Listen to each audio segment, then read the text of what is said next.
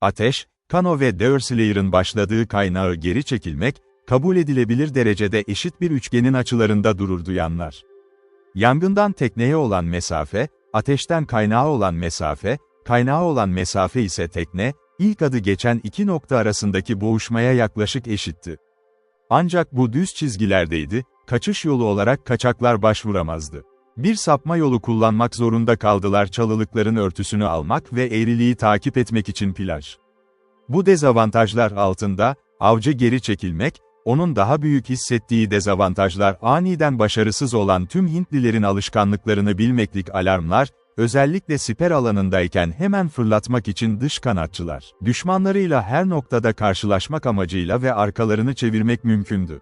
Böyle bir yolun artık benimsendiğini düşündü, sadece tırmanışta çıkmakla kalmayıp ayakların trampmasından kaynaklandığına inanılır, bağlantılı olmakla birlikte, İlk dürtüyle sadece ayrılmakla kalmadı arka tarafta tepeye doğru, ancak noktanın ucunda kendisinin de gitmek üzere olduğu yönün tam tersi.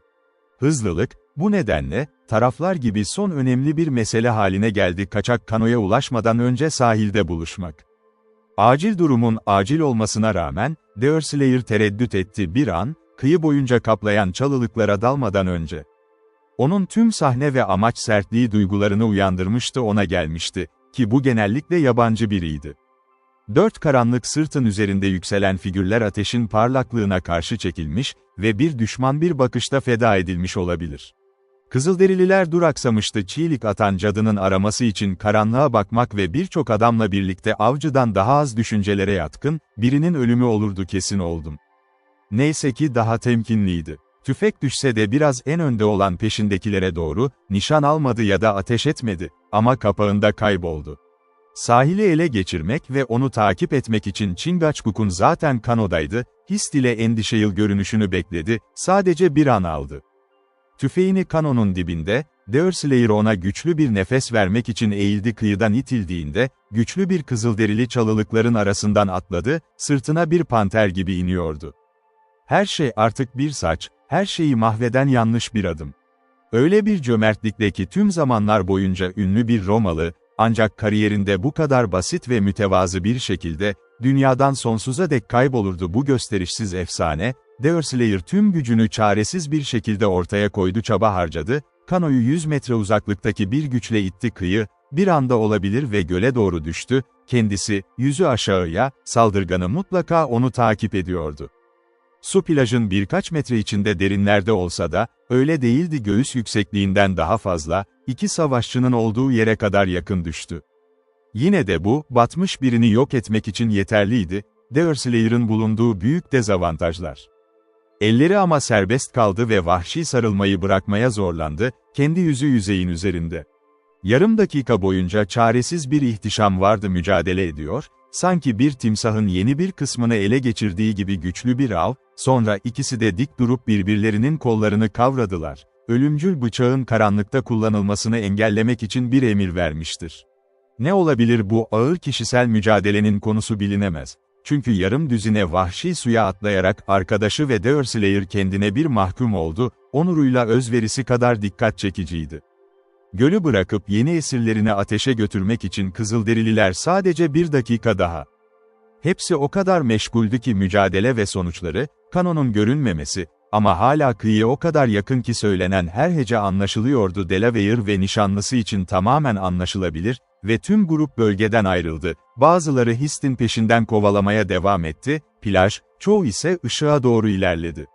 Burada Derslayer'ın antagonisti far nefesini ve hatırlamasını toparladı, çünkü boğulmuştu, neredeyse boğulacak kadar oldu, kızın nasıl etkilendiğini anlatmak için sapmış.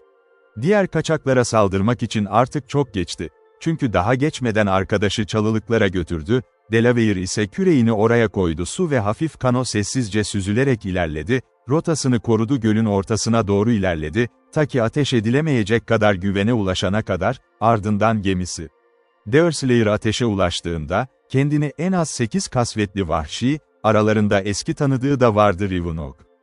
Sonuncusu esarenin yüz ifadesiyle arkadaşlarına ve alçak ama genel bir şekilde konuştu. Memnuniyet ve şaşkınlık dolu bir haykırış aklından kaçtı.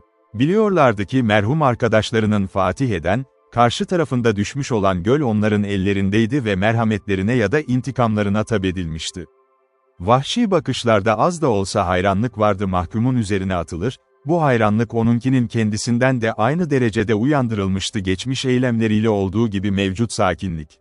Bu sahnenin büyük ve korkunç bir ünün başlangıcıdır. Deerslayer ya da daha sonra Hawkeye olarak adlandırılan bu adam, tüm New York ve Kanada kabileleri, bu ün kesinlikle daha fazlasıydı bölgesel ve sayısal olarak sınırlıdır. Medeni bir hayatta ele geçirilmiş, ancak istediği karşılığında telafi ediliyordu bu ayrıntılarda, belki de, daha büyük adaletiyle ve toplamıyla gizemlenme ve yönetimin olmaması.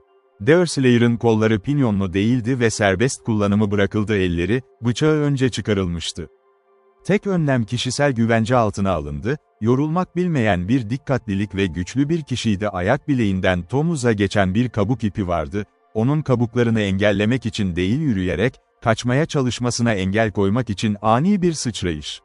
Uçuşa karşı bu ekstra önlem bile getirilmedi ta ki esir gün yüzüne çıkana ve karakteri anlaşıldı. Aslında bu, yeteneğine bir iltifattı ve hissetti bu ayrıcalıkla gurur duyuyorum. Savaşçılar uyurken bağlanmış olabilir olası olduğunu düşündü ama yakalanma anında bağlı olmak bunu gösteriyordu zaten ve dolayısıyla erken bir isim kazanıyordu. Genç Kızılderililer ipi sabitliyorlardı, Chingachgook'un bunu yapıp bağlamayacağını merak etti kendisi de düşmanın eline düşmüş olsaydı, aynı şekilde muamele görmüştü. Genç solgun yüzün ünü de tamamen onun itibarına bağlı değildi önceki dövüşte başarı ya da seçici ve soğukkanlı tavrıyla geç müzakereleri yönetmek, çünkü büyük bir katkı almıştı gecenin olayları.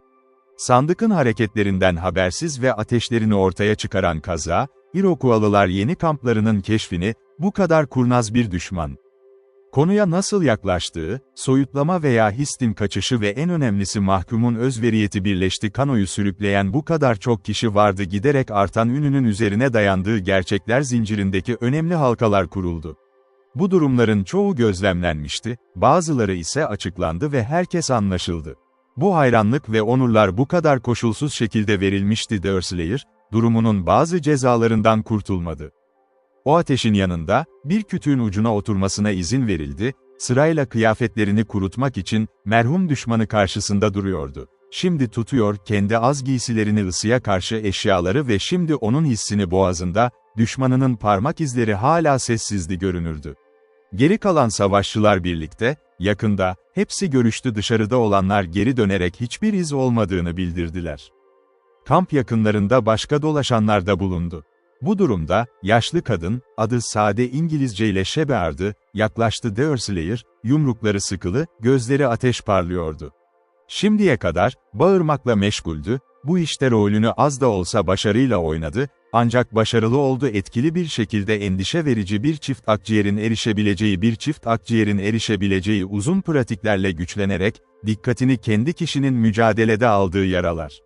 Bunlar tavır malzemesi olsa da, tüm öfkeyi uyandıracak bir doğaya sahiptiler uzun zamandır daha nazik özellikleriyle çekmeyi bırakmış bir kadın ve uzun zamandır yaşadığı zorlukların intikamını almaya çok istekli olan vahşilerin ihmal edilmiş eşi ve annesi olarak gelen herkese katlandı kendi gücü dahilinde.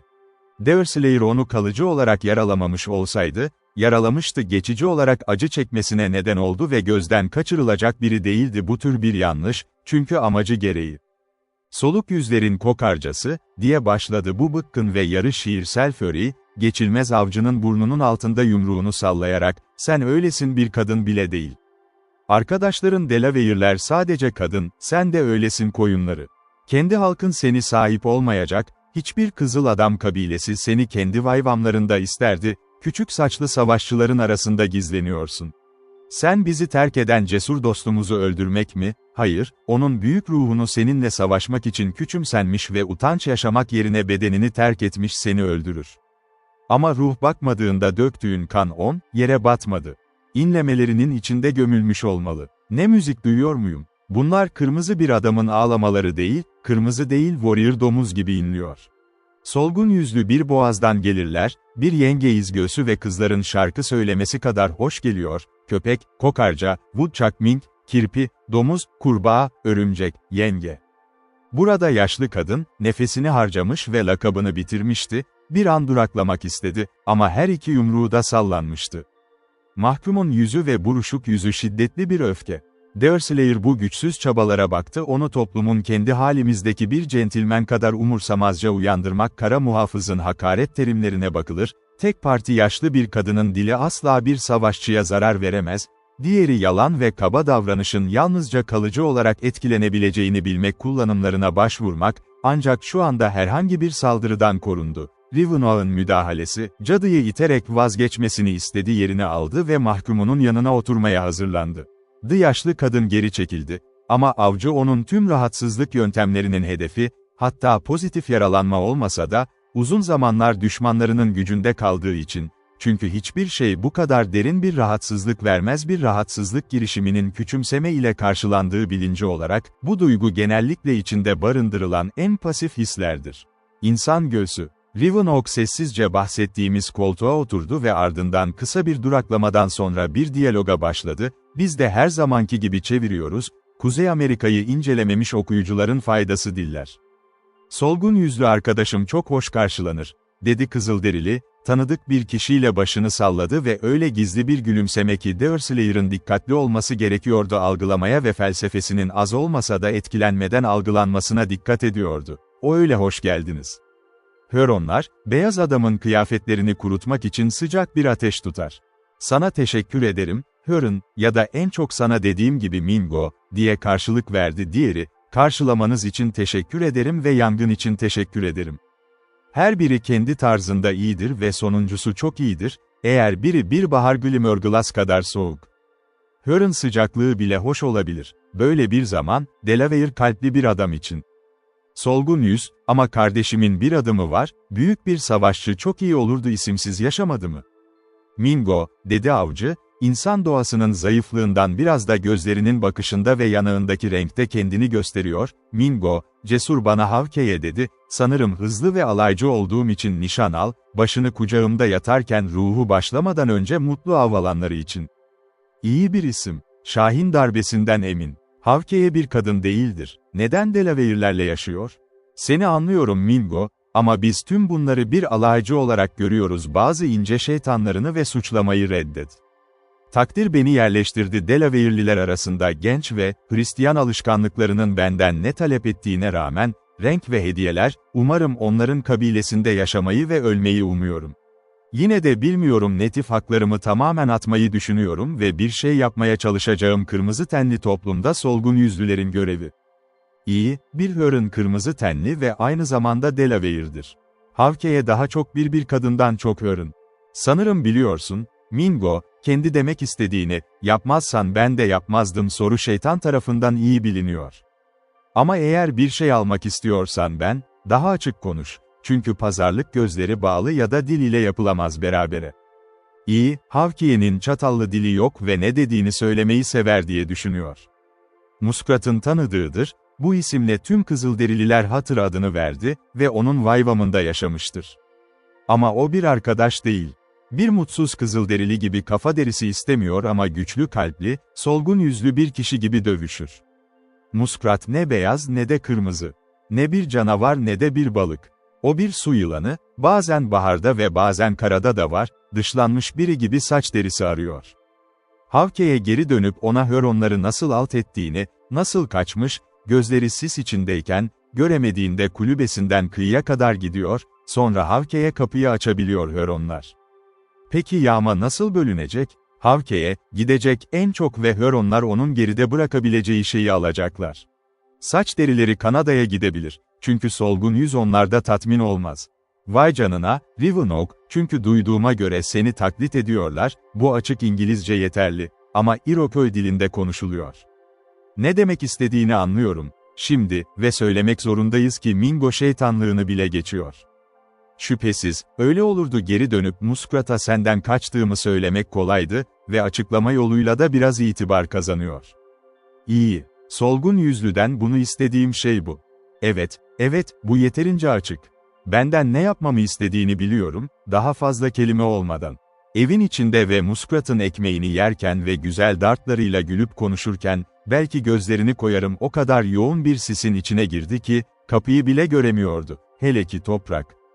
İyi, Havke'ye doğmalıydı Huron. Onun kanı yarı beyaz. İşte çıktın, Hörn. Evet, işte o kadar dışarıdasın, sanki yanıldığını sanki bir kurt bir kedik karşılığında. Kan, kalp, doğa ve yetenekler beyazım, ama duyguları ve alışkanlıkları biraz kırmızı tenliydi. Ama eski Hatters gözleri iyice bulanık, güzel dartıcıları belki derin bir uykuda ve acele Harry, büyük çam kızılderililer tarafından tarzıldığı gibi, hayalini kurduğu yaramazlık dışında herhangi bir şey varsa, herkes Hawkeye'nin sadık bir adam gibi davrandığını düşünüyor Sentinel, tek yapmam gereken bir meşale koymak, sinyal için bir yerde, kapıyı aç ve Huronları içeri al, hepsini kafalarına vurmaları için. Kesinlikle kardeşim yanılıyordur. Beyaz olamaz. O, olmaya layık Huronlar arasında büyük bir şef. Eğer bunların hepsini yapabilseydi, bu yeterince doğru, söylemeye cesaret ediyorum. Şimdi, Harky, Huron ve bir kez daha bir kişinin ağzından birkaç dürüst kelime duymak sıradan bir adam. Ben Hristiyan doğumluyum, böyle bir soydan gelenler ve babalarına söylenen sözleri dinleyen ve olacaklar çocuklarına konuşulan, Art ve onun taşıyan her şeyi yok olana kadar, asla yok olamaz. Böyle kötülüklere kapılıyorlar. Savaşta alaylar olabilir ve yasal olanlar, ama alaycılar, aldatmalar ve ihanet vardı. Sadece solgun yüzlü şeytanlar için uygundur. Beyaz erkeklerin olduğunu biliyorum doğumuzun yanlış fikrini vermek için yeterli, ama bu da gerçekten kanları ve yetenekleri ile ilgili, eğer değillerse, dışlanmış olmalı ve serseriler. Hiçbir dik solgun yüz istediğini yapamaz ve bu kadar sade olmak gerekir seninle olmak istediğim gibi, bana göre düzgün bir Delaware'de değil. İle bir Mingo farklı olabilir. Huron bu azarı açıkça tiksintiyle dinledi ama onun sesi vardı sonları göründü ve onları etkileme şansını tamamen kaybedecek kadar kurnazdı kırgınlık itirafını hızlandırıyor. Gülümseyerek dinliyormuş gibi göründü hevesle, sonra duyduklarını düşündü. Hawkeye Muskrat'ı seviyor mu, diye aniden sordu, yoksa sever mi kızlarımı? Hiçbiri yok, Mingo. Yaşlı Tom sevgimi kazanacak bir adam değil ve gelince, Darters, her genç adamın ilgisini çekecek kadar yakışıklıdırlar, ama her ikisine de büyük bir sevgi beslemenin bir nedeni var. Hetty iyi bir ruh, ama Natur, zihnine ağır bir el koydu, zavallı. Ve vahşi gül, diye bağırdı Huron, Judith'in şöhreti için güzellik, vahşi doğada seyahat edebilenlerin arasında yayılmıştı, ayrıca eski kartal yuvaları, kayalar ve bilinen yırtılmış ağaçlar aracılığıyla geçen otoyol, rapor ve gelenekle, ayrıca beyaz sınırlılar arasında da, ve Wild Rose, o, benim kucağıma konacak kadar tatlı değil mi kardeşim? Deerslayer, doğuştan gelen bir beyefendi gibi fazlasıyla vardı ve hiçbir şey ima edemedi doğası ve konumu gereği bu kadar çaresiz olan birinin kötü şöhretine karşı ve yalan söylemeyi seçmediği için sessiz kalmayı tercih etti. Huron bu motivasyonu yanlış anladı ve hayal kırıklığına uğramış bir sevginin yattığını düşündü rezervinin en altında. Hala yozlaştırmaya ya da rüşvet vermeye kararlıydı esir alındı, çünkü kendisinin sahip olduğu hazinelere sahip olmak için hayal gücü kaleyi doldurdu, saldırısına devam etti. Hawkeye bir arkadaşıyla konuşuyor, diye devam etti. O biliyor ki Rivenhawk, sözünün sahibidir, çünkü birlikte ticaret yaptılar ve ticaret açılıyor. Arkadaşım buraya, bir ip tarafından tutulan küçük bir ip yüzünden geldi. Kız, en sert savaşçının tüm bedenini çekebilecek bir kız. Şimdi gerçeğe daha yakınsın, Huron, öncekinden beri olduğundan daha yakınsın. Konuşmaya başladı. Bu doğru. Ama o ipin bir ucu benim için hızlı değildi kalbi, Wild Rose'da diğerini tutmuyordu. Bu harika, kardeşim seviyor kafasında mı, kendi kafasında değil kalp. Ve zayıf zihin bu kadar güçlü bir savaşçıya karşı bu kadar sert çekebilir mi? İşte Egin, bazen doğru, bazen yanlış. İp seni acımasız, büyük bir Delaware'in kalbine hızlıdır, Mohican ailesinden biri kendi halkının parçalanmasından beri Delaware'ler arasında yaşadığı gerçeği ve Ankas ailesinden, Chingachgook isimli, yani Büyük Saryıl. O buraya geldi, ipten taşıdı, ben de peşinden gittim, ya da daha doğrusu geldim önce, çünkü ben ilk geldim. Sadece dostluktan daha güçlü bir şey tarafından çekilmem, bu da duygularına pek sıcak bakmayanlar için yeterince güçlü ve diğer yaratıklar için biraz yaşamaya isteklidirler. Ayrıca kendileri için. Ama bir ipin iki ucu vardır, biri Mohican'ın zihnine hızlı ve diğeri burada, yarım saat önce ateşin yakınındaydı. Vah da vah eğer kalbine basmasa, onu elinde tutardı. Ne demek istediğini anlıyorum, kardeşim, diye ciddi bir şekilde karşılık verdi Kızılderili, çünkü gecenin maceralarına dair ilk kez doğrudan bir ipucu yakalamak. Büyük yılan en güçlü olduğu için en sert çekti ve Hist bizi terk etmeye zorlandı. Bence pek bir çekim yoktu, diye yanıtladı diğeri, her zaman sessiz tavrında, sanki o kadar içtenlikle gülerdi esir değildi ve işkence ya da ölüm tehlikesiyle karşı karşıydılar, sanmıyorum onunla ilgili çok şey vardı, hayır, bilmiyorum. Tanrım yardım etsin, Hörn. O kızı seviyor, kız da onu seviyor ve bu onu geçiyor, iki genci birbirinden ayırmak için yapılan sarkümvensiyağlar, çünkü çok güçlü bir onları bir arada tutmayı hissediyorum. Ve Havkeye ile Chingachgook kampımıza sadece bu iş için geldi. Bu soru kendi kendine cevaplanacak, Mingo.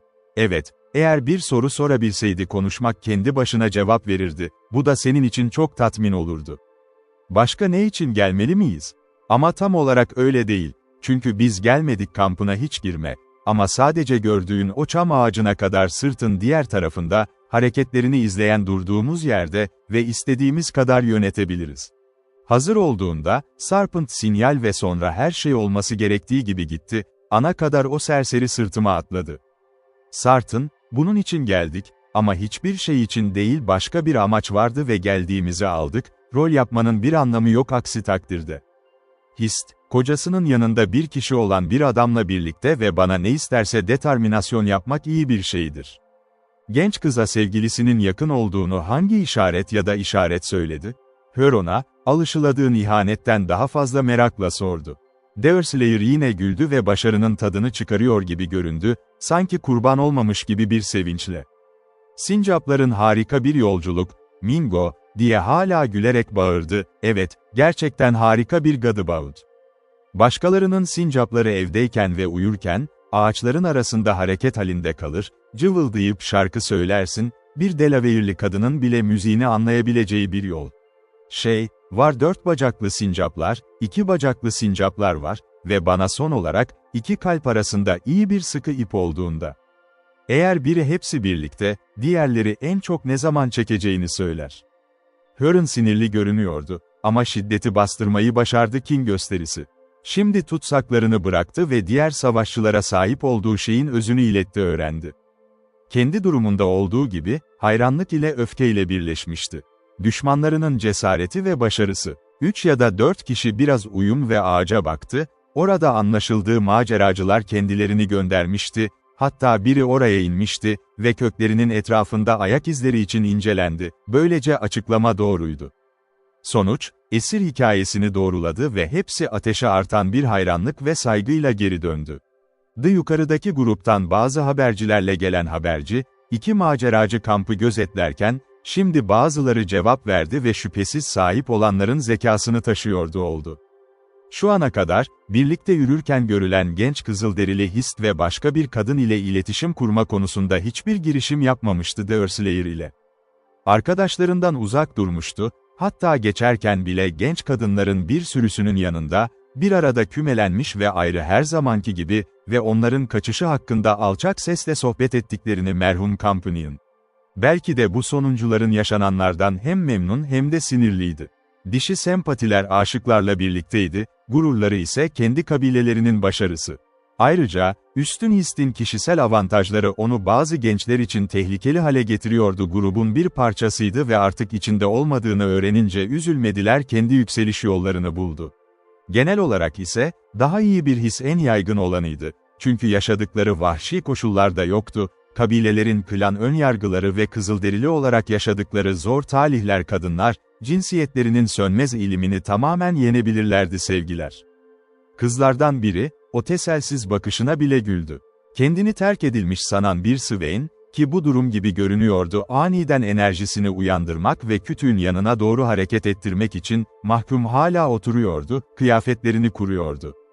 "Burası Catamount," dedi kızılderili, elini Bümbir'le onun eline vurarak çıplak göğsünde, kelimeleri ne kadar ağırlığı gösterecek şekilde söyledi onların taşınmasını bekliyordu.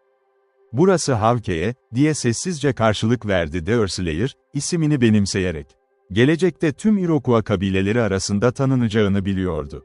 "Görüşüm keskin, kardeşimin sıçraması uzun mu? Buradan Delaware köylerine kadar. Havkeye karımı çaldı, zorunlu onu geri getir, yoksa kafası bir direğe asılı kalır ve benim peruklamda kuruyacak. Havke'ye hiçbir şey çalmadı, Huron. Hırsız bir türden gelmiyor, hırsızlık hediyeleri de yok. Senin karın, sen vatava dediğindeyim, asla Kanada'nın herhangi bir kırmızı tenli adamının eşi olması, zihni bir kabinde Delaware'de ve bedeni onu bulmak için gitti. The Catamount is active biliyorum, ama bacakları bir kadının isteklerine ayak uyduramaz. Delaware'in yılanı bir köpek, o zavallı bir alabalık suda kalır, sert toprakta durmaktan korkuyor, cesur biri gibi kızılderili. Vay canına, Huron, bu oldukça küstahlık, çünkü 1 saat bile değil çünkü Sarpent sana 100 metre yakınlıktaydı ve denemeye çalışırdı tüfek mermisiyle derinin sertliğini, sana işaret ettiğimde ona küçük bir yargı yükünü koymamış olsaydım. Yapabilirsin yerleşimlerdeki çekingen kızları al, Catamount'un mızmızlanmasıyla ama bir insanın kulakları gerçeği ayırt edebilir. Hisp ona gülüyor. Onun topal, kötü bir avcı olduğunu görüyor ve o da öyle hiç savaş yolunda olmadım. Bir erkeği kocası olarak kabul eder, bir adam değil balık. Bunu nereden biliyorsun, Catamount? Bunu nereden biliyorsun, diye geri döndü Deerslayer gülüyor. Gölün içine gitti, bak, belki de alabalıktan melez bir kediye çıkar. Savaş yolları için, Sarpent'te deneyimim de yok, sahip olmaya hazırız. Ama aramıyorsanız bunu tarm etmelisin, yerleşimlerdeki kadınlar ne tarma yapıyor, evliliğe giden yüksek yol. Benim tavsiyemi dinle, Catamount ve eş için Sarchur'un kadınları arasında, aradan isteyerek bir zihinle asla bir tane bulamazsın Delaware'ler. Catamount'un eli Tomahawk'ını aradı ve parmaklar tutunca kasılarak çalıştılar, sanki sahibi arasında tereddüt ediyormuş gibi.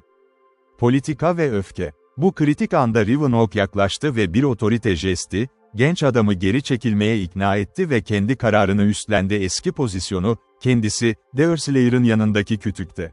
İşte o bir süre sessizce kaldı, bir kişinin ciddi bir çekimliliğini korudu kızılderili şefi. Havke'ye haklı, diye başladı Iroquois'lılar sonunda, görüşü çok güçlü karanlık bir gecede gerçeği görebiliyor ve gözlerimiz kör oldu. O bir baykuş, karanlık ondan hiçbir şey saklamıyor. Kendi silahına vurmamalı arkadaşlar. Haklı. Böyle düşündüğüne sevindim, Mingo, diğerini geri verdi. Çünkü benim içimde bir hain yargı, korkaktan daha kötüdür. Muskrat'ı bir kişi kadar az önemsiyorum solgun yüzlü başka birine değer vermeli ama ben onu çok önemsiyorum ki pusuya düşüremem onu senin istediğin şekilde. Kısacası, benim fikrime göre, herhangi bir açık savaş hasarları hariç, Sarkünvenşınlar hem hukukta hem de biz beyazların da, müjde, dediği şey. Solgun yüzlü kardeşim haklı, Manitu'yu unutmak için Hintli değil ve onun rengi.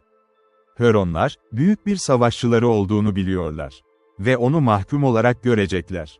Eğer işkence görecekse, onun işkenceler sıradan bir insanın dayanamayacağı kadar olacaktır, tedavi edilecekse bir dost olarak, şeflerin dostluğu olacak.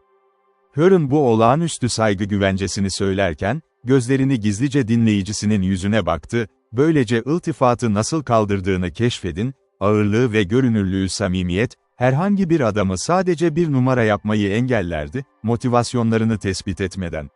Deerslayer, şüphesiz ve kızılderili kavramlarıyla tanışım esirlere muamele konularında saygı duyduğu duyuru karşısında kan soğudu, yine de bir yönünü korudu. Hızlı görüş yapan düşmanının içinde hiçbir iz bulamayacağı kadar sertleşmişti zayıflık. Tanrı beni senin ellerine verdi, Huron, dedi esir sonunda yanıtladı ve sanırım iradeni bana uygulayacaksın. Ne yapacağımla övünmeyeceğim, işkence altında yapabilirim, çünkü hiç yargılanmadım ve kimse bunu söyleyemez. O da öyle oldu, ama aradaki halkı rezil etmemek için ellerimi yapacağım onu eğittim.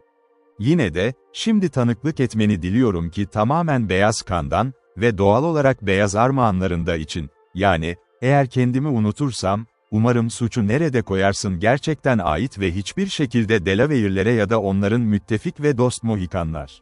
Hepimiz daha çok zayıflık ve büyük beden altında pes etmenin solgun yüz olmasından korkuyorum işkence, kırmızı tenli biri şarkılarını söylediğinde ve yaptıklarıyla övünülürken düşmanlarının dişleri gibi. Göreceğiz. Havke'ye iyi bir yüz ifadesi var ve sert, ama Huronlar onu seviyorken neden işkence görsün ki? Doğmamış düşman ve bir savaşçının ölümü aralarında bulut oluşturmaz sonsuza dek konuşurdu. Huron, o kadar iyi, bir daha iyi. Yine de borçlu olmak istemiyorum birbirlerinin anlamı hakkında bir hata var. Bu çok fazla savaşta ölen bir savaşçının kaybı için kötü niyet taşımamın daha iyi, ama yine de gerçek ki bir inmiti, yasal inmiti demek istiyorum, yoktur biz. Kırmızı ten hissim varsa, Delaware gibi hissediyorum ve ne kadar ileri gideceklerini kendin değerlendirmeni bırakıyorum.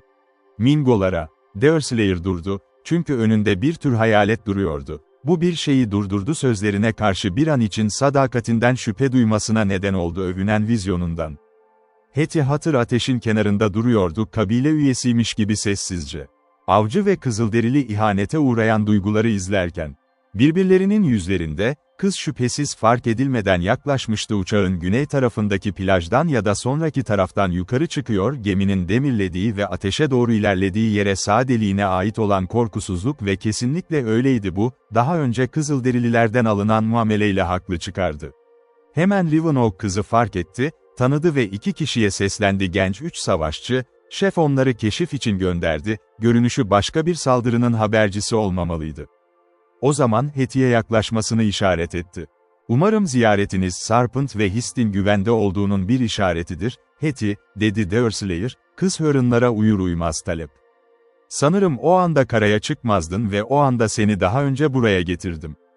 Judith bu sefer gelmemi söyledi, Deerslayer, diye yanıtladı Hetty, o yılan gösterdiği anda beni kanoyla karaya çıkardı Hist'i ve hikayesini anlattı.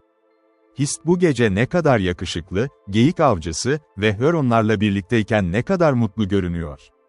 Bu doğal kız, evet, bu insan doğası olarak belirtilebilir. O nişanlısı ve artık Mingo kocasından korkmuyor. Benim görüşüme göre Judith, kendisi, eğer bunu kendisi vereceğini düşünseydi güzelliğinin çoğunu kaybedecekti hepsi bir Mingo ile. İçerik, güzel görünüm için harika bir güçlendiricidir ve ben sizi garanti eder, Hist yeterince memnun, şimdi elinden çıktı bu yaramazlar ve seçtiği savaşçı ile. Judith mi söyledin sana karaya çıkmanı söyledi, kız kardeşin neden bunu yapsın ki? Beni seni görmeye çağırdı ve vahşileri almaya ikna etmeye çalıştım seni kurtarmak için daha fazla fil var. Ama ben İncil'i de yanımda getirdim, o babamın göğsündeki tüm fillerden daha fazlasını yapacak. Ve baban, iyi küçük Hetty ve Hauri, senin hakkında biliyor muydular?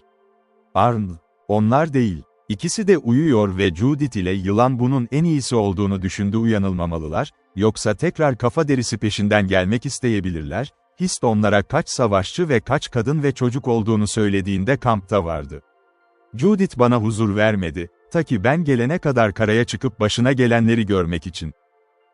Bu gerçekten dikkat çekici Judith. Ne de, bu kadar hissetmeliydi bana karşı bir alaysızlık mı? Şimdi nasıl olduğunu anladım, evet, anladım şimdi tüm meseleye giriyor.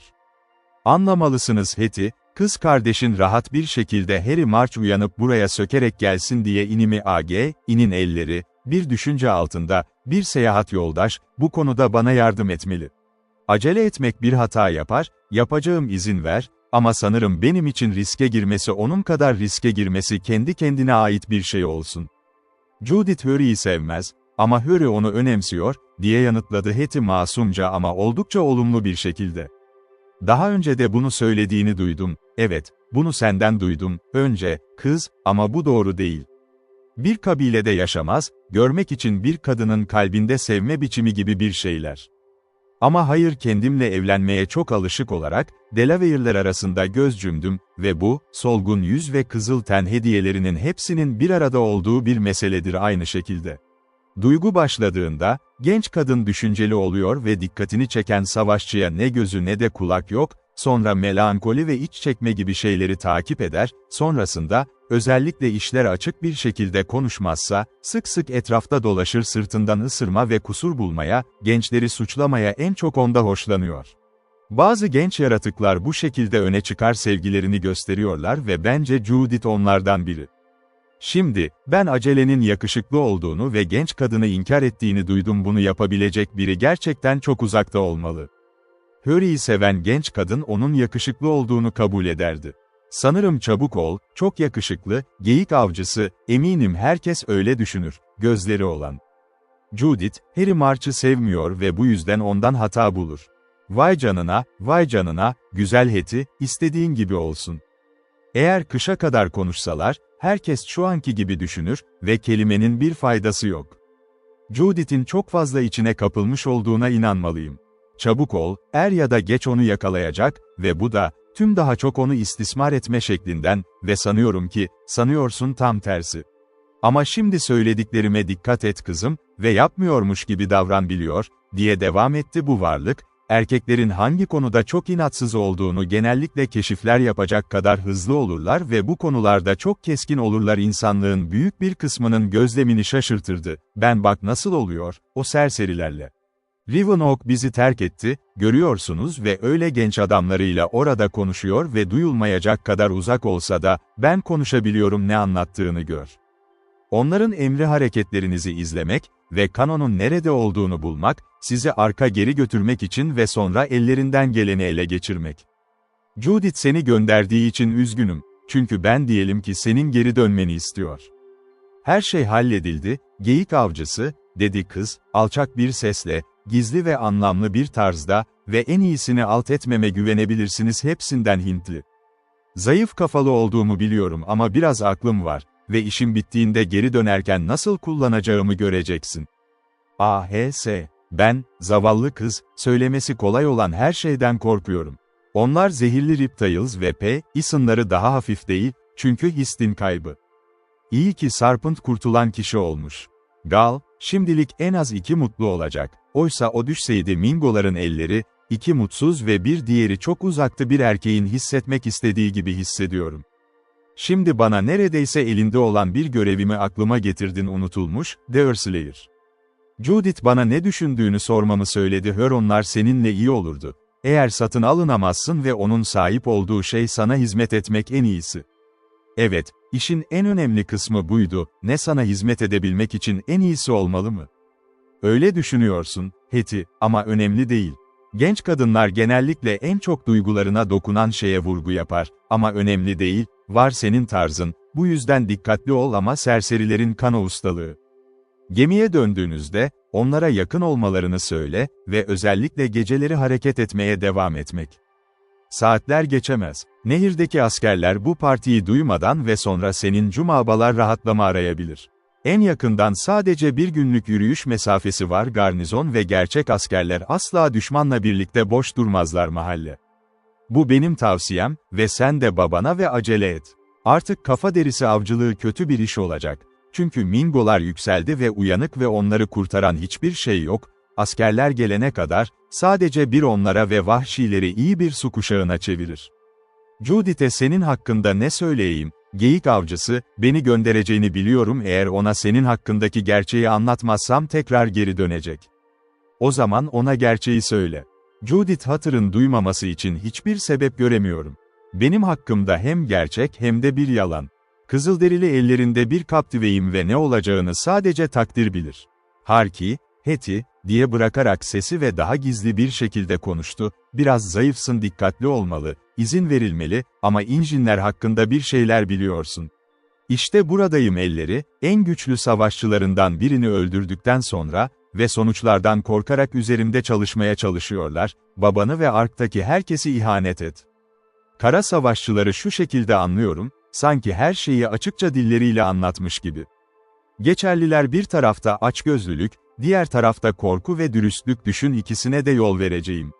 Ama babana ve Hurry'e haber ver, bu hepsi işe yaramıyor, Sarpent için ise zaten biliyor. Ama Judith'e ne söyleyeyim, eğer göndermezsem kesinlikle beni geri gönderir zihnini tatmin ediyordu. Peki, Judith'e de aynı şeyi söyle. Şüphesiz vahşiler işkenceleri deneyecek, beni pes ettirmek ve savaşçılarının kaybının intikamını almak için, ama bunu yapmak zorundayım doğal zayıflığa karşı en iyi şekilde dayanacağım. Anlayabilirsiniz Judith, benim için üzülmemesi, zor geleceğini biliyorum, beyaz bir adamın yeteneklerinin övülmeye ve şarkı söylemeye gitmediğini görmek işkence, çünkü genellikle en çok acı çektiği zamanlarda kendini en küçük hisseder, ama ona hiç rahatsız olmamasını söyleyebilirsin. Sanırım öpüşeceğim dayan, o buna güvenebilir, elimden geldiğince pes etmeme izin ver ve beyaz olduğumu tamamen kanıtlamak, ağlamalar, ulumalar ve hatta gözyaşları var. Ama asla kardeşlerimi satacak kadar derin düşmem. Ne zaman ette delikler açmak, ısıtılmış ramrodlarla ve bedeni kesmek ve saçları köklerinden koparırsak, doğal olarak üstünlük elde edebilir, yani inlemeler ve şikayetler konusunda, ama orada serseriler iğnede, Tanrı'nın onu şeytanlara terk etmekten başka bir şey yoktu, dürüst bir insanı rengine ve görevine sadık hale getirebilir.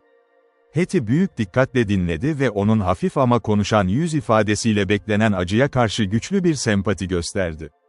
Varsayımsal bir hasta. İlk başta nasıl davranacağını bilemiyor gibiydi. O zaman, Derslayer'ın elini tuttu, ona sevgiyle tavsiye etti, onun İncil'ini ödünç alıp vahşiler kendi eleştirilerini yaparken okumak için işkenceler. Diğeri dürüstçe bunun onun gücünü aştığını itiraf ettiğinde okuduğunda, onunla kalmaya ve bu kutsal işi gerçekleştirmeye gönüllü oldu ofis yüz yüze. Teklif nazikçe reddedildi ve Rivenoak oradaydı onlara katılmak için. Derslayer, önce kızdan ayrılmasını istedi ve önce bunu rica etti, yine Ark'taki insanlara tam güvenmelerini söylemek için sadakat. Heti şimdi uzaklaştı ve kadınlardan oluşan grubun yanına sanki yerliymiş gibi özgüven ve kendine sahiplik kabile. Öte yandan Huron'un yanına oturdu mahkum. Tüm kurnaz zekasıyla soru sormaya devam eden kişi deneyimli bir Kızılderili danışmanının ve diğerinin kendisini şaşırttığı incelikleri yenmede en etkili olduğu bilinen araçlar daha sahte medeniyet diplomasisi ya da kendi sınırlarını kısıtlayarak gerçeğe cevaplar veriyor ve sadece gerçeğe cevap veriyor. Keşif için gönderilen gençler aniden Heti'nin ortaya çıkışı, kısa süre sonra başarısızlıklarını bildirmek için geri döndü. Herhangi bir keşif yapmak. Onlardan biri sahilde bile olmuştu. Ark'ın karşısındaki nokta, ama karanlık tamamen gizliydi, o gemi onun farkından almıştı. Diğerleri farklı yönlere bakmıştı ve her yerde gecenin sessizliği sessizliğe eklendi ve ormanın yalnızlığı. Sonuç olarak, kızın tek başına geldiğine inanılıyordu, tıpkı kendisi önceki ziyarette ve benzer bir görevde. Iroquois'lılar bunun farkındaydı, gemi kaleden ayrılmıştı ve hareketler vardı. Hatta içeride bu dönemde fiilen idam süreci de büyük ölçüde güvenlik hissi. Bu nedenle bir nöbet ayarlandı ve sadece nöbetçiler uykuya hazırlandı. Yeterli özen gösterildi esirin güvenli bir şekilde korunması, ona gereksiz bir yük vermeden acı çekmek ve Heti'ye gelince, ona bir yer bulmasına izin verildi. Hint kızlarını elinden geldiğince iyi şekilde anlatıyordu.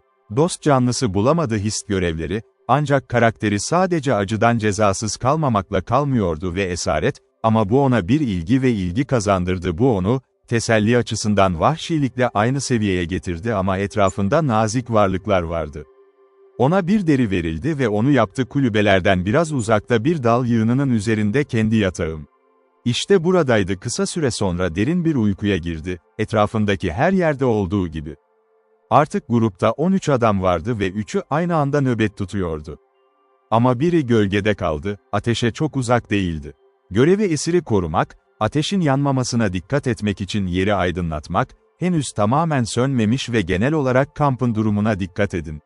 Bir diğeri bir plajdan diğeri noktanın tabanını geçerken üçüncüsü hareket etmeye devam etti, tekrarı önlemek için ipliğin dış ucundan yavaşça etrafında o gece zaten yaşanmış olan sürprizden. Bu düzenleme vahşiler arasında yaygın bir durum değildi. Genellikle daha çok hareketlerinin gizliliği, bu tür bir dikkatle daha çok ilgili, ama koşulların özgünlüğü nedeniyle Huronlar artık yerleştirilmişti.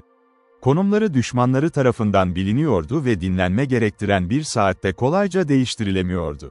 Belki de, özgüvenlerinin çoğunu gölün daha yukarısından geçtiğine inanılırdı ve bunun, özgür olan solgun yüzlülerin tamamını tamamen meşgul edecekti, tek Kızılderili müttefikleri.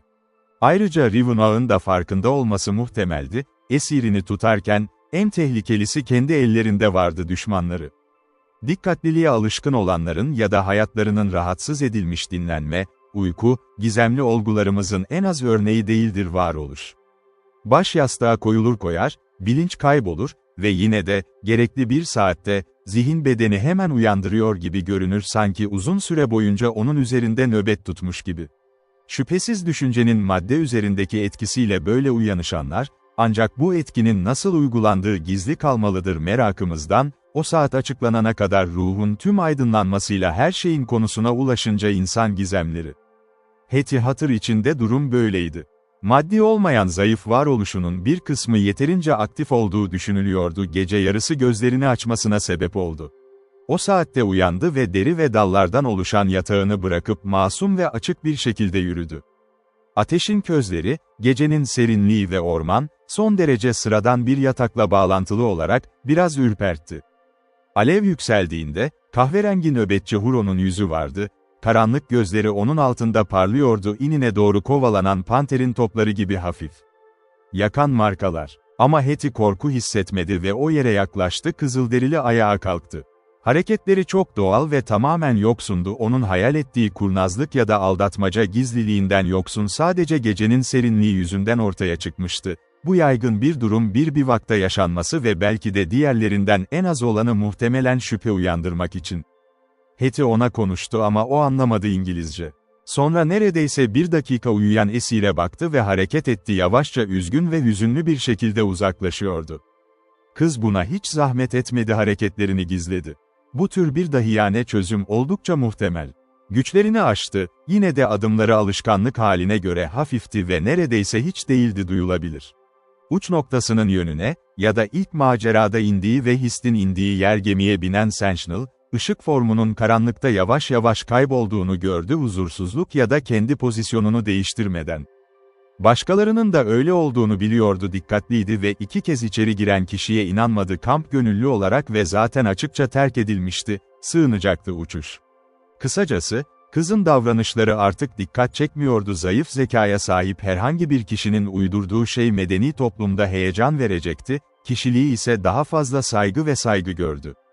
Hetty'nin yerel bölgeler hakkında çok belirgin bir anlayışı yoktu, ama o aynı tarafta ulaştığı plaja ulaştı.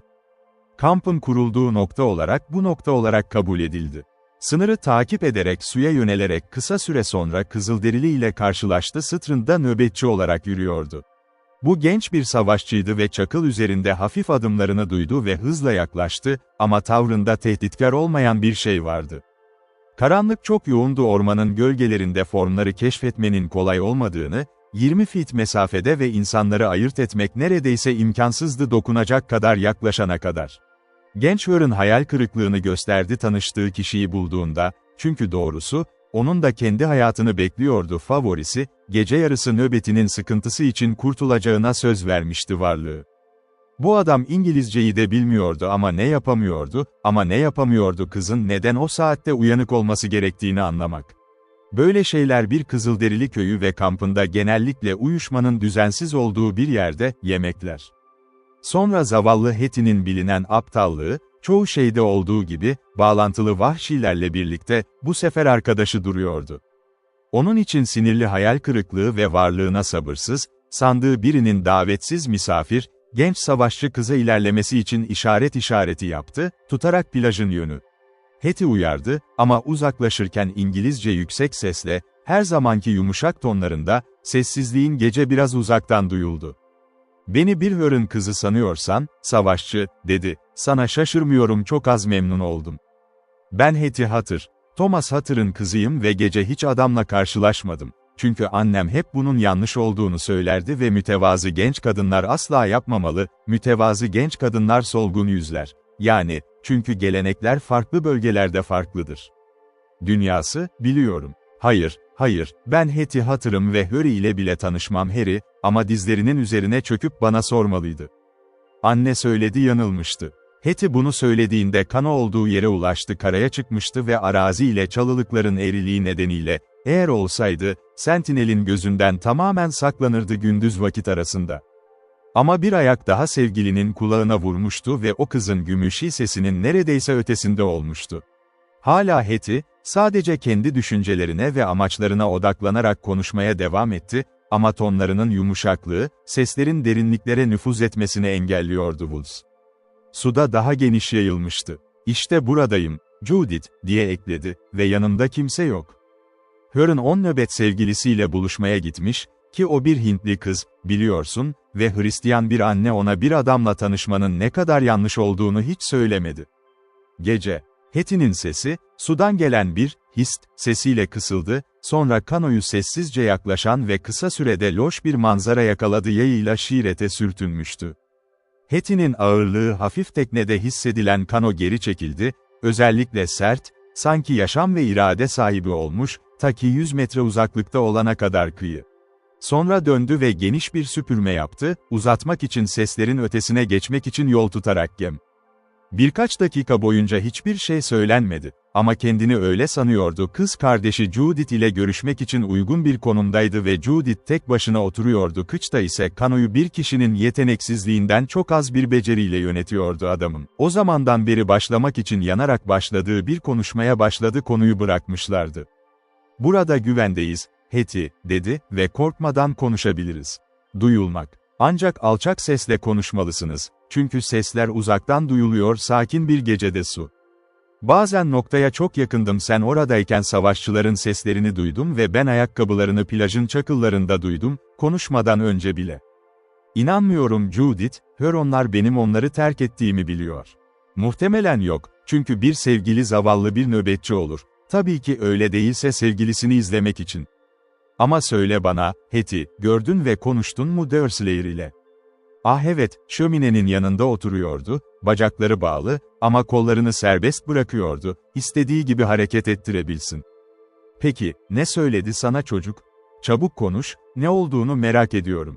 Bana gönderdiği mesaj. Bana ne söyledi? Ne düşünüyorsun Judith? Bana şunu söyledi, okuyamıyordum. Bunu düşün, beyaz bir adam ve okumayı bilmiyor, hatta İncil'ini bile. Annesi asla olamazdı, abla. Boş ver onu, Hetty. Tüm erkekler okuyamaz, annem çok şey bilse ve bize çok şey öğretti, babam kitaplar hakkında çok az şey biliyor ve biliyor neredeyse İncil okumaz, biliyorsun. Ah, babaların çok fazla okuyabildiğini hiç düşünmemiştim ama anneler hepsi okumalı, yoksa çocuklarına nasıl öğretebilirler? Buna güven, Judith, Dersleyer asla annesi olamazdı, yoksa okumayı öğrenirdi. Ona seni karaya gönderdiğimi ve ne kadar endişelendiğimi söyledin mi talihsizliği için, diye sordu diğeri sabırsızca. Sanırım yaptım, Judith, ama biliyorsun ki zekasız biriyim ve belki de öyle olmuşum, unutulmuş. Ona beni karaya çıkardığını söyledim. Ve bana harika bir şey söyledi, sana söylemem gereken bir anlaşma, ki bunu iyi hatırlıyorum, çünkü kanımı etkiledi, onu duymak için soğuk. Bana arkadaşlarının, sanırım sen onlardan biri misin, abla? Beni böyle nasıl ezebiliyorsun, Hetty? Kesinlikle, ben en gerçeklerden biriyim, dünyadaki arkadaşları var. Sana işkence ediyorum. Evet, şimdi her şeyi hatırladım. Bunu kullandığın için memnun oldum kelime sesi, Judith, çünkü bu her şeyi aklıma geri getiriyor. Ama belki de dedi vahşiler tarafından işkence edilirdi, ama bunu bir Hristiyan beyaz adam ve kimsenin korkması gerekmemesi, neden korkmak zorunda Dersleyer buna korkmuş der. Oysa annem bize hep korkmayı öğretirken. Boş ver sevgili Hetty, şimdi boş ver, diye bağırdı diğeri, neredeyse nefes nefese kalmaya çalışıyordu. Dersleyer gerçekten sana vahşiler onu işkenceye mi tabi tutardı? Şimdi hatırla, Hetty, bunun için çok korkunç ve ciddi bir şey. Evet, yaptı ve bunu seni işkence ettiğimi anlattığından hatırlıyorum. Ah, ona çok acıdım ve Dersleyer her şeyi çok sessizce aldı ve gürültü olmadan. Dersleyer, Harry kadar yakışıklı değil, Judith, ama o daha sessiz. 1 milyon değeri var, acele et. Evet, o tüm genç erkeklere değer gölün bir araya gelmesine geldi, dedi Judith, enerjiyle ve bu pozitiflik kız kardeşini merak ettirdi. O doğru, yok Dersleyer hakkında yalan söylüyor. Sen, Hetty, bir adamda ne kadar değerli olduğunu bilmiyor olabilirsin gerçeğe sahip olmak için, ama ne zaman geldiğinde, hayır, umarım asla bilemeyeceksin o. Neden senin gibi biri zor dersi öğrenmeye zorlansın ki? Güvensizlik ve nefret. Judith yüzüne eğildi, ne kadar karanlık olsa da ve görünmemiş olmalı ki ellerinin arasında herkesi bilmenin gözlerinden başka bir göz yoktu ve inledi. Bu ancak ani bir duygu patoksizmi, sadece bir an sürdü ve o daha sakin bir şekilde devam etti, hala kız kardeşine açık konuşuyordu, kız kardeşi zekası ve kendisiyle ilgili her konuda takdir yetkisi olan bir zeka, hiçbir güvensizlik duymadı. Sesi ise alçak ve boğuktu, önceki netliği ve animasyonu yerine. Gerçek korkmak zor bir şey, Hetty, dedi, ama ben daha çok korkuyorum Derslayer'ın gerçeğinden korkutun, herhangi bir düşmandan daha korkut. Böyle bir oyuna müdahale edilemez. Gerçek, ne kadar dürüstlük, ne kadar inatçı dürüstlük. Ama biz öyle tamamen eşitsiz değil, kardeşim, Dersleyer ve ben. O değil, tamamen üstüm. Judith'in kendini küçümsemesi ve ona hitap etmesi olağan değildi, Hetty'nin yargısı. Ayrıca ona sık sık, kız kardeş, unvanıyla hitap etmezdi. Bir genellikle Junior tarafından büyüklere verilen ayrım, hatta diğer tüm açılardan mükemmel eşitlik vardır. Önemsiz sapmalar olarak alışkanlık davranışlarından daha çok hayal gücünü çarpıyor önemli değişiklikler, Heti koşulları algıladı ve onlara hayran kaldı kendi basit tarzında. Hırsı biraz daha hızlandı ve cevabı soru kadar alışılmışın dışındaydı, fakirler kız gücünün ötesinde kendini geliştirmeye çalışıyordu. Üstün, Judith, diye gururla tekrarladı. Deerslayer ne olabilir üstün mü? Sen annenin çocuğu değil misin ve o bunu biliyor mu oku ve bu bölgede anne hiçbir kadından önce değildi dünya. Bence kendini senin üstün sanmaktan çok uzakta ama o kendini benim sanmazdı. Sen yakışıklısın, o çirkin. Hayır, çirkin değil, Heti, diye araya girdi Judith. Sadece sade. Ama dürüstlüğünü yüzü güzellikten çok daha iyi bir görünüme sahip. Gözlerimde, Deerslayer acele Harry'den daha yakışıklı. Judith Hutter, beni korkutuyorsun. Harry, dünyanın en yakışıklı ölümlüsüdür dünya, senin kendinden bile daha yakışıklı, çünkü bir adam iyidir görünüş, biliyorsun, her zaman kadının yakışıklılığından daha iyidir. Bu küçük masum doğal zevk dokunuşu yaşlını memnun etmedi şu anda kız kardeş ve bunu ihanet etmekten çekinmiyordu. Heti, sen şimdi aptalca konuş, bu konuda daha fazla konuşmasan iyi olur, cevapladı.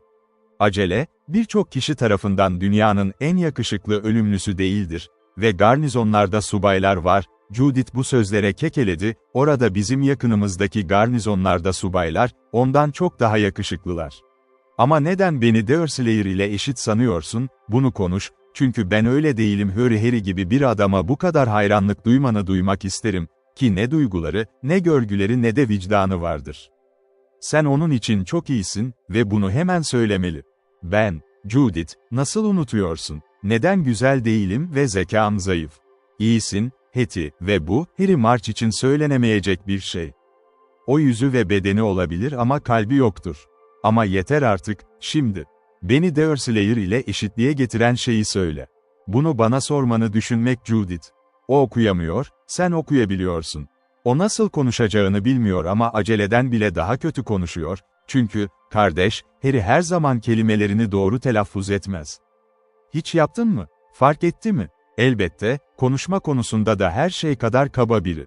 Ama korkuyorum beni iltifat ediyorsun, Heti, haklı olarak eşit olarak adlandırılabileceğimi düşünüyorsun Deerslayer gibi bir adam.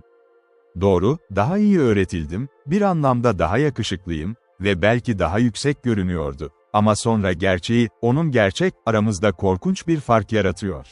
Neyse, hayır diyorum bundan daha fazlası ve onu buradan çıkarmanın yollarını düşüneceğiz onların elleri.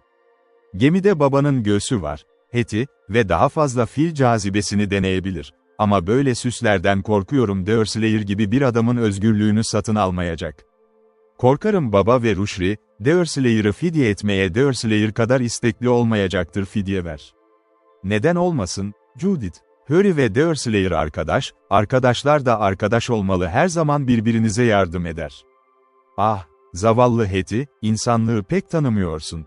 Görünüşte arkadaş olanlar genellikle daha çok açık düşmanlardan daha korkutulmak, özellikle kadınlar tarafından. Ama senin sabah iniş yapacak ve Deerslayer için yapılabilecekleri tekrar deneyecekler. Judith Hutter yaşarken işkence görmeyecek ve bunun için yol bulabilecek önle. Sohbet şimdi daha da daraldı ve uzatıldı, ta ki yaşlı kız kardeş, gençlerden zayıf yeteneklerinin her gerçeğini almıştı sonuncusu onun tutmasına ve iletişim kurmasına izin verdi. Judith memnun olmuş olsa da, ama asla memnun olduğu söylemez ki, kim duygular konuyla ilgili her şeyle o kadar iç içe geçmiş gibiydi ki, neredeyse doymaz bir merak uyandırmış gibi, ama, Judith tekrar etmeden başka soru sormak için aklına gelmedi, Kanoskova doğru kürek çekti. Gecenin yoğun karanlığı ve tepelerin ve ormanın suya düşürdüğü derin gölgeler, gemiyi bulmayı zorlaştırdı, demirliydi, çünkü kıyıya yakın bir konumda güvenlik açısından temkinli bir konuma geldi. Judith hafif bir kano yönetiminde uzman olan bir kano güç yerine yetenek ve kendi küçük gemisini hızla zorladı suyun üzerinde, Heti ile görüşmesini bitirdiği anda ve geri dönme kararına gelmişti. Hala bir gemi görülmedi. Birkaç kız kardeşlerin onu gördüğünü sandığı zamanlar, karanlıkta beliriyordu, sanki bir alçak siyah kaya, ancak her seferinde ya optik olduğu tespit edildi illüzyon ya da kıyıdaki yaprakların bir kabarışı. Bir aramadan sonra yarım saat sürdü, kızlar istenmeyen bir inankıla zorlandılar geminin ayrıldığını. Çoğu genç kadın durumlarının fiziksel anlamda garipliği rahibelerin kaldığı koşullar, herhangi bir endişeden daha çok farklı bir nitelikte. Ancak Judith için durum böyle değil ve hatta Hetty bile hissetti babasını etkileyen motivasyonlar hakkında daha fazla endişe ve kendi güvenliği için korkudan daha çabuk. "Olamaz, Hetty," dedi Judith, kapsamlı bir arama tatmin olunca ikisi de bir gemi bulunmadığını bildiler. "Kızılderililerin Raffingal mi yüzdük, arkadaşlarımızı uyurken şaşırttılar mı? Hist ve Chingachgook'un uyuduklarına inanmıyorum, ta ki uyudukça uzun bir ayrılıktan sonra birbirlerine söyleyecekleri her şeyi söylediler. Yap sen, abla." "Belki de değil, çocuk. Onları uyanık tutacak çok şey vardı. Ama bir Kızılderili olabilir uyumadığı zamanlarda bile şaşırmıştı, özellikle düşünceleri başka şeylerle ilgilendim. Yine de bir ses duymalıydık, için bir böyle bir gece, Chale Harry'nin yemini doğuda yankılanırdı tepeler gök gürültüsü gibi." "Acele günahkar ve düşüncesizdir," Judith, Hetty çekingen bir şekilde ve hüzünlü bir şekilde cevap verdi. "Hayır, hayır, geminin alınması imkansızdır ve ben de duymuyorum gürültü. Oradan ayrılalı 1 saat bile olmadı ve tüm bu süre boyunca en küçük sese bile dikkatli. Yine de, inanmak kolay değil, babam çocuklarını isteyerek terk ederdi. Belki baba bizi kulübemizde uyuyor sandı," Judith, ve taşındı eve gitmek için uzaklaştı. "Biliyorsun, genellikle gemiyi gece hareket ettiriyoruz. Bu doğru, Hetty, ve sandığın gibi olmalı. Biraz da var güney havası olduğundan daha fazla, ve göle çıktılar." Judith durdu. Çünkü son kelime dilinde olduğu gibi, sahne şöyleydi aniden, sadece bir an için olsa da, bir flaşla aydınlandı. Çatlak bir tüfek başarılı oldu ve ardından yankı boyunca yankı hareketi takip edildi doğu dağları. Neredeyse aynı anda keskin bir kadın çığlığı yükseldi hava uzun süren bir çığlık içinde. Başarılı olan korkunç sessizlik, eğer mümkün, şiddetli ve ani kesintiden daha korkunç gece yarısı derin bir sessizlik. Hem doğası hem de alışkanlığı gereği kararlı olmasına rağmen, Judith neredeyse nefes almıyordu, zavallı Hetty ise yüzünü sakladı ve titredi. "Bu bir kadının çığlığıydı, Hetty," dedi Hetty ciddi bir şekilde, "ve bu bir acı çığlığı. Gemi bu noktadan hareket ettiyse sadece gitmiş olabilir, kuzeye bu havayla geldi ve top ile çığlık noktadan geliyordu. Herhangi biri yapabilir mi?" Hist'in başına bir şey geldi. "Hadi gidip bakalım, Judith, yardımımızı isteyebilir. Çünkü ayrıca kendisi ise, sandıkta sadece erkekler var." Tereddüt için bir an değildi ve Judith konuşmayı bırakmadan önce paddle sudaydı.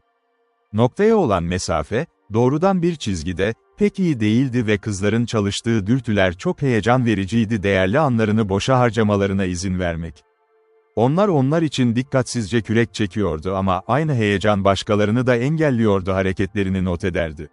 Kısa süre sonra bir ışık parıltısı dikkatini çekti. Judith çalılıktaki bir açıklıktan geçip oradan geçerek, o da kanoyu görünür tutması için yönlendirdi. O da karaya en yakın mesafeye ulaştı. Bu ya akıllıca ya da gerekli bir şeydi. Şimdi kızların gözetine sunulan sahne şöyleydi: ormanın içinde, sıkça bahsedilen yamaçların kenarında ve tekneden açık manzara. Burada kamptaki herkes toplanmıştı, yaklaşık 6 kişi 8 kişi güçlü ama cenaze gibi bir ışık yayan yağ çam meşaleleri taşıyordu, ormanın kemerlerinin altında hepsi vardı. Sırtı bir kişiye yaslanmıştı ağaç ve bir yanında, umursamazlığı olan genç nöbetçi tarafından destekleniyordu. Hetty'nin kaçmasına izin verdi, beklenen ziyaretin doğurduğu kadın oturdu, onun suçluluğu. Yüzüne yakın tuttuğu meşalenin parıltısıyla, ölümün acıları içinde olduğu açıktı, kanı ise açık göğsünden sızan yarasının niteliğini ele veriyordu, alındı. Barutun keskin, tuhaf kokusu da hala oldukça belirginde, ağır, nemli gece havasında fark edilebiliyordu. Şüphesiz vurulmuştu. Judith her şeyi bir bakışta anladı. Çizgi noktadan kısa bir mesafede suda ışık belirmişti ve ya tüfek, kara yakınında asılı duran bir kanodan ateşlenmişti, ya da geminin üzerinden geçerken ateşlenmişti. Dikkatsiz bir ünlem, ya da gülüş, saldırıyı üretmiş olabilir. Çünkü bu neredeyse mümkün değildi. Nişan, ses dışında başka bir ajan tarafından desteklenmişti. Etki konusunda, bu kısa sürede daha da belirginleşti, kurbanın başı yere düştü ve ölüme batan beden. Sonra bir meşaleler hariç tüm meşaleler söndü, bir tedbirlilik ölçüsü ve cesedi taşıyan hüzünlü tren kamp, kalan parıldayan ışıkla ayırt edilecekti. Judith derin bir iç çekti ve ürperdi, küreyi tekrar alçaldı ve Can o noktanın etrafında temkinli bir şekilde hareket etti. Duyularını sarsan bir manzara vardı ve şimdi hayal gücünü rahatsız ediyordu. Bu hala taşınması daha zordu, ölen kızın zamansız kaderi ve geçici acısı bile. Tüm meşalelerin güçlü parıltıları altında, dik halde olan Deerslayer, acıma içinde duruyor ve düşündüğü gibi utançla yüzünde, ölmekte olan kadının yanında tasvir edilmiştir. Hiçbirini de ihanet etmedi kendisi, ne korku ne de geri kalmışlık, ama bu, ona atılan bakışlardan belli oluyordu savaşçılar tarafından onu, o şiddetli tutkuların göğüslerinde mücadele ettiğini. Tüm bunlar esirin dikkatini vermemiş gibi görünse de, etkilenmişti, gece boyunca Judith'in anısına geçti. Hiçbir kano havada süzülmeden karşılaşılmadı noktaya yakın. Bir sessizlik ve karanlık, sanki sessizlik kadar tam orman hiç rahatsız edilmemişti, güneş de ona hiç parlamamıştı. Emekli bölge, şimdi bu noktada ve kasvetli suda hüküm süren bölge, uyuyan ormanlar ve hatta bulanık gökyüzü. Artık yapılamazdı, bu nedenle, güvenli bir yer aramaktan ziyade, ve bu sadece bulunabiliyordu gölün ortasında.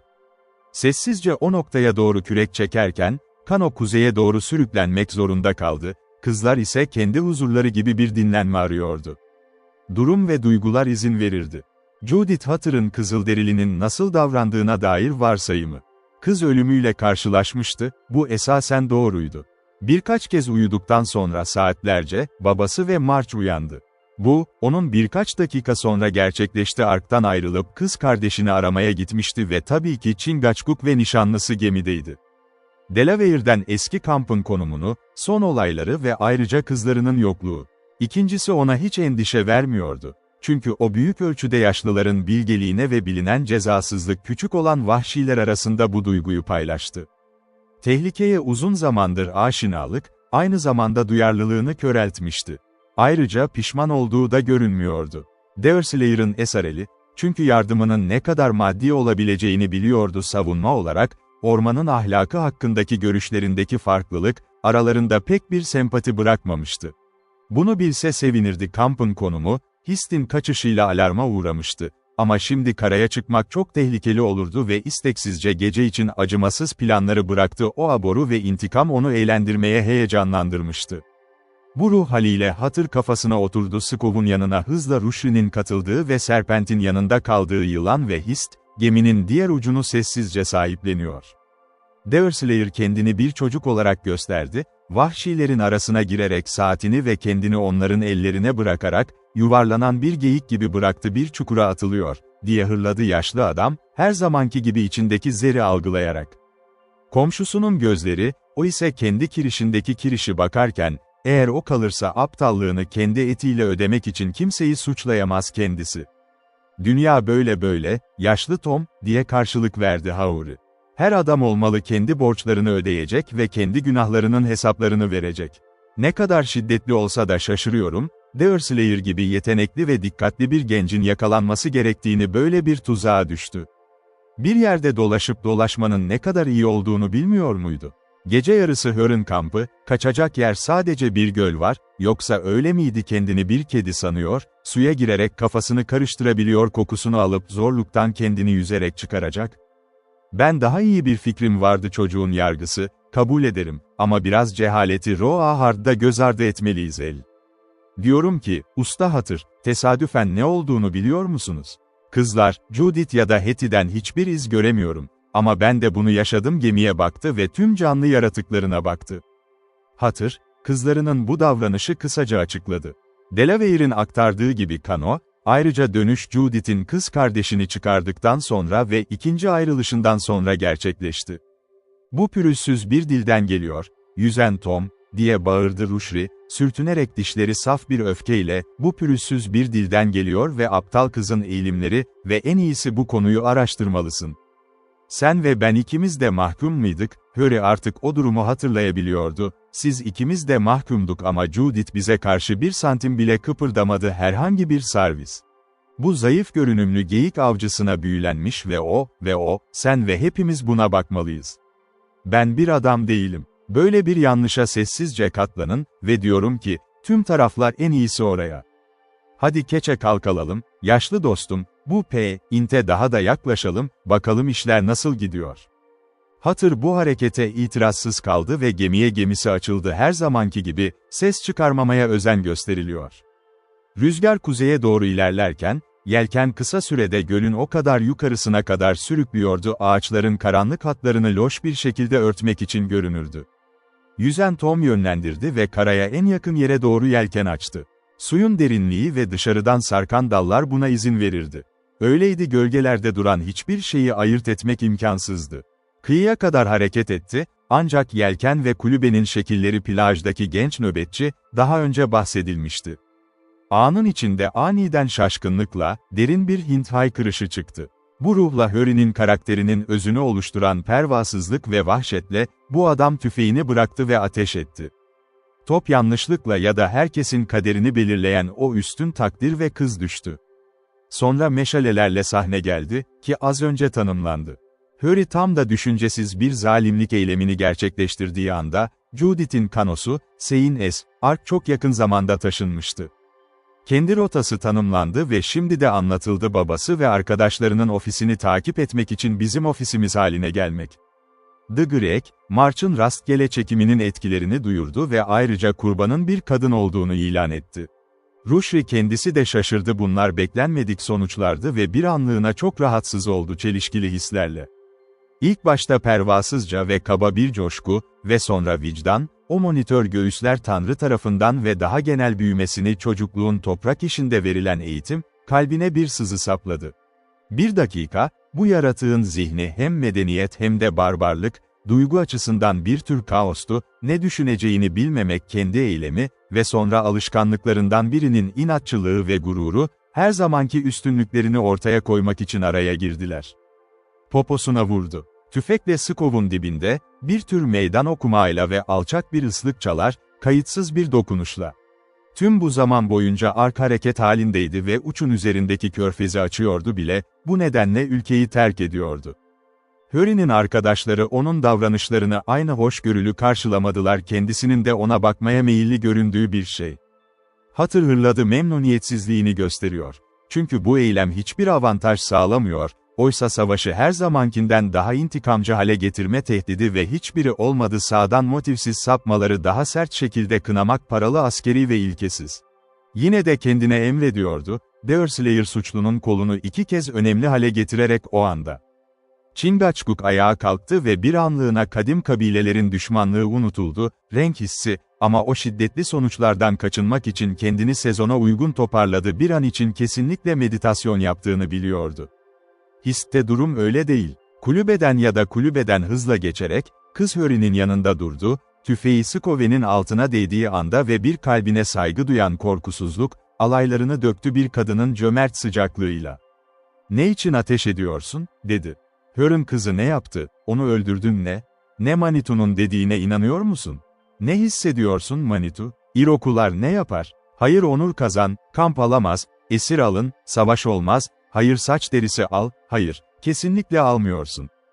Kan peşinden gelir. Nasıl hissediyorsun? Karın öldürüldü mü? Gözyaşı mı yoksa ablaç için gelirken kim acır sana?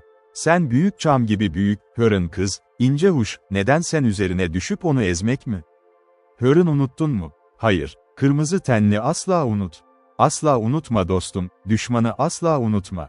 Kırmızı adam Manitou, bu konuda. Neden bu kadar kötü, büyük solgun yüzlü? Acele, bu yakın ve sıcak saldırıdan hiç bu kadar korkmamıştı. Hintli kızıl, vicdanında güçlü bir müttefik olduğu doğrudur ve samimi konuşurken, o kadar kadınsı bir tondu ki onun, erkekçe öfke için herhangi bir bahane yoktu. Sesinin yumuşaklığı ise itirazının ağırlığı, ona saflık havası katarak ve gerçek. Çoğu kaba düşünceli adam gibi, o da sadece Kızılderililere bakmıştı, daha kaba ve sert özellikleriyle birlikte. Gerçekten duyguların insani olduğu, yüksek prensiplerin bile değiştirildiği hiç aklına gelmemişti, alışkanlıklar ve önyargılar tarafından, ama çevrelerinde daha az yükselenler tarafından yapılabilir, vahşi bir durumda var olur ve en acımasız savaşçı alan, en yumuşak ve en nazik etkilere boyun eğebilir ev sessizliği anları. Kısacası, zihninin alışkanlığıydı tüm Kızılderilileri vahşi doğadan sadece biraz uzak olarak görmek. Ormanda dolaşan yaratıklar ve onlara karşı davranmak istekli hissetmek buna göre, faiz veya kapris bir motivasyon veya dürtü sağladığında. Yine de, bu azarlamalardan korksa da, yakışıklı barbar tövbe olduğu pek söylenmez. Vicdanı onu çok azarlamıştı, ondan kaçmak için bir öfke patlaması yaşasın ve belki de zaten erkekliğini haklı olarak ortaya çıkarabilecek bir eylem işlemişti soru. Kırgınlık yapmak ya da basit ama doğal çağrıya cevap vermek yerine histen uzaklaştı, sanki bir kadınla tartışma. Bu sırada gemiye doğru ilerledi ve sahne meşaleler ağaçların altında canlanıyordu, açık göle ulaşmıştı, yüzen Tom'un karadan daha da sarsılmasına neden oldu içgüdüsel misilleme korkusu. Şimdi bir saat karamsar bir sessizlik içinde geçti, hayır biri onu kırmaya istekli görünüyordu. Hist paletine çekilmişti ve Chingachgook-skov'un ön kısmında uyuyordu.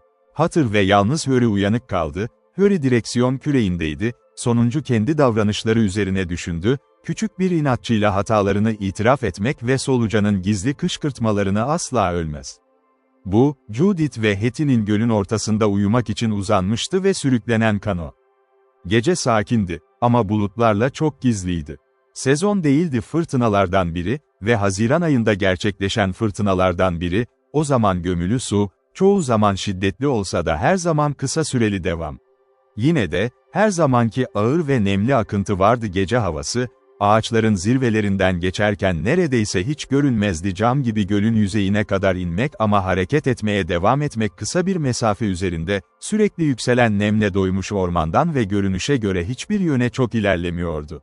Akıntılar, tepelerin oluşumundan etkilenmiştir. Tabii ki, taze esintileri bile şaşırtıcı hale getiren bir durum ve bu da gece havasının zayıf çabalarını bir tür ormanın kaprisli ve kararsız iç çekişleri.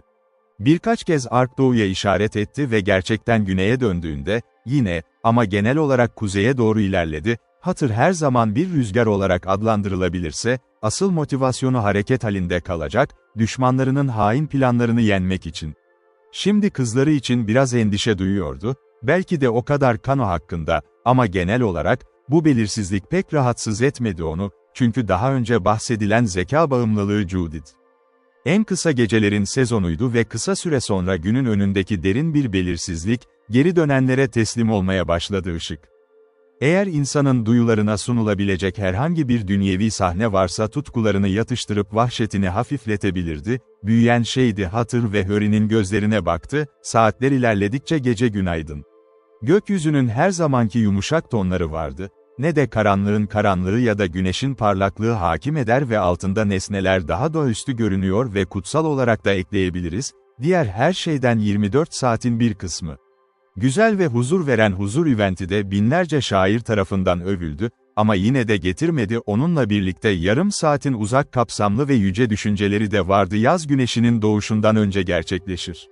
Bir durumda panorama yavaş yavaş görüşten gizlenirken, diğer bölgede nesneler başlıyor açılan görüntüden, önce loş ve sisli, sonra ciddi bir şekilde işaretlendi arka plan, sonra büyüyen bir büyücülükte görüldü, bir şey azalan alacakaranlıktan mümkün olduğunca farklı ve nihayet yumuşak, büyük ışık merkezinin ışınları gibi belirgin ve parlak kendilerini atmosferde buldular.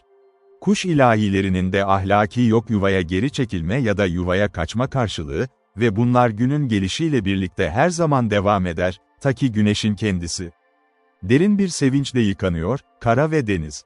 Tüm bunlara Hatır ve Hurry ise tanık olduklarını ancak hiçbir şeyi yaşamadılar gösterinin getirdiği o sakin zevk, düşünceler adil ve arzular saf.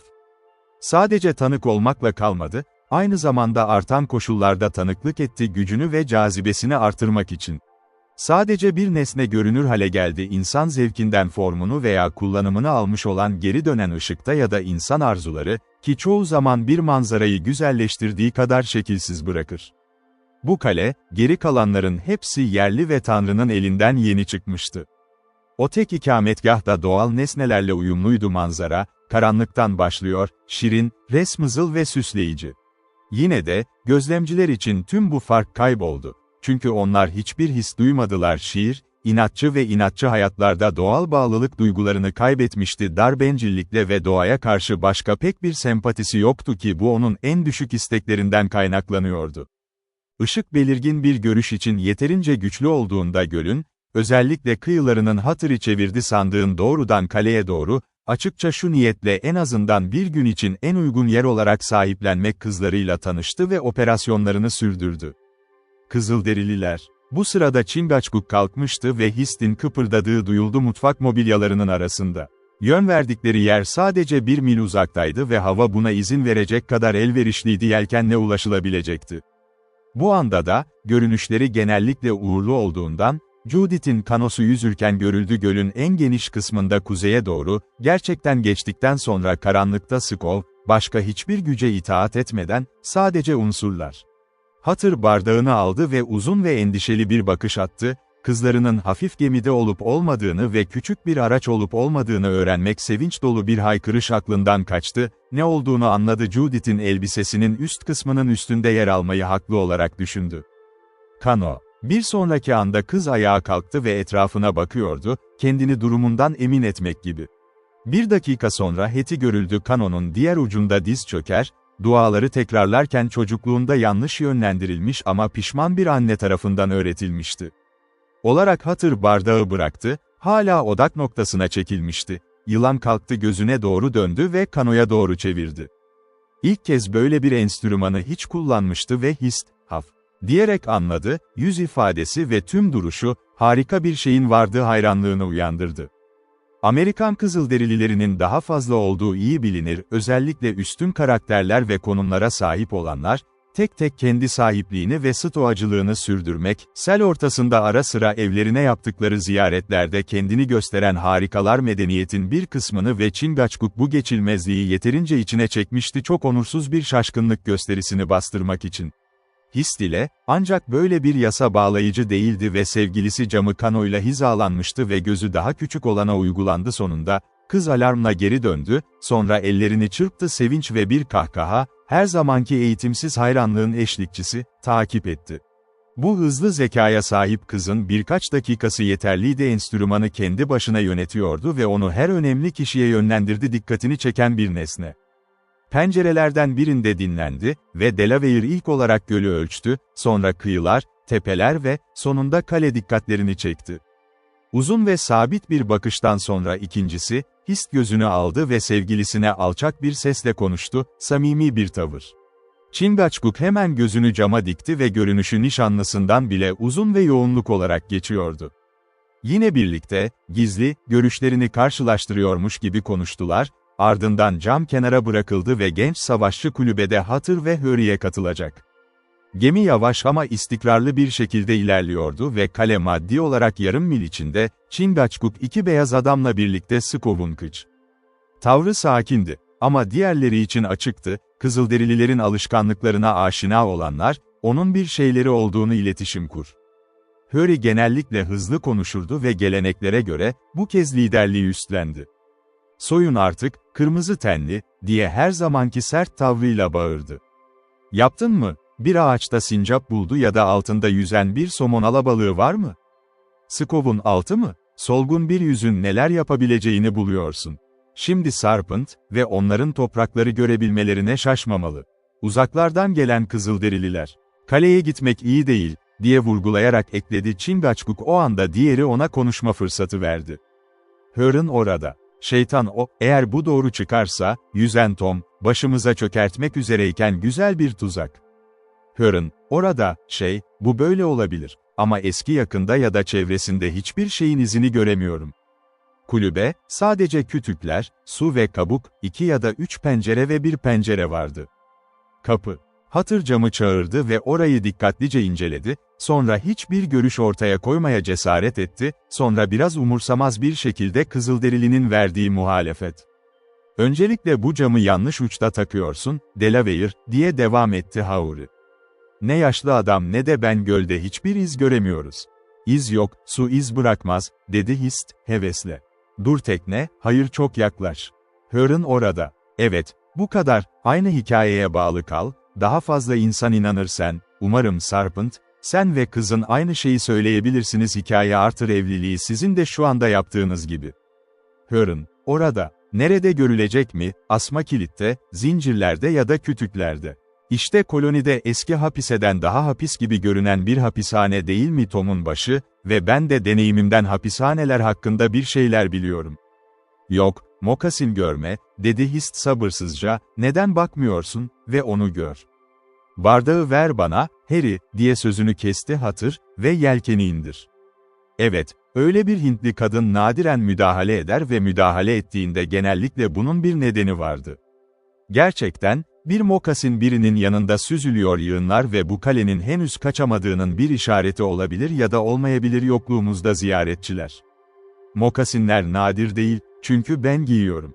Onları kendim ve Dursley onları takar, sen de giyersin, March ve Hetty de bu kadar önemli, ayakkabı giydiği kadar sık olsa da, ben Judith'in mokasin içindeki güzel ayağına güvendiğini henüz hiç görmedim. Harry yelkeni indirmişti ve bu sırada Ark 2 fark içindeydi kalenin 100 metresi, her an daha da yaklaşıyor, ama bu hız çok yavaş, herhangi bir huzursuzluk yaratmayacak kadar yavaş. Şimdi her biri bardağı aldı sırayla kale, çevresindeki her şey ise inceleme hala her zamankinden daha katıydı. Mokasin orada, bir soru, o kadar hafifçe süzülüyor ve formunu o kadar iyi koruyor ki, neredeyse hiç ıslak değildi. Bir kabuğun pürüzlü kabuğuna yakalanmış iskeleyi oluşturan su duvarının dış cephesindeki kazıklar bahsedilmiş, ki bu durum bile daha önce sürüklenmesini engellemişti hava. Ancak, varlığını hesaba katmanın birçok yolu vardı. Mokasin, bir düşman tarafından düşürülmüş gibi varsaymadan. O Hatır topa sahip olsa bile, platformdan düşmüş olabilir yerini ve şimdi görüldüğü yere doğru sürüklendi, kaldı Hist'in keskin görüşüyle fark edilene kadar fark edilmedi. Belki uzaklardan gölün yukarı ya da aşağısına sürüklendi ve yanlışlıkla yığına veya palisadeye bağlı. Belki de bir pencere ve o özel yerde iniyordu, ya da kesinlikle öyle olabilirdi geçen gece bir izci ya da saldırgan tarafından düşmüş o zamanlar derin bir karanlıkta göle bırakmak zorunda kaldı galip geldi. Tüm bu varsayımlar Hatır'den Harry'e geçti, ilki ortaya çıktı felaketin biraz kötü niyetli olduğunu görürken, ikincisi her zamanki pervasız küçümsemeyle. Kızılderili'ye gelince, o görüşteydi mokasinin bir patika olarak görülmesi gerektiği ormanlar, ki bu da tehdit edici olabilir ya da olmayabilir. Tarih, ancak önerecek bir şeyim vardı. Hazır olduğunu ilan etti kanoya binip, Palisada gidip mokasini götürmek için, süsleri, Kanada'dan gelip gelmediğini gösterirdi. Her ikisi de beyaz adamlar bu teklifi kabul etmeye hazırdı, ancak Delaware müdahale etti riski önlemek için. Böyle bir hizmet yapılacaksa, en iyisi kendini ifşa etmek için bir savaşçı oldu ve kendi gücünü verdi nişanlısının devam etmesine izin vermemesi, çok sessiz ama kısa bir şekilde burada bir Hintli eşemirlerini verir. O zaman Delaware, eğer bu kadar naziksen, kendin git, dedi acele ile, o mokasin ya da uçan Tom olmalı burada, kol mesafesinde, kulübesindeki şömine soğuyana kadar uzak duracak. Sadece biraz geyik derisi, hepsi buradan ya da şu tarafa kes, gerçek avcıları oyunlarından korkutmak bir karga değil. Ne diyorsun sen, Sarpent, sen mi yoksa ben mi kano yapalım? Kırmızı adamı bırak, solgun yüzden daha iyi gözler, Harry'nin numarasını bilir daha iyiydi. Bunu söyleyeceğim, ölüm saatime kadar. Beyaz bir adamın gözleri ve bir beyaz adamın burnu, ayrıca görüşü ve kulakları tamamen daha iyi adil bir şekilde zorlandığında bir incinden daha fazla. Zamanla ve daha sonra bunu ortaya koydum. Kanıt ve kanıtlanan ise Sartın'dır. Yine de sanırım en fakir serseri Delaware ya da Huron olsun, o kulübeye gidip geri gidebilir. Egin, ve bu yüzden Sarpent, küreğini kullan ve hoş geldin. Chingachgook zaten kanodaydı ve aleti daldırdı, diğerleri ise suya isimlendirildi, tam da Harry'nin esnek dili durduğu anda. Watava, bu sefer savaşçısının ayrılışını Hintli bir kızın itaatkar sessizliği, ama çoğu şüpheli ve cinsiyetinden şüpheler. Geçen gece boyunca ve aşağıda kulübede birlikte camı kullandıkları ana kadar, Chingachgook nişanlısına karşı bir erkeklik şefkati kadar göstermişti, benzer koşullarda en ince duygu ortaya çıkabilirdi. Ama şimdi her zayıflık belirtisi sert bir görünüşte kaybolmuştu çözüm. His çekingen bir şekilde kano olarak onun dikkatini çekmeye çalıştı, gemisinin yanından ayrıldı, bir savaşçı gururu buna izin vermezdi, onun sevgi dolu ve endişeli bakışlarıyla karşılaşın. Kano ayrıldı ve dolaşan bir şey değil, bakış onun özenliliğini ödüllendirdi. Ayrıca Delaware'in ilgisi ve çekimciliği de yanlış yere değildi, izlenimler altında ve bu girişimi sürdürdü. Düşman gerçekten kazanmış olsaydı binanın sahibi olmayı kendisi tam olarak tüfeklerinin namluları, adeta ve bu da korumasızdı Kızılderili Savaşı'nda bu kadar vazgeçilmez müttefik olan bu örtülerden herhangi biri. Daha tehlikeli bir hizmet hayal etmek neredeyse imkansızdır ve Serpent 10 yıl daha tecrübesiyle güçlendirildi ya da onun arkadaş Deerslayer orada olsaydı, asla denemezdi, avantajlar riskin telafisi olmaz. Ama bir gururun Kızılderili şef, renkli rekabetle hareket etti ve bu pek olası değil erkeklik fikirlerini kendisinden gelen yaratığın varlığı tek bir bakış bile almasını engelledi, çünkü taşmış haldeydi. Hak ettiği aşk, kararlılığı üzerinde az da olsa etkili değildi. Chingachgook istikrarlı bir şekilde palisadlara doğru kürek çekti, gözlerini üzerinde tuttu binanın farklı halkaları. Her an görmeyi bekliyordu. Tüfeğin namlusu dışarı çıkıyordu ya da keskin çıtırtısını duymak, ama başarılı olduğu yığınlara güvenle ulaşmakta. İşte bir ölçüde, korunmuştu, duvar başlarının kulübe ile arasına girmesi ve şansların bu şekilde örtülü olduğu sürece hayatına yönelik herhangi bir girişimde bulunma büyük ölçüde azaldı. Kano, başı kuzeye eğik şekilde yığınlara ulaşmıştı ve mokasine kısa bir mesafede. Dönüp almaya gitmek yerine ikincisi, Delaware yavaş yavaş tüm binanın etrafını çizdi, varlığına ihanet etmesi gereken her nesneyi kasıtlı olarak inceliyor düşmanlar ya da şiddet uygulanmak. Tek bir işaret bile edemedi ancak uyanışan şüpheleri doğrulamak için keşfet. Bina terk edilmiş bir sessizlik vardı, bir bağlama yoktu yerinden çıkmıştı, bir pencere bile kırılmamıştı. Kapı, Hatter tarafından kapatıldığı saat, hatta iskele kapısı bile tüm geleneksel bağlamalar. Kısacası, en temkinli ve kıskanç göz düşmanların ziyaretine dair başka bir kanıt tespit edemedik, sadece yüzen mokasinin ortaya çıkışıyla bağlantılıydı. Delaware artık nasıl ilerleyeceğini büyük ölçüde çaresizdi. Bir anda, kalenin önüne geldi, yaklaşmak üzereydi platformda ve gözünü halkalardan birine uygularken, manzaralı içerideki durumu doğrudan kişisel olarak incelemek, ama tereddüt etti. Kendisi bu konularda az deneyime sahip olsa da, gelenekler aracılığıyla Hint hilelerini çok duymuş, dinlemişti yaşlıların kaçışlarının anlatımına nefessiz bir ilgi savaşçılar ve kısacası, teorisinde çok iyi eğitim almıştı çağırıyordu, neredeyse onun için iğrenç bir şey yapmanın da imkansız olduğunu söyledi böyle bir durumda. Sağlam bir bilgin için olduğu gibi bir hata matematik problemini çözmede başarısız olmayı doğru şekilde başlatmıştı. Kısa bir süreliğine iniş niyetinden vazgeçen şef yavaşça peşinden koştu Palisades'in etrafındaki rotası. Mokasine yaklaşırken, şimdi binanın turunu neredeyse tamamlamıştı ve uğursuz bir eşya attı kanoya, neredeyse fark edilmeyen ve çevik bir hareketle kürek çek. Artık ayrılmaya hazırdı ama geri çekilmek daha da tehlikeliydi yaklaşmadan daha fazla, çünkü göz artık döngülere sabitlenemiyordu. Eğer kalede gerçekten kimse vardı, Delaware'in motivasyonu keşif yapmak anlaşılmalı ve en akıllıca yoldu tehlikeli olabilir. Kendinden emin bir havayla, sanki her şey güvensizlik sınavla sona erdi. İşte bu durum şöyleydi Hintli tarafından benimsendiği yol, kasıtlı olarak kürek çekerek uzaklaştı geminin yönünde, hareketleri hızlandırmak için sinirli bir dürtü yoktu kollarının üzerinden ya da arkasına gizlice bir bakış atmasını sağlamak için. En yüksek medeniyetin inceliklerinde yetişmiş nazik bir eş yok, sahadan döndüğünde daha duyarlı bir koca tanıdığım yüzünde hist, büyük yılanı gördüğünde bunu fark etti Delaware'liler zarar görmeden arka adım atıyor.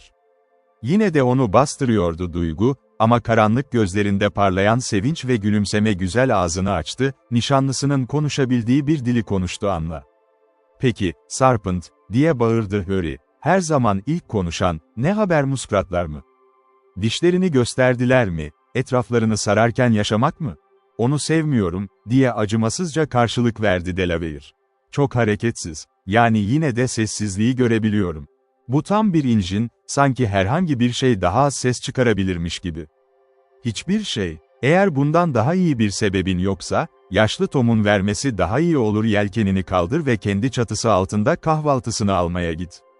"Ne var mokasın oldun?" "Burada," diye karşılık verdi Chingachgook, general için ödülünü kaldırarak denetim. Mokasin incelendi ve hist kendinden emin bir şekilde telaffuz etti kirpinin dikenlerinin diziliş şekline göre hörün olmalı önünde. Hatter ve Delaware'da kesinlikle aynıydı görüş. Tüm bunları kabul edersek, bunun mutlaka böyle olmadığını söyleyebilirdi sahipleri kaledeydi. Mokasin bir ya da bir izcinin ayağından düşmüş olabilir ki o işi tamamlanınca oradan ayrıldı. Kısaca şöyle açıkladı: hiçbir şey, ama bu kadar büyük bir güvensizlik uyandırdı. Bu koşullar altında, Hutter ve Hurry uzun süre caydırılacak adamlar değildi. Mokasin gibi hafif ispatlarla ilerlemekten kaçınıyordu. Kaldırdılar, yelkeni tekrar açtı ve Ark kısa sürede harekete geçti. Kale. Rüzgar ya da hava hafifliğe devam etti ve hareket yeterliydi. Bina kasıtlı bir şekilde incelenmesine izin vermesi için yavaş bir şekilde, Skov yaklaştı. Aynı ölüm gibi sessizlik hakim oldu ve bunu yapmak zordu. Hayvansal yaşama sahip herhangi bir şeyin içinde veya çevresinde olabileceğini hayal edin yer. Yılanın aksine, hayal gücü onun aracılığıyla hareket etmişti, gelenekleri vardı. Ta ki yapay bir şeyi doğal bir şekilde algılamaya hazır olana kadar durgunlukta, diğerleri bir huzurda algılanacak hiçbir şey görmüyordu ki gerçek, sadece cansız nesnelerin huzurunu ifade ediyordu. Aksesuarlar sahnede heyecan verici değil, huzur verici ve sakindi. Gün henüz güneşi ufkun üstüne çıkaracak kadar ilerlememişti. Ama gökler, atmosfer, orman ve göl hepsi onun altında görünüyordu. Görünüşünden hemen önce gelen yumuşak ışık ve belki de 4-20 saatin en kedur dönemidir. Evet, öyle her şeyin ayırt edici olduğu, hatta atmosferin bile öyle göründüğü an. Sıvı bir berraklığa sahiptir, tonları gri ve yumuşamış görünür, tanımlanan nesnelerin taslakları ve perspektif sadece ahlaki gerçekler olarak sadelikleriyle sunulur, küçük yardımcılar olmadan süs ya da sim gibi. Kısacası, duyuların öyle göründüğü an güçlerini en basit ve en doğru biçimlerde geri kazandırırlar, örneğin zihin, şüphelerin karanlığından huzur ve huzura çıkıyor gösteri olarak. Böyle bir sahnenin sahip olduğu çoğu etki ahlaki anlamda doğru şekilde oluşturulmuş olanlar üzerinde üretilen ürün kayboldu Hutter ve Hurry'de, ama her iki Delaware, fazlasıyla alışkın olsalar da sabah gelgitinin güzelliğine tanık olmak ve duygularını analiz etmek, saatin güzelliklerini de aynı derecede duyarlıydılar. Ama muhtemelen öyleydi kendilerinin bilmediği bir şekilde. Genç savaşçını barışa yönlendirdi ve savaşın ihtişamı için hiç olmadığı kadar özlem hissetmemişti, his de kulübeye katıldı, Skov yanlara sürtündüğü anda platformun. Ancak böyle nazik duyguların hoşgörülerinden, Hurry'nin kaba bir çağrısıyla uyarıldı ve Hurry onu dışarı çağırdı ve yelkeni almaya ve sandığın güvence altına alınmasına yardım etti. Chingachgook itaat etti ve Skov'un başına ulaştığında, Hurry platformdaydı, ayaklarını yere vuruyordu, sanki dokunmaktan memnun biri gibi, karşılaştırıldığında, Terra firma olarak adlandırılabilir ve Hurry'nin kabilesinin tamamına karşı alışılmış gürültülü, dogmatik bir kayıtsızlık tavır. Hutter, bir kanoyu Skov'un başına çekmişti ve kapının bağlarını çözmek üzereyken içeri girmek için.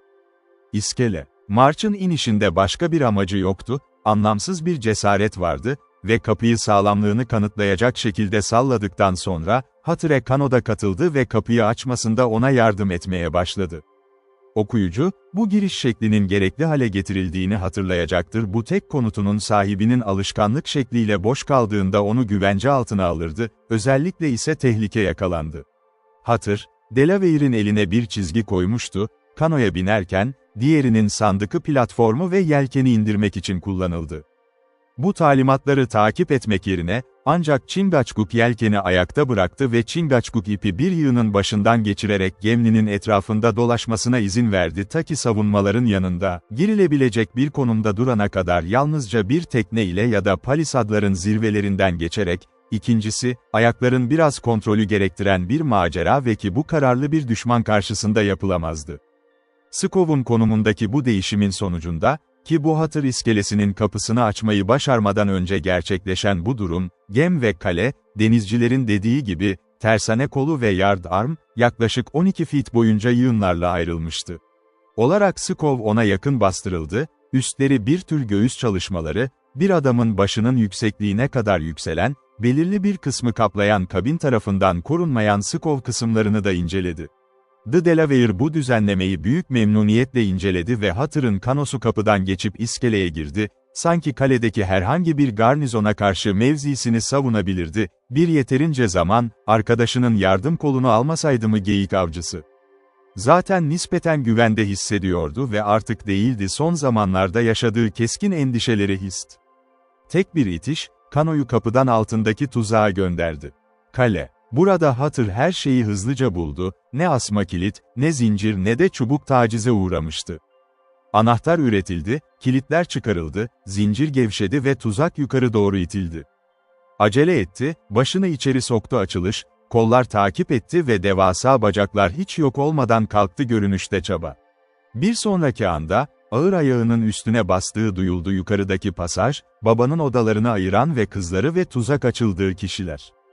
Sonra bağırdı Zafer. "Hadi yaşlı Tom," diye seslendi pervasız ormancı içinden bina, "işte sizin apartmanınız, güvende ve sağlam, iyi ve tam boş." Sincap'ın pençelerinde yarım saat geçmiş bir fındık.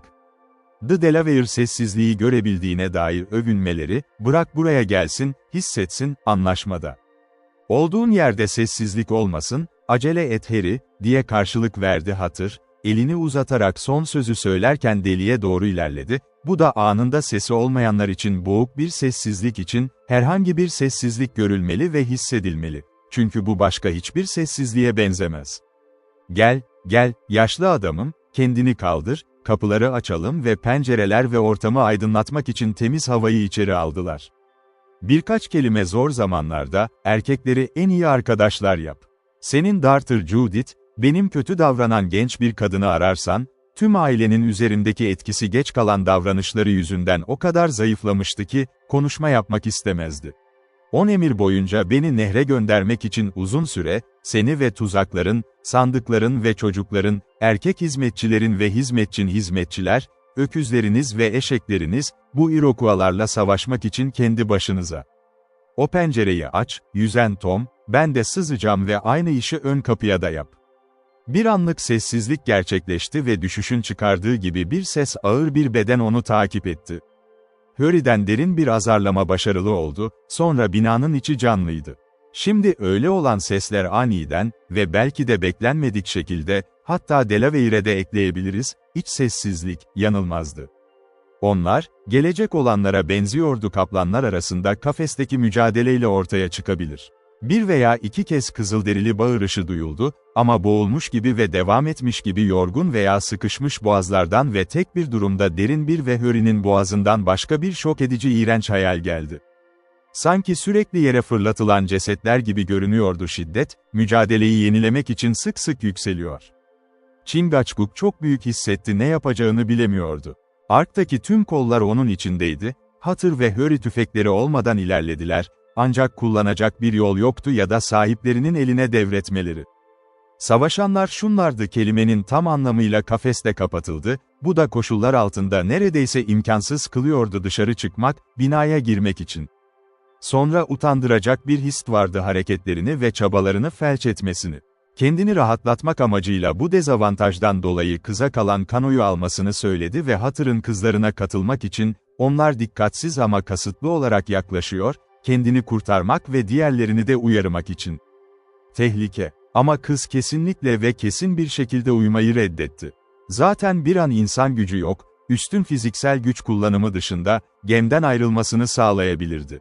O anın aciliyeti ise değildi, gecikmeyi kabul etti ve Delaware, onun yerine koyma ihtimali görmedi dostlar, hattı kesti ve sert bir itişle skobu yaklaşık 20 kişiye zorladı yığınlardan agaç mesafede.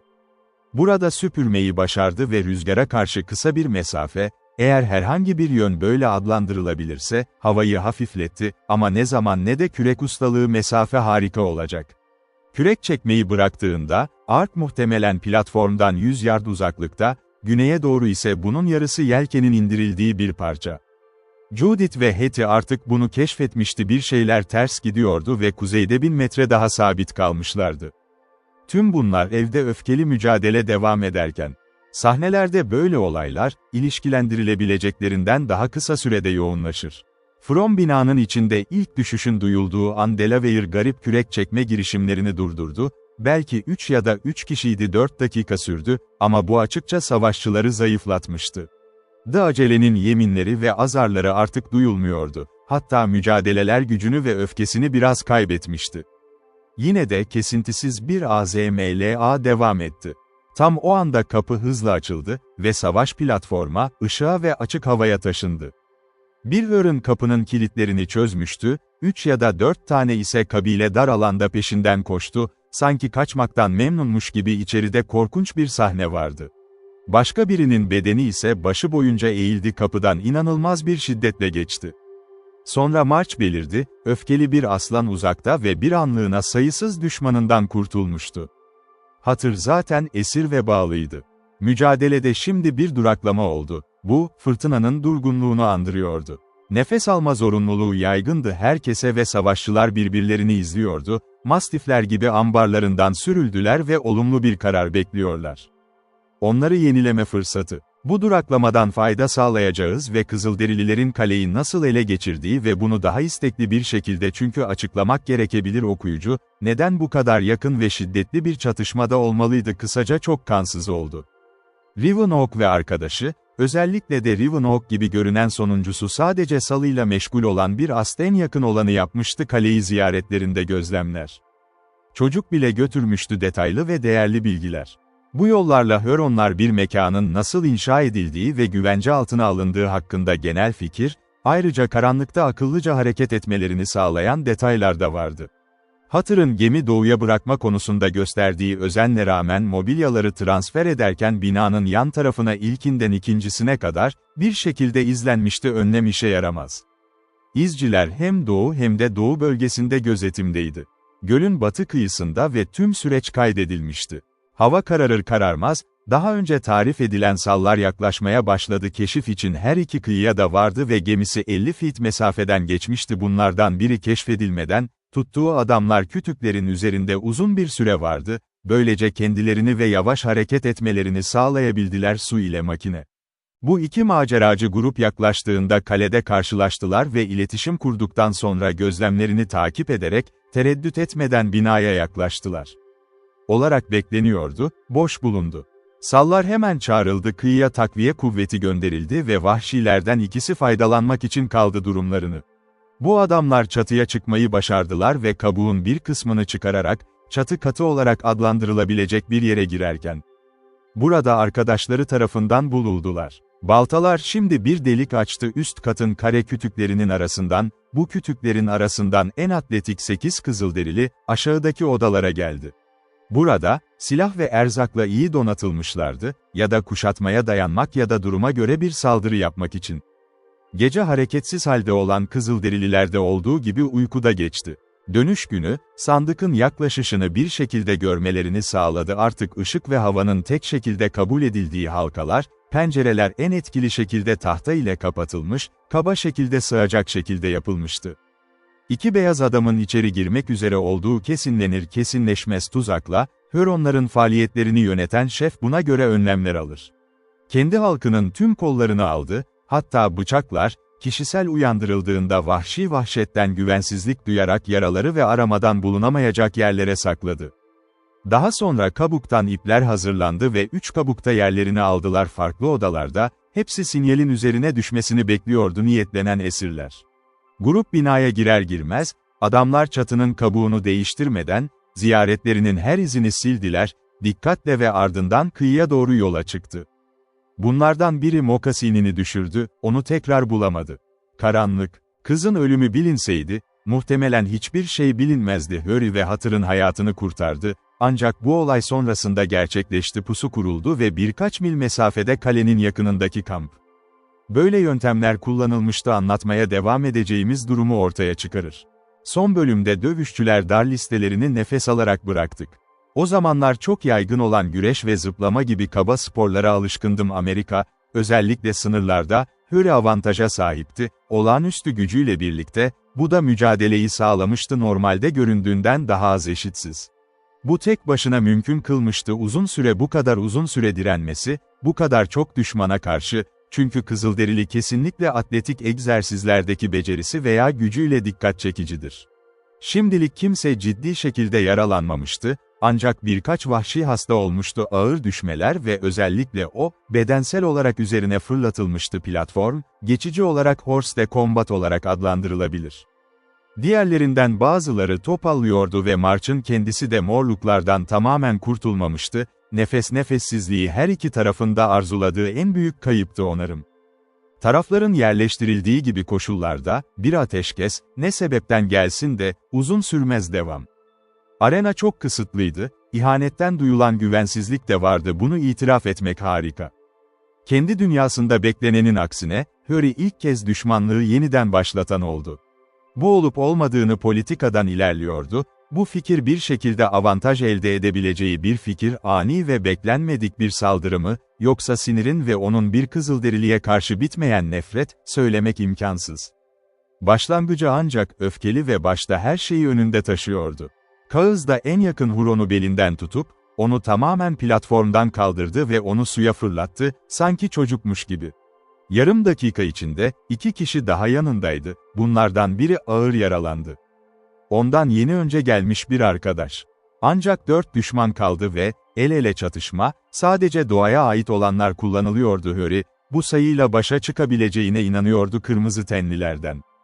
"Yaşasın, yaşlı Tom," diye bağırdı, "yaramazlar göle doğru gidiyor ve yakında hepsini yüzdüreceğim." Bu sözler söylenirken, yüzüne yapılan şiddetli tekme, yaralı Hintliyi geri gönderdi, o da yakalama yapmıştı, platformun kenarına doğru kalkmaya çalışıyordu, çaresizce ve umutsuzca suya doğru yere döndü.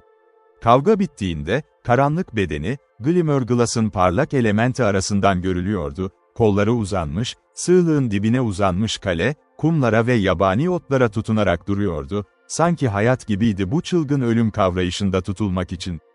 Çukura bir darbe gönderdi, başka birinin midesi onu ezilmiş bir solucan gibi 2 katına çıkardı ve sadece 2 sağlam düşmanla başa çıkmak kaldı.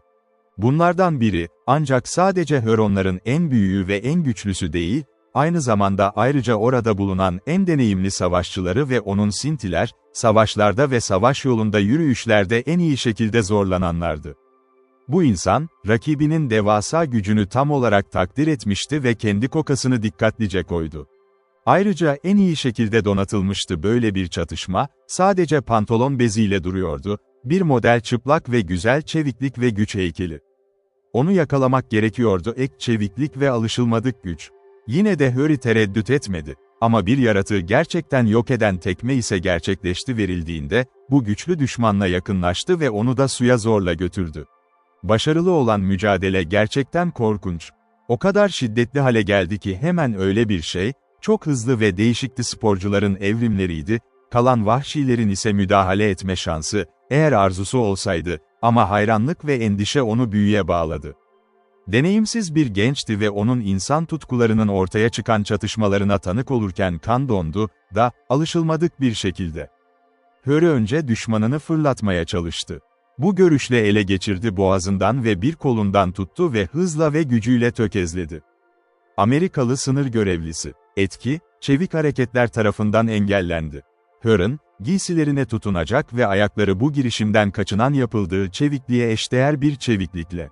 Sonra bir tür dövüş, eğer böyle bir terim 2 kişi arasındaki mücadeleye uygulanabilirse, hiçbir çaba tam olarak görünmüyordu. Uzuvları ve bedenleri savaşçılar yenilgiye kadar çok tutum ve çarpık davranıyorlar gözlem. Bu kafa karıştırıcı ama şiddetli bir yürüyüş 1 dakikadan kısa sürdü, ancak, acele, gücünün şaşkınlığına öfkelenen Harry, düşmanının çevikliği ve çıplaklığı, umutsuzca çaba gösterdi ve bu da Harry'nin ondan çıktı, vücudunu kulübenin kütüklerine şiddetle fırlattı. Sarsıntı o kadar büyüktü ki kısa süreliğine ikinci kişinin kafasını karıştıracak kadar büyüktü yetenekler. Acı da derin bir inleme çıkardı, alışılmadık bir taviz. Savaşın hararetinde kızıl bir adamdan kaçmak için acı. Yine de ileri koştu, yine düşmanıyla karşılaşmak için, güvenliğinin çözüm. Rushdie şimdi diğerinin belinden tuttu, onu bedensel olarak kaldırdı, platformdan indirildi ve kendi büyük ağırlığıyla altındaki forma düştü.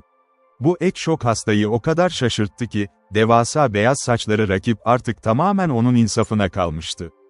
Ellerini etrafında dolaştırıyordu. Kurbanının boğazını sıkıştırdı, onları bir mengene gücüyle sıktı, Huron'un başını platformun kenarından 2 kat çıkardı, ta ki çenesi en üstteydi, harcadığı cehennemi güçle birlikteydi. Bir anlık sonuçlarını göstermek için yeterliydi. Hastanın gözleri sanki öne doğru başlamış, dili dışarı çıkmış, burun delikleri neredeyse genişlemişti, bölünüyor.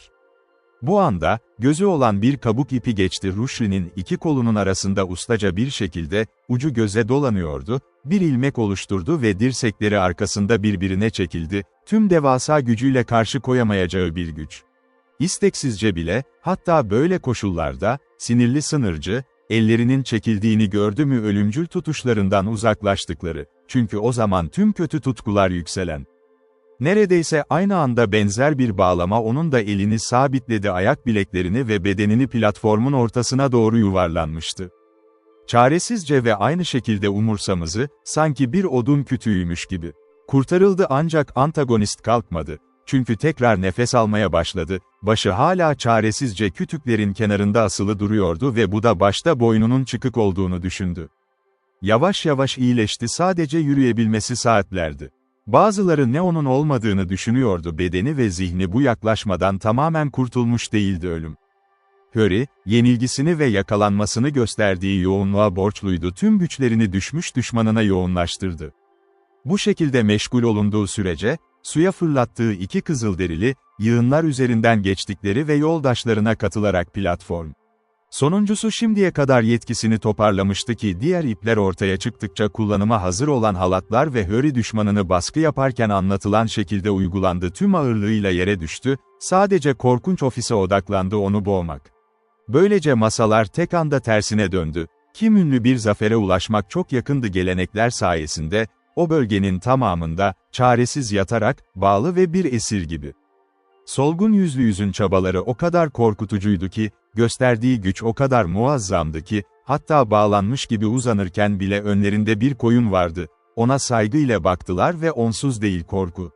En güçlü savaşçılarının çaresiz bedeni hala uzanmıştı, platforma baktılar ve gözlerini göle doğrulttularca, böyle sertçe atılmış ve kimden olan yoldaş kavganın karmaşasında gözden kaybolmuşlardı, onun karmaşasını algıladılar, daha önce tarif edildiği gibi, alttaki çimlere tutunmuş cansız bir form. Bu çeşitli koşullar, Huronlar neredeyse kendilerine yenilgi kadar şaşırtıcıydı. Chingachgook ve nişanlısı, bu mücadelenin tamamına tanıklık etti. Gemisi, 3 Huron ipleri etrafında dolaştırmak üzereyken, çökmüş Harry de Delaware tüfeğini aradı ama önce beyaz adam bağlanmıştı ve yaramazlık yapılmıştı. Belki hala bir düşmanı devirmek istiyordu. Ancak kafa derisini elde etmek imkansızdı ve genç şef, böyle bir şey elde etmek için kendi hayatını riske atacak olan genç bir şef Trophy, böyle bir nesne olmayan bir düşmanın kupasını almaya tereddüt etti. Will. Histe bir bakış ve ardından neler olacağını hatırlamak, her geçici intikam arzusu. Okuyucuya Chingachgook'un gemisinin küreklerini nasıl yöneteceğimi neredeyse hiç bilmiyordu, ne kadar ustaysa olsun, kürek kullanımı konusunda ustaydı. Belki de yoktur erkeklerin ilk dönemlerinde olduğu gibi beceriksiz ve garip olduğu bir el işi. Kürek çekmeye çalışmalar, hatta deneyimli denizci ya da tekne adamı bile kırılıyor, ünlü Rullock'un yanında yer alma çabalarını aşağı salarak gandılır. Kısacası, geçici olarak yeni bir şey için uygulanamaz bir şeydir, tek bir kürekle başarılı olmak için yeni başlayan bir durum, ancak bu durumda bu gerekliydi, aynı anda iki kişiyi ve büyük boyutlu olanları da kontrol etmek için. Süpürmeler veya büyük ancak kürekler, Hamel tarafından daha erken kullanılabilir, hafif olmaktan daha hızlı olur ve bu yüzden Delaware'in başarılı olmasının sebebi buydu, gemiyi ilk denemede yaptığı gibi iyi hareket ettiriyordu. O dava, buna rağmen, güvensizlik yaratmak için yeterliydi ve tamamen farkındaydı. Hist ve kendisinin şimdi bulunduğu kritik durum, Huronlar hala tuzağın altında duran kanoya biniyor ve onlara karşı gel. Şu anda Hist'i kanoya koymayı düşündü, kendi mülkiyetinde ve umuduyla Doğu Dağı'na çıkmak üzere Delaware köylerine doğrudan uçuşla ulaşmayı başardı. Ama birçok bu düşüncesiz adımı durdurmak için düşünceler ortaya çıktı. İzcilerin gölü her iki taraftan izlediği neredeyse kesindi. Ama hayır, kano, tepelerden görünmeden kıyıya yaklaşabilirdi. O zaman kızılderili gözlerinden bir iz gizlenemezdi ve Hist, yeterince sürdürülebilir bir uçuşa uygun değildi, eğitimli savaşçıların peşinde. Burası Amerika'nın bir parçasıydı ve burada kızılderililer atların kullanımını bilmiyordu ve her şey kaçakların fiziksel enerjileri. Sonuncu, ama en küçüğünden çok uzak, düşünceler, Derslayer'ın durumuyla bağlantılıydı, uç noktasında terk edilmemek için. Bazı ayrıntılarda farklı mantık yürüttü ve hatta hissetti ama aynı sonuçlara vardım. Kendi öfkesi onu kendisinden daha az rahatsız ediyordu. İki kız kardeşe duyduğu endişe, kadınlara olan sempatisi şimdi güçlü bir şekilde askere alınmıştı. Kızların kanosu mücadele devam ederken platform durmuştu, kaleye 300 yard yakındaydı ve burada Judith kürek çekmeyi bıraktı, çatışmanın izleri ilk kez ortaya çıktı göze görünürdü. O ve Hattie endişeyle dik duruyordu, ne olduğunu anlamaya çalışıyorlar, ancak kendi isteğini tatmin edemiyorlar. Bina büyük ölçüde aksiyon sahnesini gizledi. Gemi ve kanodaki taraflar, acelenin kısa süreli güvenliği için saldırısı. Herhangi bir sıradan durumda, kızlar hemen yakalanırdı, bu da kolayca uygulanabilir bir ölçü. Şimdi vahşilerin bir kanosu vardı, kaba çek olmasaydı ne kadar cüret edilirdi. Huronların son mücadelede aldığı bir yer. Biraz da gerekti, bu şiddetli sahnenin etkilerinden kurtulma zamanı geldi. Ve bu kadar çok, daha çok, partinin başlıca adamı olduğu için, kişisel açıdan en azından yetenek, çok büyük bir acı çekmişti. Yine de sonuncuydu. Judith ve kız kardeşinin hemen sığınak aramalarının önemi, savunma en azından geçici bir sığınak sunduğu ark ve ilk adım, onları bunu yapmaya teşvik edecek yöntemleri bulmaktı. Tarih gösterdi, kendini geminin kıçında tuttu ve birçok jest ve işaret yaptı, kızları kaleden kaçmak için bir tur yapmaya ikna etmek için, boşuna değil ve sandıka doğudan yaklaşmak. Ama bu işaretlere güvenilmiyordu ya da yanlış anlaşılan. Judith'in henüz yeterince farkında olmadığı muhtemeldir, her iki tarafa tam güven vermek için gerçek durum. Bunun yerine istediğini yapmayı tercih etti, daha mesafeli kaldı ve yavaşça kürek çekerek geri döndü kuzeye ya da gölün en geniş kısmına, oraya da komuta edebileceği yere, en geniş görüşe sahipti ve önünde en güzel uçuş alanına sahipti. İşte bu konuda Doğu Dağı sırasının çam ağaçlarının üzerinde güneş belirdiği anda ve o mevsimde her zamanki gibi hafif bir güney esintisi yükseldi ve saat. Chingachgook yelkeni çekmekte vakit kaybetmedi.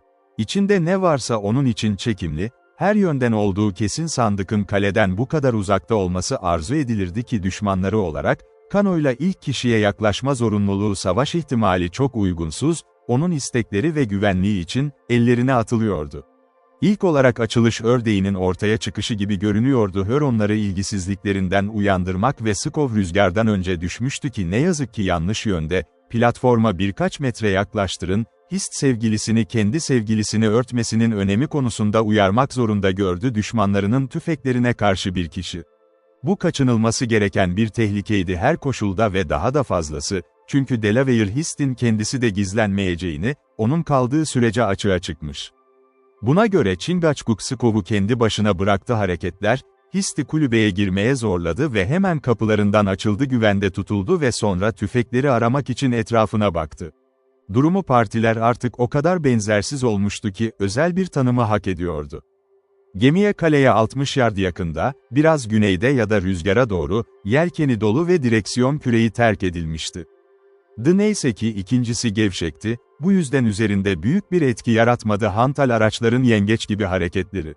Yelkenin denizci olarak olması uçan ya da diş telleri olmayan hava bahçeyi öne zorladı, her iki çarşafın da hızlıydı. Bir teknede etki 3 katlıydı, taban tamamen düz ve sadece 3-4 çekiyordu santim su. Başını yavaşça rüzgar altına doğru çevirdi, zorladı, tüm kumaş aynı yönde aynı anda ve su kaçınılmaz olarak rüzgar altında toplanan bu Skov'a ayrıca bir forvet verdi hareket.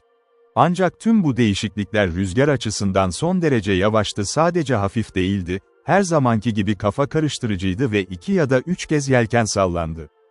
Bir keresinde tamamen şaşırdı. Eğer arkın herhangi bir omurgası olsaydı, kaçınılmaz olarak arkın omurgasına uğrardı platform, eğiliyor. Muhtemelen hiçbir şey engelleyemezdi Huronlar onu taşımaktan, özellikle yelkenin olacağı gibi onların gizli şekilde yaklaşmalarını sağladı.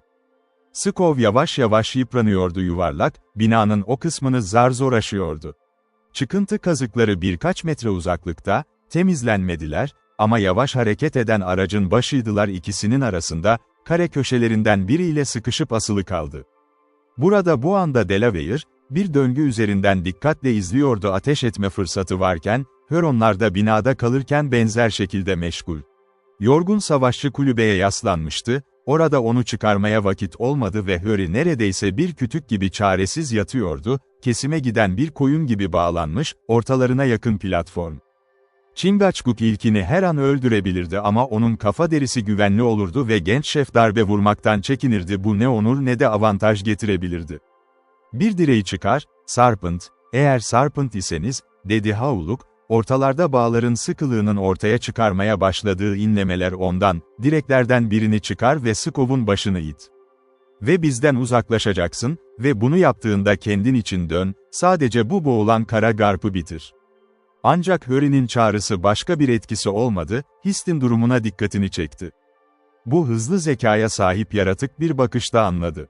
Ayak bilekleri birkaç kez bağlanmıştı.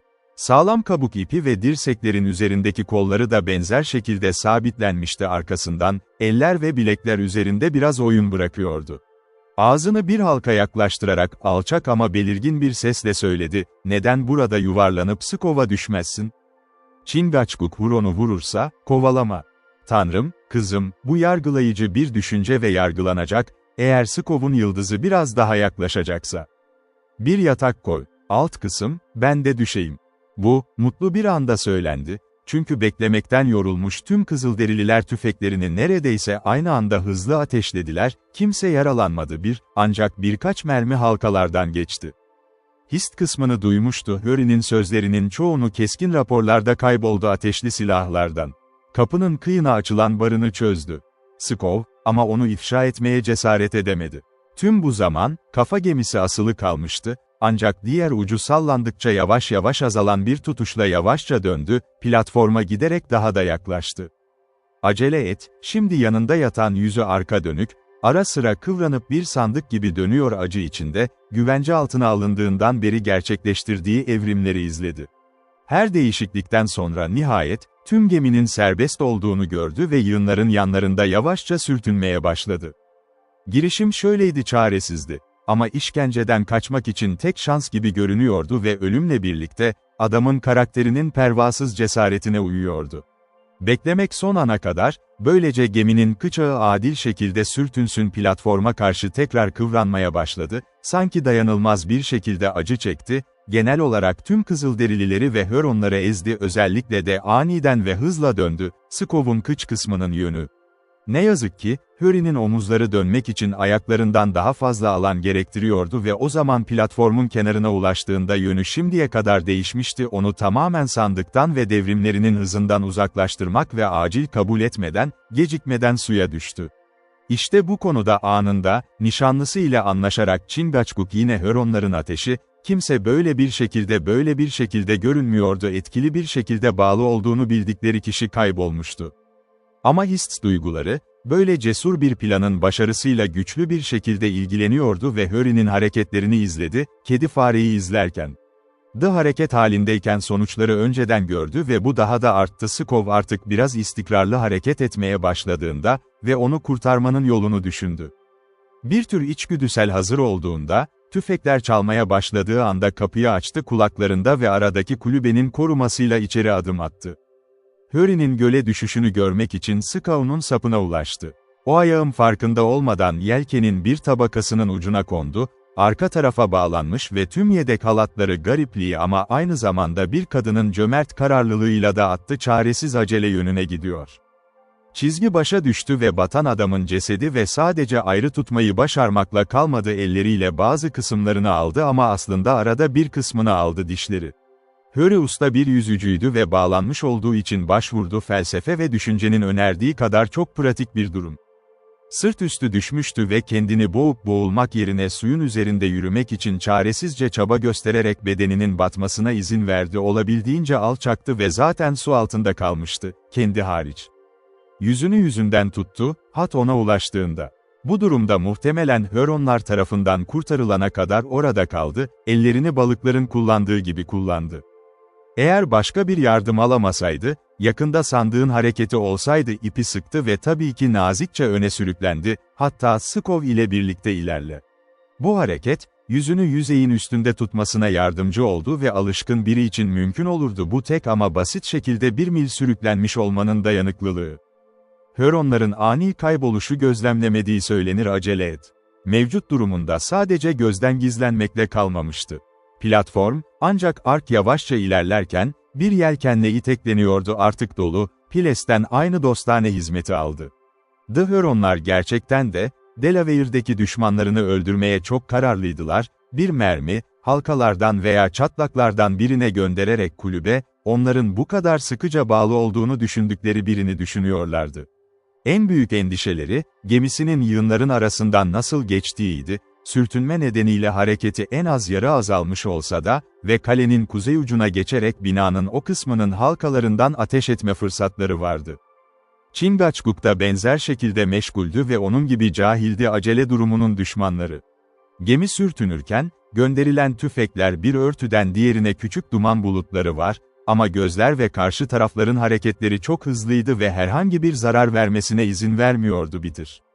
Sonunda bir taraf utanç yaşadı, diğer taraf ise Skov'un yığınlardan tamamen uzaklaştığını izlemenin keyfi, hemen uzaklaştı, madde hızlanarak kuzey. Chingachgook şimdi önce Hist'ten acelenin kritik durumunu öğrendi. Onların kişiliğini geminin kıçında ortaya çıkarmış olması kesin ölüm vardı. Ama neyse ki adamın tutunduğu çarşaf yelkenin dibine doğru ilerledi. Delaware, gevşemeyin yollarını buldu arka delikten ve Hist, ki bu amaçla zaten öndeydi, hemen ipi çekmeye başladı. Bu anda Hurry çekiyordu 50 ya da 60 feet geride, suyun üzerinde sadece yüzü vardı. Kendisi kaleden ve ilk fark edildiği yığınlardan dışarı sürüklendi Huronlar tarafından, korkunç bir bağırış çıkarıp ateş başlattılar, ne olursa olsun yüzen kütle olarak adlandırılabilir. Aynı anda Hist ipi ileriye çekmeye başladı, bu durum muhtemelen Hurry'nin hayatını kurtardı, kendi kendine sahip olma ve sınır sayesinde hazırlık. İlk mermi suya doğrudan isabet etti, genç devin geniş göğsü saf elementin aracılığından görünüyordu ve ateşlendiği açıdan kalbini delebilirdi daha az akut. Ancak gölü delmek yerine, gölün içinden baktı. Pürüzsüz bir yüzey yükseldi ve kulübenin yakınındaki kütüklerin arasına gömüldü. Chingachgook'un bir dakika önce kendini gösterdiği yer, hattı kıletten temizlemek. Bir ikinci, bir üçüncü, bir dördüncü kurşun geldi, hepsi suyun aynı direnciyle karşılaştı Rushri, göle vurdukları darbelerin şiddetini mantıklı bir şekilde hissetti, öyle hemen üstünde, göğsüne çok yakın. Hatalarını keşfeden Huronlar şimdi planlarını değiştirdi ve açık yüze nişan aldı, ama tarafından bu sefer Hist ipi çekiyordu, hedef ilerledi ve ölümcül füzeler hala suya düşüyordu. Bir an sonra ceset sürüklendi, Skov'un sonunu geçti ve saklandı. Delaware ve geçmişte, kulübenin altında mükemmel çalıştılar ve daha kısa sürede anlatması gerekiyor, Harry'nin devasa gövdesini oraya taşımışlardı, işgal ettiler. Chingachgook keskin bıçağıyla hazır durdu ve Skov'un kenarından eğilerek kısa sürede kabukları birleştiren kabuğu kesti, sınırcıların uzuvları. Onu kenara kadar yükseltmek için tekne ve ona girmesine yardım etmek daha kolay değildi. Çünkü Hurry'nin kolları hala neredeyse işe yaramazdı. Ama ikisi de zamanında bitti, özgür adam sendeleyerek öne çıktı ve yorgun ve çaresiz şekilde Skov. Burada onu gücünü ve hak ettiği duyguyu geri kazanması için bırakacağız kan dolaşımı ve olayların anlatımına devam ederken o kalabalık o kadar hızlı üzerimize geldi ki, erteleme izin veremeyecekti. O an Huronlar Rushri'nin cesedini gözden kaybettiler, ortak bir bağırış yaptılar, hayal kırıklığı yaşadı ve en aktif 3 kişi tuzağa düşürdü ve kanoya girdi.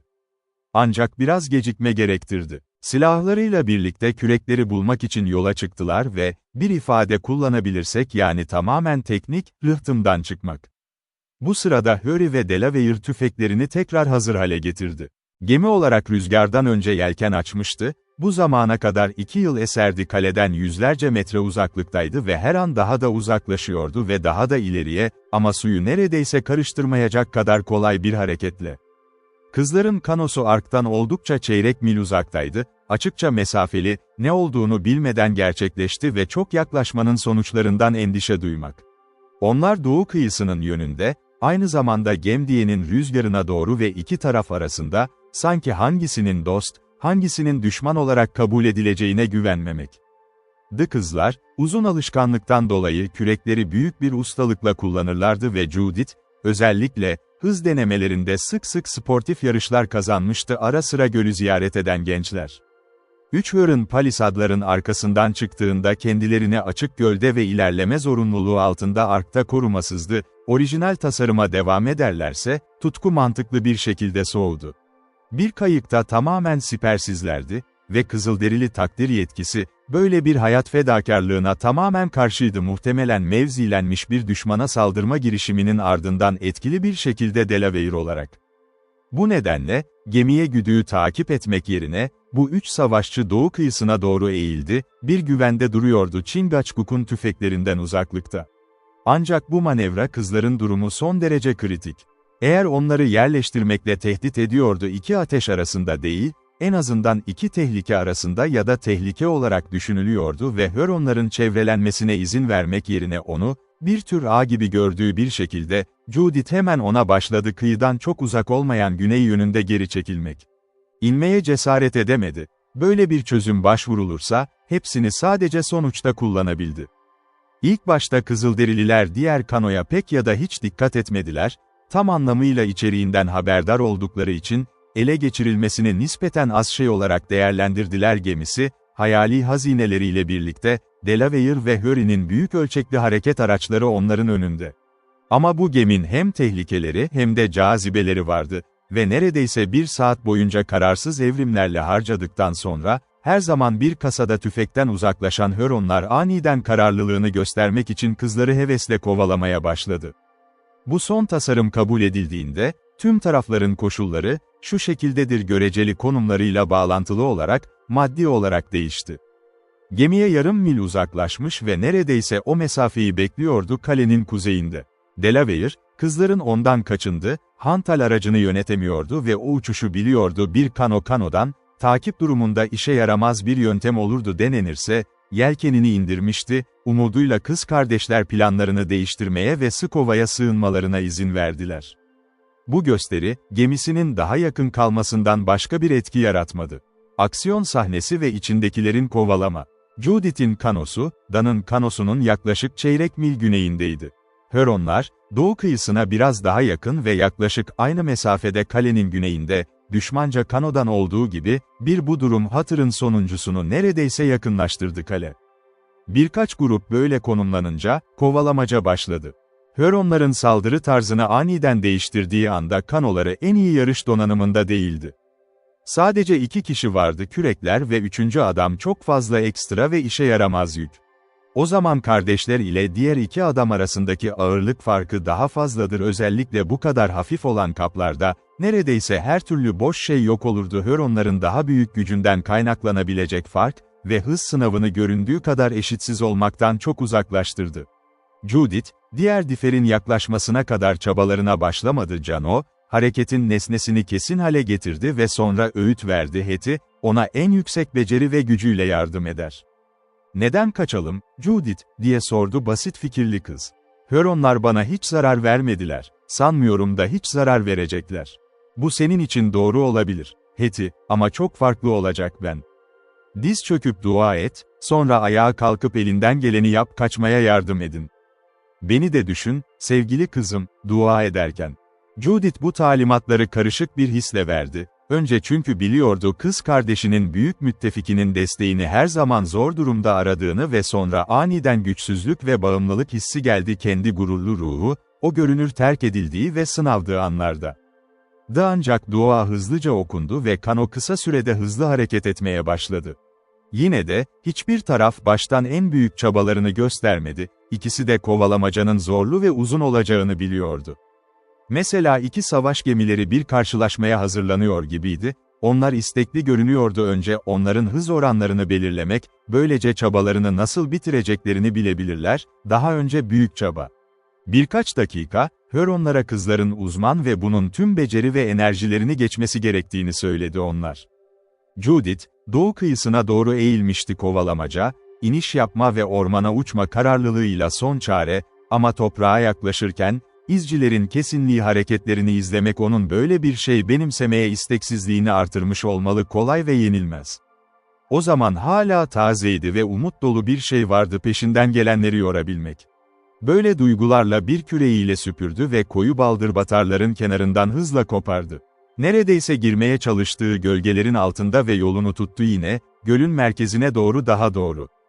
Bu anlık bir anda geldi Huronların ilerlemesi için avantajlı bir durum oldu. Çünkü bu onlara tüm güçleri verdi çarşafın genişliği ve bu da en geniş kısmında, hemen kaçaklar ile arasına girdikleri gibi. Kanolar şimdi uçuyordu, Judith, büyük çevikliğiyle istediğini güçle telafi ediyor ve kendi kendine emre Yarım mil boyunca Kızılderililer malzeme kazanmadı, avantaj, ama bu kadar büyük çabanın dakikalar boyunca devam etmesi makul bir şekilde ilgili herkesi etkiledi. Burada Kızılderililer bir çözüme başvurdu, bu, gruplarından birine nefes alması için zaman kazandırmalarını sağladı, böylece kayma ellerinden ele kürekler atıyorlar, üstelik mantıklı bir şekilde rahatlamadan çabalarını. Judith ara sıra arkasına baktı ve bunun bir yolunu gördü, pratik yaptı. Bu durum onun hemen sonuca güvenmemesine neden oldu, çünkü dayanıklılık güçleri, aşağıdaki kişilerin gücüne karşı dayanacak değildi, birbirlerini rahatlatma yolları vardı. Yine de devam etti, hayırlamasına izin vermedi, değişikliğin hemen ardından çok görünür sonuçlar ortaya çıkardı. Hintliler henüz kızlara 2 kişiden daha yaklaşamamıştı 100 yard, ancak denizcilerin, arkalarında, adlandırdığı şeylerdi veya aynı su izinin üzerinden geçerken doğrudan bir hat içinde. Bu takipçiliği teknik olarak, sert kovalamaca, olarak adlandırılan bir şekilde yaptı, bu da deyim yerinde, uzun bir kovalamaca, bunun anlamı şudur ki sonuç olarak partilerin göreli konumlarında hiçbir değişiklik belirgin değildir hariç, en yakın olası yaklaşımda doğrudan kazanç olan bir şey. Bu tür kovalamacanın, uzun olduğu kabul edilse de, Judith Huronların mantıklı bir şekilde yaklaştığını algılayabiliyordu ve daha yakındı, gölün merkezine ulaşmadan önce. O bir kız değildi, umutsuzluğa kapılmaya başladı. Ama bir an teslim olmayı düşündü, Deersleyer'ın olduğunu bildiği kampa taşınma dileği bir esir, ama umduğu imkanlarla ilgili düşünülen unsurlar serbest bırakılması için hemen müdahale edebilecek durumda, onu yeniden çabalamaya teşvik etmek için bir karar. Orada biri olsaydı mıydı, iki kanonun ilerlemesini gözlemlemek için Judith'in kanosunu görmüş olurdu, peşinden gelenlerden hızla uzaklaştı, kız ise ona taze veriyordu hızını sürdürürken, zihni kendi tutkuyla ve cömert planlar. Oran farkı gerçekten çok önemliydi, sonraki 5 dakika boyunca iki kanodan arasına giriyor, Huronlar tüm güçlerinin uygulanması gerektiğine inanmaya başladılar, yoksa uygulanacaklardı, kadınlar tarafından şaşkınlığa düşmenin utancını çekin. Büyük bir çaba gösteriyor, böyle bir inancın yarattığı utanç altında, en güçlülerinden biri partileri, onun küreğini aldığı anda kırdı, bir yoldaşın onu rahatlatması için bir el. Bu hemen konuyu çözdü, bir 3 adam taşıyan ve sadece bir kürek tamamen kullanılamayan kanoda Thomas Hatter'ın kızları gibi kaçakları yakalamak için. "İşte Judith," diye bağırdı Hetty, kazayı gören kişi, "umarım şimdi sen de dua etmenin faydalı olduğunu kabul edecek. Huronlar bir kürek kırdı ve bizi asla geçemez." "Asla inkar etmedim, zavallı Hetty, bazen de ruhumun acısıyla dilek diliyorum, kendim daha çok dua etmiş ve güzelliğimi daha az düşünmüş olmuşum. Dediğin gibi, artık güvendeyiz ve biraz güneye gidip nefes almamız yeterli." Bu yapıldı, düşman takibini bırakıyor, sanki bir gemi gibi kazanın yaşandığı anda önemli bir spar kaybetmişti. Yerine Judith'in kanosunu takip ediyordu, kano şimdi suyun üzerinde hafifçe süzülüyordu, güneyde ise Huronlar yaylarını kaleye çevirdi ve burada kısa süre sonra vardılar ve indiler. Kızlar, yedek kürekler geldiğinden korktular, binaların içinde veya çevresinde bulunabilirdi, devam ettiler ve durmadılar ta ki düşmanlarından o kadar uzaklaşana kadar ki onlara her fırsatı veriyorlar. Kaçmak, eğer kovalamaca yenilenirse. Görünüşe göre vahşiler böyle bir plan yoktu. Ama bir saat sonunda kanoları doldu, adamlarla birlikte kaleyi terk edip kıyıya doğru yönlendirildiği görüldü. Kızlar yiyeceksizdi ve şimdi binalara ve ark manevralarından nihayet karar verdikten sonra sonuncu arkadaşları içeriyordu. Kalenin terk edilmiş gibi görünmesine rağmen, Judith ona yaklaştı, son derece dikkatli olmalı. Gemiye artık kuzeye doğru oldukça 1 mil uzaklıktaydı, ancak binalara doğru süpürülüyor ve bu da düzenli olarak Judith'i tatmin eden bir hareket, küreklerde beyaz bir adam vardı. Bir binanın 100 metresi boyunca kızlar onu çevrelemeye başladılar, böylece boş olduğundan emin ol. Yakında hiçbir kano yoktu ve bu onları cesaretlendirdi, yığınların etrafından dolanıp ulaşana kadar daha da yaklaştılar platform. "Eve girmişsin, Hetty," dedi Judith, "ve vahşileri görmüşsün, gitmiş. Sana zarar vermeyecekler, eğer hala buradaysa, sen de alarmı verebilir. Savunmasız bir zavallı birine ateş edeceklerini sanmıyorum kız ve en azından kaçabilirim, ta ki aralarına gitmeye hazır olana kadar kendi isteğimle." Hetty istediği gibi yaptı, Judith platformdan birkaç metre uzakta çekildi. Kardeşi hemen kaçmak için iniş yaptı. Ama sonuncusu gereksiz, Hattie iletişim kurmak için geri dönene kadar 1 dakika bile geçmedi, her şey güvendeydi. Tüm odalarda bulundum, Judith, dedi Judith içtenlikle, ve onlar boş, sadece babamın, kendi odasında, uyuyor, ama değil dilediğimiz kadar sessizce. Babaya bir şey oldu mu, diye sordu Judith, ayağı değdiğinde platform, hızlı konuştu, çünkü sinirleri öyle bir durumdaydı kolayca alarma atar. Hattie endişeliydi ve isteksizmiş gibi gizlice etrafına baktı, bir çocuk dışında herkes, onun anlatması gerekenleri duymalı, hatta o da bunu aniden öğrenmeliydi. Bazen baba nasıl olur biliyorsun, Judith, dedi, ne zaman içkiye kapılmışken, ne söylediğini ya da ne yaptığını her zaman bilmiyor ve şimdi içkiye dolup taşmış gibi görünüyor. Bu garip, vahşiler onunla birlikte içip sonra gider miydi? Arkasında mı? Ama böyle bir çocuğa tanık olmak bir çocuk için ağır bir manzara. Hattie, bir ebeveyn olarak başarısız olursan, uyanana kadar ona yaklaşmayacağız. Ancak iç odadan gelen bir inleme bu kararı değiştirdi ve kızlar, bulmaları alışılmadık bir şey olan bir ebeveyne yaklaştılar, bir adamı kaba seviyeye indiren bir durumda. Oturmuştu, dar odanın bir köşesinde omuzlarını destekleyerek uzanıyordu, açı ve başı ağır ağır göğsüne düştü. Judith ilerledi ani bir dürtüyle ve çok düşük bir şekilde basılmış bir kanas şapkasını çıkardı, başını yüzünü gizleyecek kadar vardı, hatta omuzları dışında her şeyini.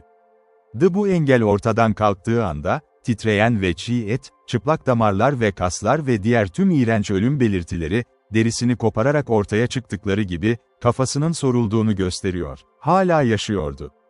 Okuyucu, kızların yaşadığı dehşeti hayal etmelidir, beklenmedik şekilde, önünde sergilenen şok edici manzarayı izledi. Judith ve Esther'in gözleri, son bölümün sonunda anlatıldığı gibi. Biz ilk duyguları, ilk evladlık saygısını ve anlatıya devam edin, çoğunu anlatmak yerine hayal ederek sahnenin iğrenç özellikleri. Parçalanmış ve yırtığı baş bağlanmıştı yukarıda, uygunsuz kan yüzünden silindi, diğeri görünüş ve özen gerektiren cihazlara başvuruldu ve orada davanın daha ciddi koşullarını araştırma zamanı gelmişti. Gerçekler tüm detaylarıyla yıllar sonra biliniyordu, basitçe öyleydiler, ama burada da akraba olabilirler, çünkü bu bir şekilde yapılabiliyor birkaç kelime. Hüronlarla mücadelede Hatır, yaşlı savaşçının bıçağı, kolları çıkarmak için takdir yetkisini kullanmıştı kendisi hariç. Güçlü düşmanı, bıçağı tarafından sertçe itilmek meseleyi çözmüştü. Bu, kapı açıldığı anda gerçekleşti ve daha önce anlatıldığı gibi, Hauri platforma fırladı. Bu hiçbir tarafın sonraki bölümde görünmemesinin sırrı mücadele, Hatır'ın kelimenin tam anlamıyla sakat bırakılması ve Fatih'in kendisi olması etrafında kan izleriyle görünmekten utanıyordu, çünkü genç savaşçılarını gerekliliğe ikna etmek için çok sayıda emir vardı.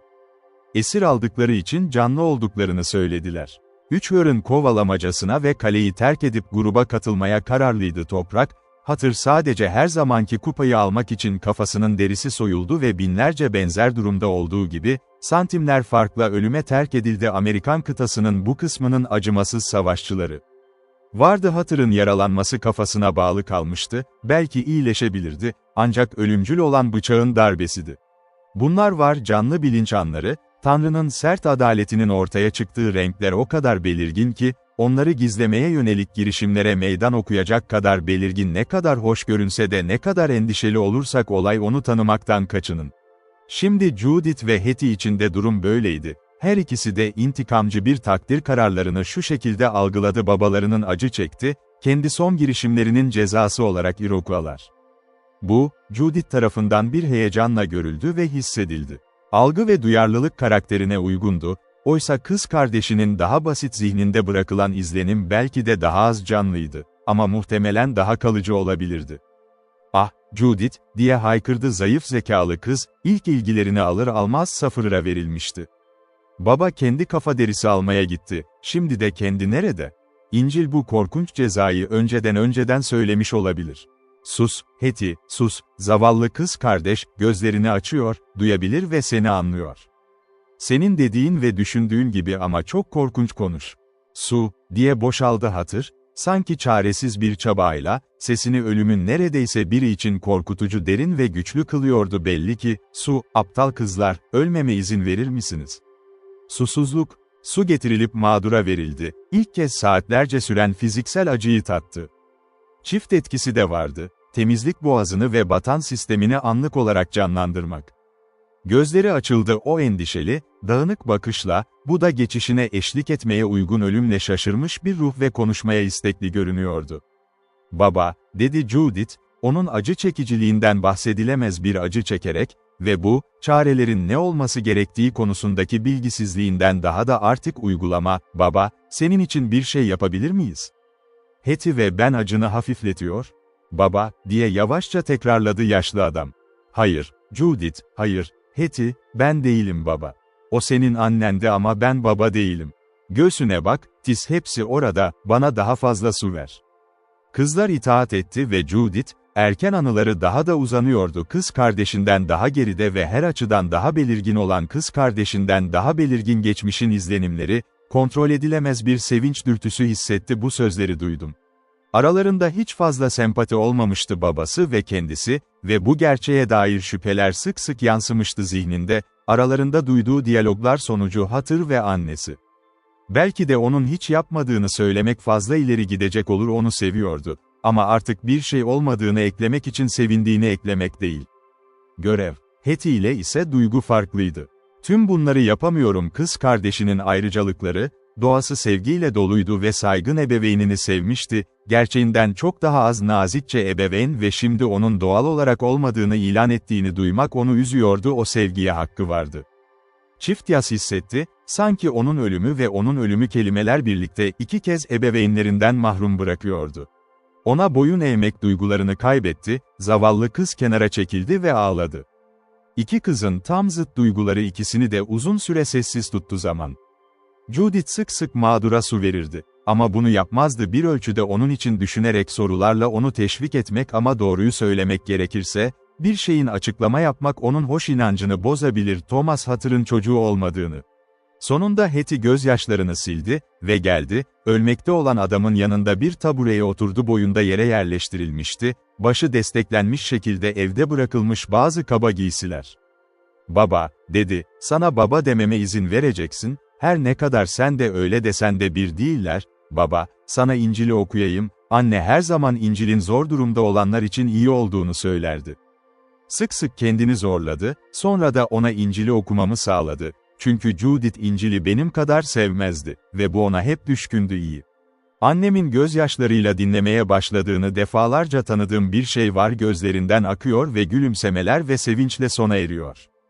"Ah, baba, sen İncil'in ne kadar iyi olabileceğini bilmiyorum, çünkü hiç denemediniz. Şimdi, bir bölüm okuyorum, kalbinizi yumuşatacak, çünkü yumuşatıyor onların kalpleri." Zavallı Hetty ise erdemlerine büyük saygı ve inanç duyuyordu. Kutsal kitabı ise zekası tam anlamıyla takdir edemeyecek kadar yüzeyseldi, güzelliklerini ya da derin ve bazen gizemli bilgeliğini anlamak için.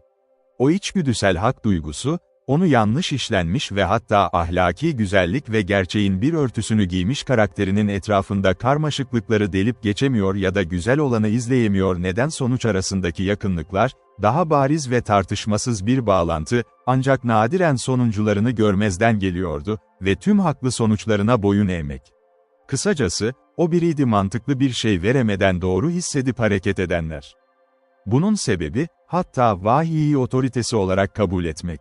Seçmeleri bu nedenle, genellikle sadeliğiyle ayırt edilirdi, kendi zihninin görüntülerini barındırdığı için sıkça işaretleniyordu ve daha yüksek ahlaki gerçekler için duyulabilir şeyler. O harika kitabın sayfaları bolca ve ilahi kökenine değinmeden bile eşsiz, zengin bir eser olarak en derin felsefeyi, en asil dilde ifade edilmişti.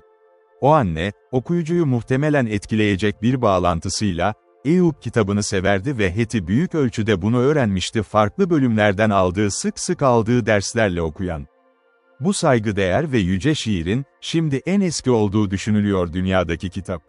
Bu sefer zavallı kız ona itaatkar oldu, eğitimi ve kutsal cildin o bilinen kısmına döndü, deneyimli avukatın kendi savunmasını açıkça belirteceği hazırlıkla hukuki bilgelik depolarından yetkililer.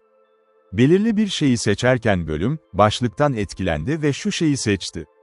İngilizce versiyonumuzda, "Job excused his desire of death" olarak yer alıyor.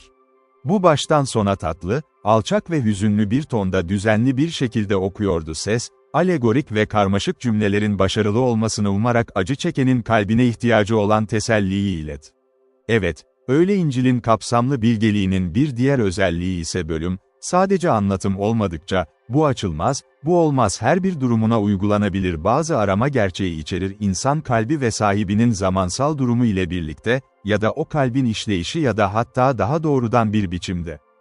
Bu konuda örneğin, açılış cümlesi, belirlenmiş bir zaman yok mu insana dünyada? Şaşırtıcıydı ve Heti devam ederken Hatır şöyle dedi, ya da kendi dünyasına birçok aforizma ve figür uygulayabileceğini hayal ediyordu ve zihinsel durum. Hayat hızla sönerken, zihin hevesle ona tutunur umutsuzlukla tamamen ezilmediğinde umut. Ciddi sözler, ben günah işlemiş, sana ne yapacağım, ey insanları koruyan. Neden beni kendine bir işaret olarak koydun, böylece kendime bir yük oldum, Hatır'e diğerlerinden daha belirgin bir şekilde vurdu ve çok belirsiz olsa da. Küt duygularından ve karmaşık zihninden biri ya hissetmek ya da hissetmek için tam anlamıyla doğrudan bir uygulama vardı kendi halini bu duruma getirdi, bu da onu onların altında irkitti. Şimdi daha iyi hissetmiyor musun, baba, diye sordu Heti, sesi kapatarak. Annem İncil'i okuduğunda her zaman daha iyiydi. Su, diye karşılık verdi Hatır, bana su ver, Judith. Acaba benim dil her zaman çok sıcak olacak. Heti, İncil'de bir şey yok mu cehennem ateşinde yanan bir adamın dilini soğutmak hakkında? Judith şaşkınlıkla arkasını döndü. Ama Heti hevesle geçidi aradı, ki vicdanı ezilen kendi açgözlülüğünün kurbanına yüksek sesle okudu özlemler. İşte bu, zavallı Heti, evet, bu kadar. Dilim soğumak istiyor, şimdi, ne bundan sonra mı olacak? Bu çağrı, Heti'nin hazır cevabı olmadığı için güvenen Heti'yi bile susturdu umutsuzlukla dolu bir itiraf için. Su, mümkün olduğunca acı çekenleri rahatlatmak, vermek kardeşlerin gücündeydi ve zaman zaman hastanın dudaklarına sunulurdu, istediği gibi. O, Judith bile dua etti. Heti için ise, onun babasının mesajlarını dinlemesi için yapılan çabalar artık ödüllendirilmiyordu. Başarıyla yanına diz çöktü ve inançla şu sözleri tekrarladı: kurtarıcı, insan dilekleri için bir model olarak onu geride bırakmıştır. Bu o devam etti, arada bir hareket gibi göründüğü sürece ölen adama fayda sağlayabilir. Ancak Hatır, kızlar onu ilk bulduklarında mümkün olduğuna inanmışlardı. Bazen konuşuyordu anlaşılır şekilde, ama dudakları sık sık hareket ederek öyle sesler çıkardı zihnine belirgin bir izlenim taşımazdı. Judith dikkatle dinledi ve, koca, ölüm, korsan, kanun, saç derileri ve benzer öneme sahip birkaç başka şey vardı. Ancak anlatacak bir cümle yoktu. Kullanıldıkları kesin bağlantı. Yine de yeterince iyiydiler, kulağı tüm kulaklarından kaçmamış biri tarafından anlaşılması için ifade edici. Bu söylentiler ve saygın babasının itibarını zedelemesine yol açmıştı ve kavrayışı yeteneği kadar hızlı bir şekilde biliniyordu. Acı dolu saat boyunca hiçbir kişi kız kardeşler onu Hüronlardan yeterince söylerdi ve onların dönüşünden korkarlardı. O sanki ıssızlıkları ve kederi onları tehlikenin önüne koyuyordu. Böyle bir kesinti ve sonunda kürek sesleri duyulduğunda, hatta düşmanı yakalamak için tek başına bir sebebi olan Judith başlamadı, ama hemen gemisinin yakın olduğunu anladı.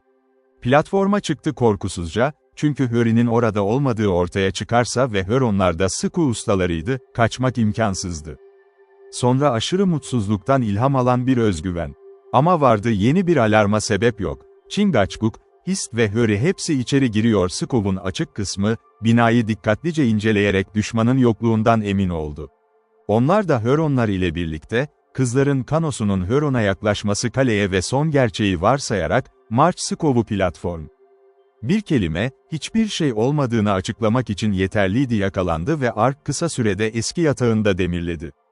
Judith babasının durumu hakkında tek kelime etmedi. Ama acele et, onu o kadar iyi tanıyordu ki bir şeyin normalden daha fazlası olduğunu anlamamak yanlış. Yolu o gösterdi, ama kendinden emin ve cesur tavrından daha azından.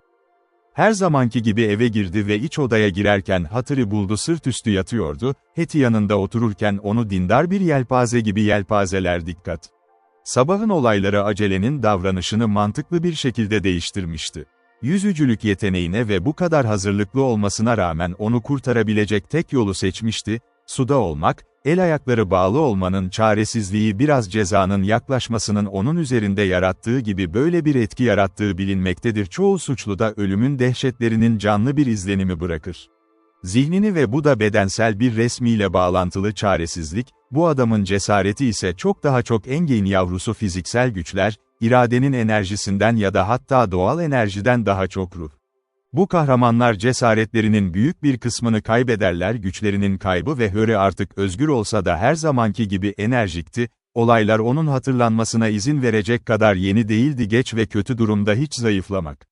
Bir yüzyıl yaşasaydı, içinde bulunduğu birkaç önemli dakikanın yaşandığı olaylar Lake karakteri üzerinde azarlayıcı bir etki yaratırdı. Eğer yapmasaydı her zaman tavrında. Harry, merhum ortağını bu işte bulduğunda sadece şok olmuştu, çaresiz bir durumdu, ama çok şaşırdı.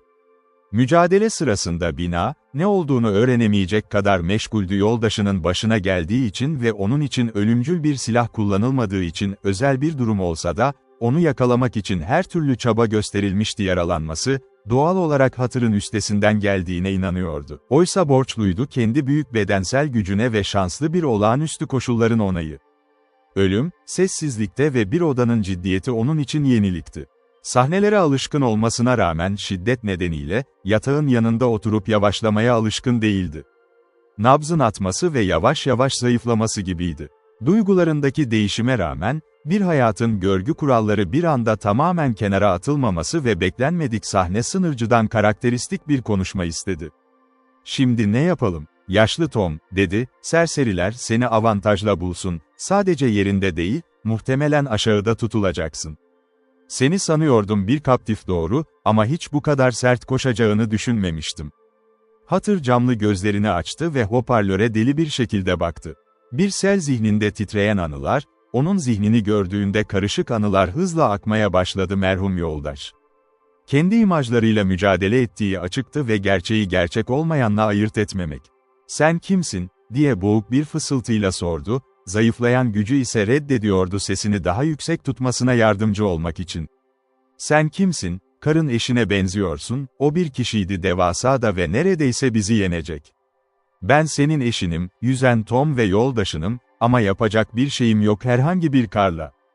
Şimdi yaz ve Harry March her zaman tepeleri bırakıyor." Donlar başladıktan kısa bir süre sonra, uygun olduğu gibi.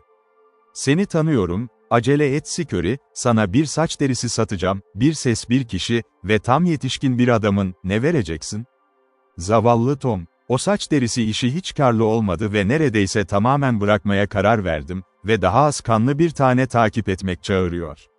"Saç derin var mı? Benimki gitti, bir kafa derisi mi?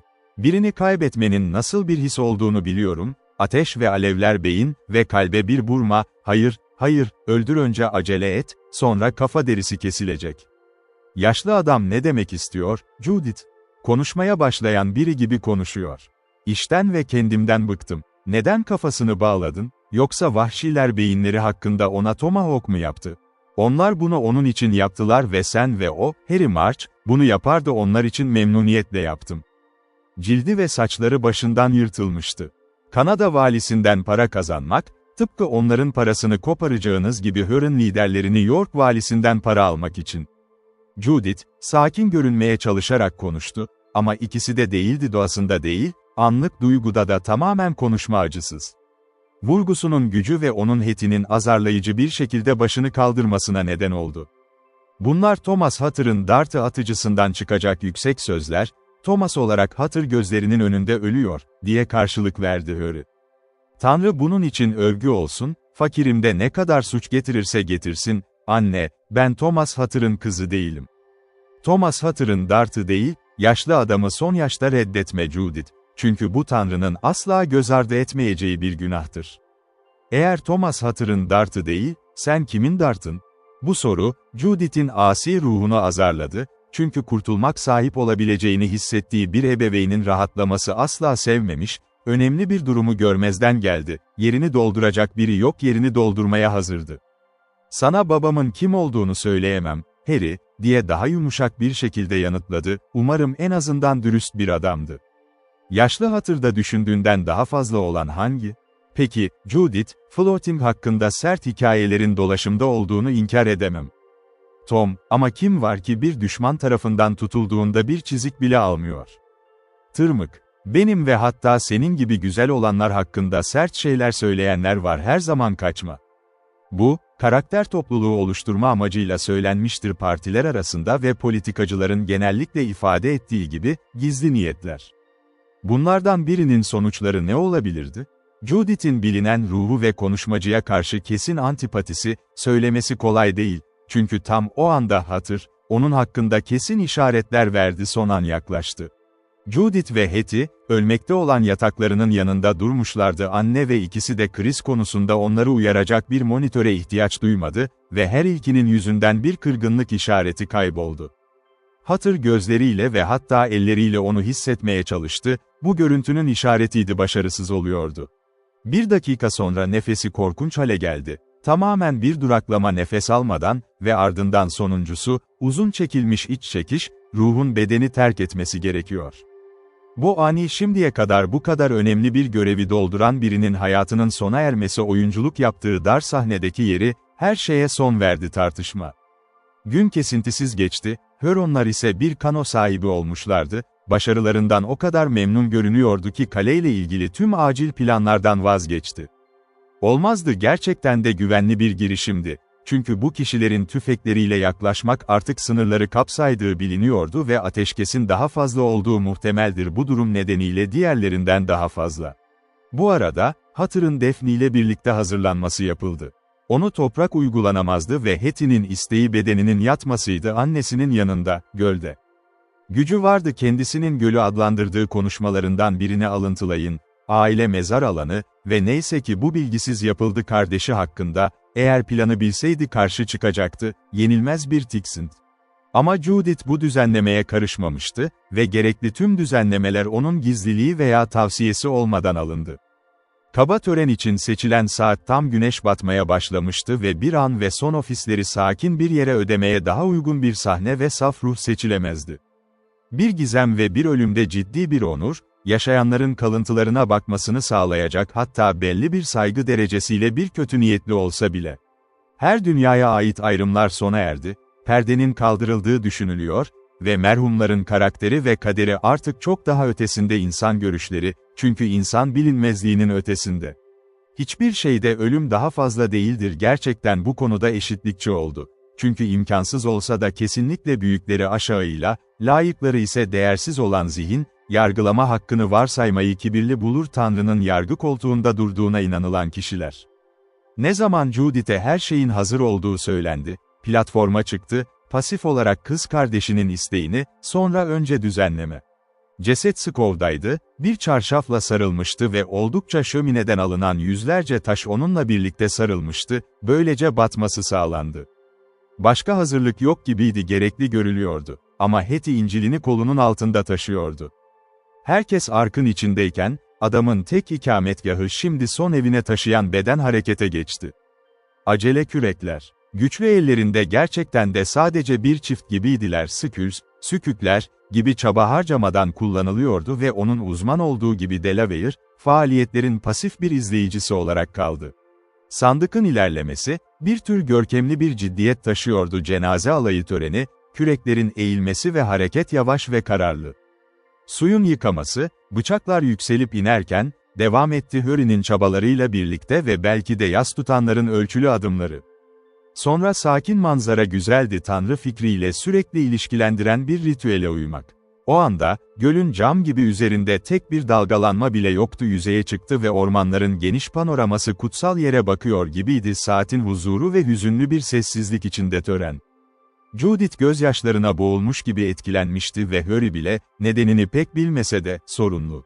Hetty dışarıdaki sakinlik belirtilerini korudu. Ama onun içsel yas, kız kardeşinin sevgi dolu bir yüzünden çok daha fazlaydı, kalbi, alışkanlık ve uzun bir ilişkiden daha çok seviyordu, alışkanlıktan ziyade duygu ve zevk bağlantıları. Dini umutla ayakta tutuldu, ancak, onun basit zihninde genellikle o dünyevi alanı kaplıyordu, Judith'in duygularını doldurdu ve onun beklentisi vardı, ilahi gücün açıkça bir tezahür ettiğini görmek, böyle bir durumda ciddi bir şekilde. Yine de ne mistik ne de abartılıydı, onun zihinsel aptallık ikisini de reddediyor. Yine de düşünceleri genellikle çok yoğundu, daha iyi bir dünyanın saflığından ki bunu kolayca yapması dünyayı tamamen unutmak ve sadece cenneti düşünmek. Geçmiş ciddiydi, dikkatli ve ilgiliydi, çünkü sık sık solgun yüzler, ama asla bu kadar tuhaf olacağına söz veren biri değildi. Delaware ise ciddi ve gözlemci olmasına rağmen, tavrında soğukkanlı ve sakin. Hattie pilot olarak görev yaptı, Hurry'e nasıl ilerlemesi gerektiğini ve o yeri bulmasını söyledi, annenin mezarı, dediği göl. Okuyucu hatırlar ki kale, Kay'ın güney ucunda yer almaktadır.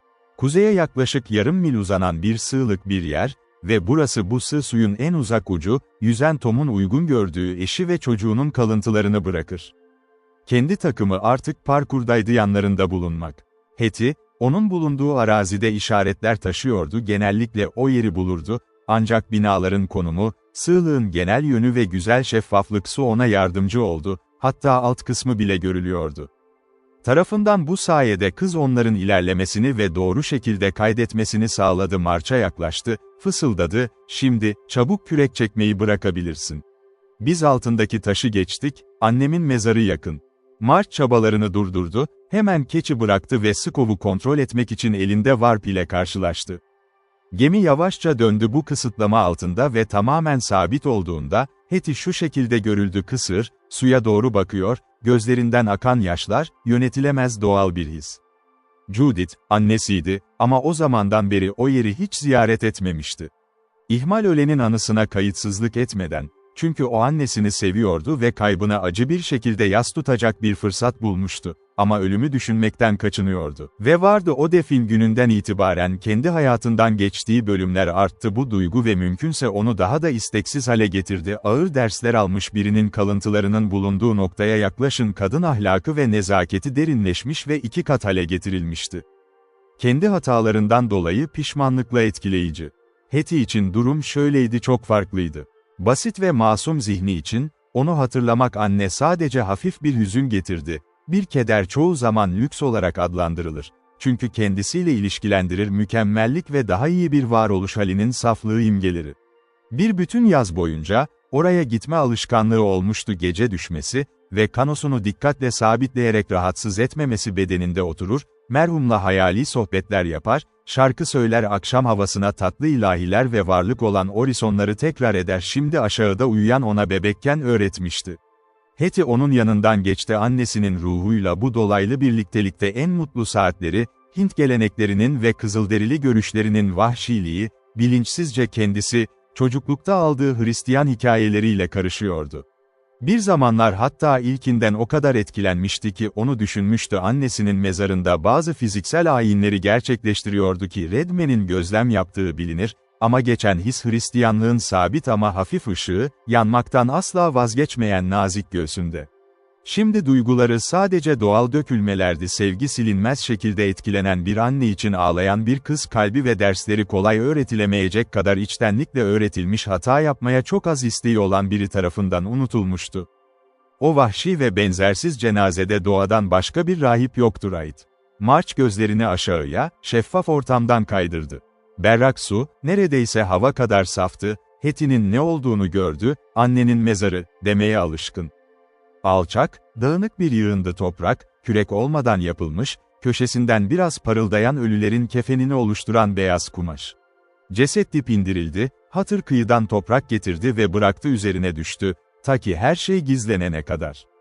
Bu durumda yer suların hareketiyle tek bir işaret ortaya çıkana kadar kaldı. Az önce bahsedilen spotun kullanımları. En kaba ve kavga edenler bile bir törenle cezalandırılır cenaze. March, sesini kaba bir şekilde kullanmaya hiç niyeti duymadı, salgınlar nedeniyle üstlendiği görevi tamamlamaya niyetliydi, düzgün bir ayıklık. Belki de ortaya çıkan intikamı düşündü merhum yoldaşına karşı ve ona o korkunç tehlikeyi düşündü, kendi hayatı son zamanlarda yere konmuştu. Judith'e her şeyin hazırdı, ilerlemesi için talimatlarını aldı ve başka bir şey yoktu, kendi büyük gücünden daha çok asistan, cesedi kaldırdı ve taşıyordu. Skov'un sonu. Bir ipin 2 parçası bacakların altından geçiriliyordu ve omuzlar, tabutların altına konuldu ve sonra ceset gölün yüzeyinin altına yavaşça indirildi. "Orada değil, Harry." March, "Hayır, orada değil," dedi Judith, titreyerek istemsizce, "annenin yattığı yere bu kadar yakın indirme." "Neden olmasın, Judith?" diye sordu Hetty içtenlikle. "Hayatta birlikte yaşadılar ve ölümünde birlikte yatmalılar." "Hayır, hayır, Harry March, daha uzak, daha uzak." Zavallı Hetty, "Ne dediğini bilmiyorsun. Bunu bana bırak. Zayıf zekalı olduğumu biliyorum, Judith, ve senin zekisin, ama kesinlikle bir koca, bir eşin yanına yerleştirilmelidir. Annem hep böyle derdi, Hristiyan kilise bahçelerinde böyle gömülüyorlar."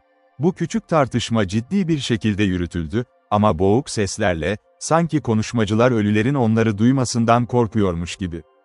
Judith böyle bir anda kız kardeşiyle mücadele etmek değil, önemli bir jest March'ı bedenini biraz daha aşağı indirmeye ikna etti. Eşi, kordonları çektiğinde ve eylem gerçekleştirildi. "Yüzen Tom'un sonu geldi," diye bağırdı Howluk, skova üzerine eğilerek ve suyun üzerinden cesedine bakıyordu. Cesur bir yoldaştı, izci ve tuzaklarla dikkat çekici bir el. "Ağlama, Judith, ağlama, yenil, Hetty, çünkü en doğru olanlarımız ölmeli ve zaman gelir, ağıtlar ve gözyaşları ölüleri hayata dirinemez. Senin baba senin için kayıp olacak, şüphesiz. Çoğu baba kayıptır. Özellikle evli dartırse, ama bu kötülüğü iyileştirmenin bir yolu var ve ikiniz de çok genç ve yakışıklısınız, uzun süre yaşayamayacak kadar uzun yaşamıyorsunuz." Dürüst ve sahte bir adamın ne yapması gerektiğini duymak hoş olduğunda Judith, "Seninle biraz konuşmak isterim, ayrı ayrı." Judith, Harry'nin bu kaba teselli girişimine neredeyse hiç dikkat etmemişti, gerçi genel yönünü mutlaka anlıyordu ve katlanılır bir şekilde yöntemi hakkında doğru bir fikir. Onu hatırlayınca ağlıyordu, annenin erken şefkati ve uzun zamandır unutulmuş derslerin acı verici görüntüleri ve ihmal edilmiş ilkeler zihnini dolduruyordu. Acele sözleri, ancak onu günümüze geri çağırdı ve ani ve mevsimsiz olarak önemlilerdi, o hoşnutsuzluk belirtilerini ortaya çıkarmadılar. Kızın karakterinden bekleyebilirdim. Aksine, o aniden bir fikir aklına gelmiş gibi görünüyordu, bir an dikkatle baktı genç adama, gözlerini kuruttu ve diğer ucuna doğru yol gösterdi. Skov, onun peşinden gitmesini istediğini gösteriyordu. Burada oturdu ve March'ın yanına geçmesini işaret etti. Karar ve tüm bunların samimiyeti onu biraz korkuttu. Arkadaş oldu ve Judith konuyu kendisi açmayı gerekli buldu. "Bana evlilikten bahsetmek istiyorsun, Harry March," dedi, "ve ben konuştum, buraya gel, ailemin mezarının üzerine, nasıl olur, hayır, hayır, bitmiş olabilir zavallı, sevgili annemin mezarı, söyleyeceklerini duymak için. Bu yaygındır ve bu akşam seninle çok huysuz davranıyorsun, Judith," diye yanıtladı Harry, sahip olmak istediğinden daha rahatsız bir şekilde, "ama gerçek gerçektir ve ortaya çıkacak, ardından gelecek olan olsun. İyi misin biliyor kızım, uzun zamandır seni en yakışıklı genç kadın sanıyordum, gözlerim hiç görmedim ve bu gerçeği de burada da gizli tutmadım. Göl, avcılar ve tuzakçılar arasında ya da yerleşimlerde. Evet, bunu daha önce duydum ve sanırım doğru," Judith ateşli bir sabırsızlıkla cevap verdi. Genç bir adam, herhangi bir genç kadının böyle bir diline sahip olduğunda, bu onun yanında tutacağını hesaplamak makul. Doğru, acele et, bana defalarca söylediğin tüm bunları. Eğer kabul edilirse, bir kadının da duymayacağını düşünüyorum sıkça. Hepsi bana cinsiyetinde böyle olduğunu, hiçbir şeyin olmadığını söylüyor, 100. kez tekrar etmekten daha çok memnun eder, onları ne kadar seviyorsun, yoksa güzelliklerinden bahsetmek için değil. Şüphesiz, çoğu zaman ikisini de seviyoruz. Ama bu nadir bir durum, an gibi, acele edin ve boş kelimeler çok serbestçe kullanılmamalı. Ben yapardım, daha çok senin açık konuşmanı duymak istiyorum. Kendi yoluna sahip olacaksın, Judith, ve sanırım hep olacaksın. Sana sık sık söyledim ki, seni diğer gençlerden daha çok sevdiğim kadın gidiyor, ya da hatta tüm genç kadınlardan daha iyi, ama Judith, sana hiç sormadığımı anlamış olmalısın, yukarı ve aşağı yatarmız, benimle evlenmek için. İkisini de gözlemledim, dedi kız, gülümsemesi zorlanıyordu, güzel bir ağız, benzersiz ve içine çeken niyetine rağmen yanaklarını kızarttı ve gözlerini parlak bir ışıkla parlattı. Neredeyse göz kamaştırıcı, ikisini de gözlemledim ve sonuncusunu düşündüm, Harry March gibi kararlı ve korkusuz bir adam için dikkat çekici. Bir sebep var, kızım, ve bu sebebi hala beni rahatsız ediyor, hayır, böyle kızarma ve ateşli görün, çünkü öyle düşünceler var her erkeğin zihninde uzun süre kalır, çünkü onun aklında kalacak kelimeler vardır Boğaz, ama sonra Egin, duygular üstün gelecek hepsini ve bu duygulara boyun eğmem gerektiğini düşünüyorum. Artık bir baba ya da anne Judith ve senin ve Hetty burada yalnız yaşayabilirdi, huzur olmasına izin vererek Iroquois'lılar sessiz, ama şu anki durumda, sadece aç kalmakla kalmaz, ikiniz de aç kalırsınız bir hafta geçmeden önce mahkumlar ya da kafası soyulmuştu. Artık bir şey düşünmenin zamanı değişmek ve bir koca ve eğer beni kabul edersen, geçmişteki her şey unutulur ve sonu vardır. Judith, sabırsızlığını bastırmakta zorlandı, ta ki bu kaba olana kadar. Bildirilen ve teklif yapıldı, ki bunu duymak istediği anlaşılıyordu ve şimdi ise onu bir isteklilikle dinliyordu ki bu muhtemelen heyecanlandırmış olabilir umudu.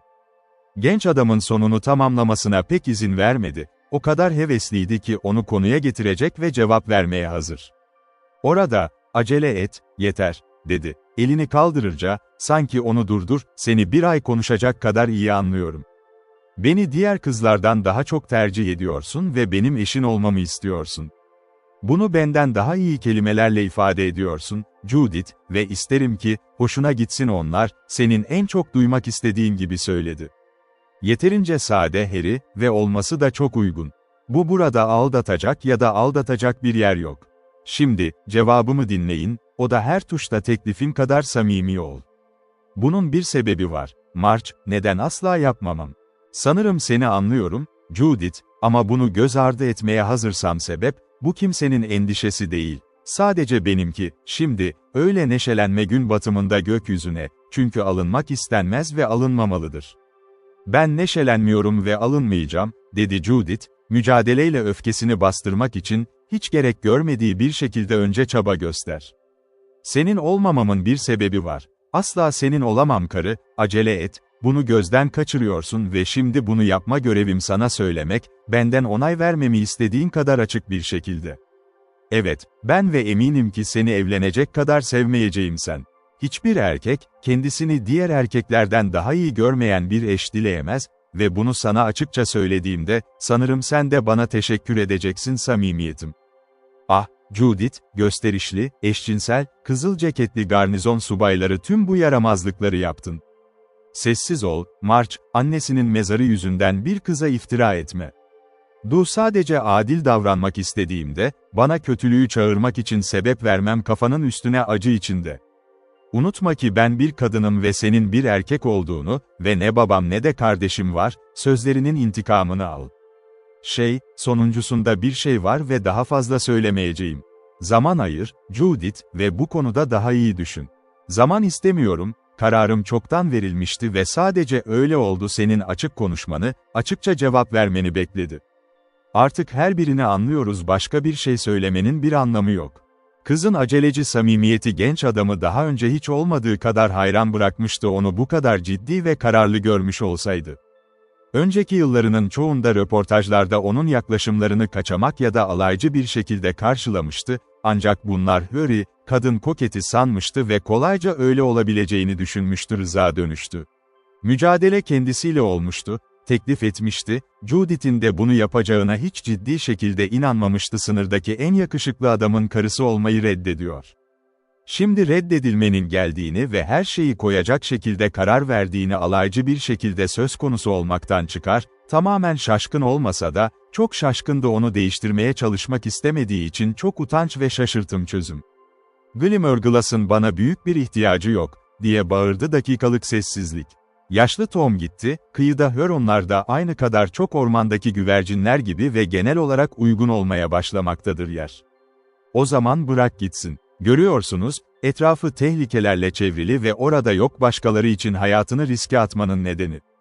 Ve senin de bilmiyorum bize her türlü faydası olabilir. Git, bu gece, seni asla suçlamayız unutucu ya da erkekçe olmayan bir şey yapmış olmak. Eğer gidersem, senin yüzünden ağır bir kalple olurum. Judith, ben yapardım seni yanıma almayı tercih ederim. Artık bundan bahsedilmeyecek, March, ama seni içeri alacağım kanolardan biri, hava kararılmaz ve bir patika açabilirsiniz. En yakın garnizon. Kaleye vardığında, bir grup gönderirsen. Judith bu sözleri bastırdı, Çünkü bunun utanç verici olduğunu hissediyordu. Böylece kendini olmayan birinin yorumlarına ve düşüncelerine maruz bıraktı, davranışlarını o garnizonlardaki herkesle ilişkili olarak değerlendirmeye hazır bir gözlüğe sahip. Ancak Harry bu fikri yakaladı ve yapmadı, kızın korktuğu gibi onu saptırarak amacına cevap verdi. "Ne söyleyeceğini ve neden söylemediğini anlıyorum," diye yanıtladı. "Kaleye güvenle ulaşırsam, bir grup bu yerlerin izinden gitmeye başlayacak serseriler, ben de geleceğim, çünkü seni görmek isterim ve Hetty güvenli bir yerde, sonsuza dek ayrılmadan önce." Ah, Harry March, her zaman böyle konuşmuş olsaydın, duygularımı böyle hissetmiş olsaydın sana karşı farklı olabilirdi. Şimdi çok mu geç, Judith? Ben sert ve ormancıyım ama hepimiz değişiriz, alışık olduğumuzdan farklı bir muamele altında. Çok geç, March. Sana ya da başka bir erkeğe asla hissedem, sadece birini istiyorsun, beni almak istediğin gibi. Yeter dedim, kesinlikle ve beni daha fazla sorgulamayacaksınız. Hava kararır kararmaz, ben ya da Delaware seni kıyıya çıkaracak. Yolunuzu en iyi şekilde yapacaksınız. Mohawk ve en yakın garnizon, yardımımıza ulaşmak için elinizden geleni gönderin. Ve, acele et, artık arkadaşız ve sana güvenebilirim, değil mi? Sartın, Judith, dostluğumuz çok daha sıcak olurdu. Bana ben de bakarım, ben de sana baktığım gibi bakar mısın? Judith tereddüt etti ve içinde güçlü bir duygu mücadele ediyordu. Sonra, sanki tüm zayıflıkları görmeye ve onu başarmaya kararlıydı, her tehlikede amaçlarla konuştu, daha açık bir şekilde konuştu. "En yakın karakolda Worley adında bir kaptan bulacaksınız," dedi, ölüm gibi solgun ve hatta titreyerek konuşurken, "sanırım muhtemelen partiye başlık etmek isteyecek, ama ben çok daha çok olmasını isterim, bir tane daha. Kaptan Worley geri tutulabilirse beni çok mutlu eder." Bu söylemesi kolay, Judith, çünkü bu memurlar neredeyse her şeyi yapıyor istedikleri gibi.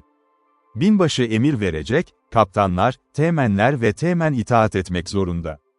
"Demek istediğin memuru tanıyorum. Yüzü kırpı, eşcinsel, ah. Ben neşeli bir centilmen, Madeira'yı yeterince yutup boğacak kadar Mohawk ama yine de hoş bir konuşan. Vadideki tüm kızlar ona hayranlık duyuyor ve tüm kızlara hayran olduğu söyleniyor. Onun senin hoşlanmadığına şaşmıyorum, Judith, çünkü o çok tatlı bir sevgili, eğer Ginril subayı değilse." Judith cevap vermedi, ama bedeni titredi ve rengi değişti, solgun bir halden kırmızıya, sonra tekrar kırmızıdan ölümün tonuna döndü. "Ah, zavallı annem," diye aklında boşaldı, söylemek yerine yüksek sesle, "mezarının üzerindeyiz ama ne kadar olduğunu bilmiyorsun, dersler unutuldu, bakımın ihmal edildi, aşkın yenildi." Ölmeyen solucanın bu kışkırtması hissedildiğinde, ayağa kalktı ve Rushdie'ye artık iletişim kuracak bir şey kalmadığını gösteriyordu.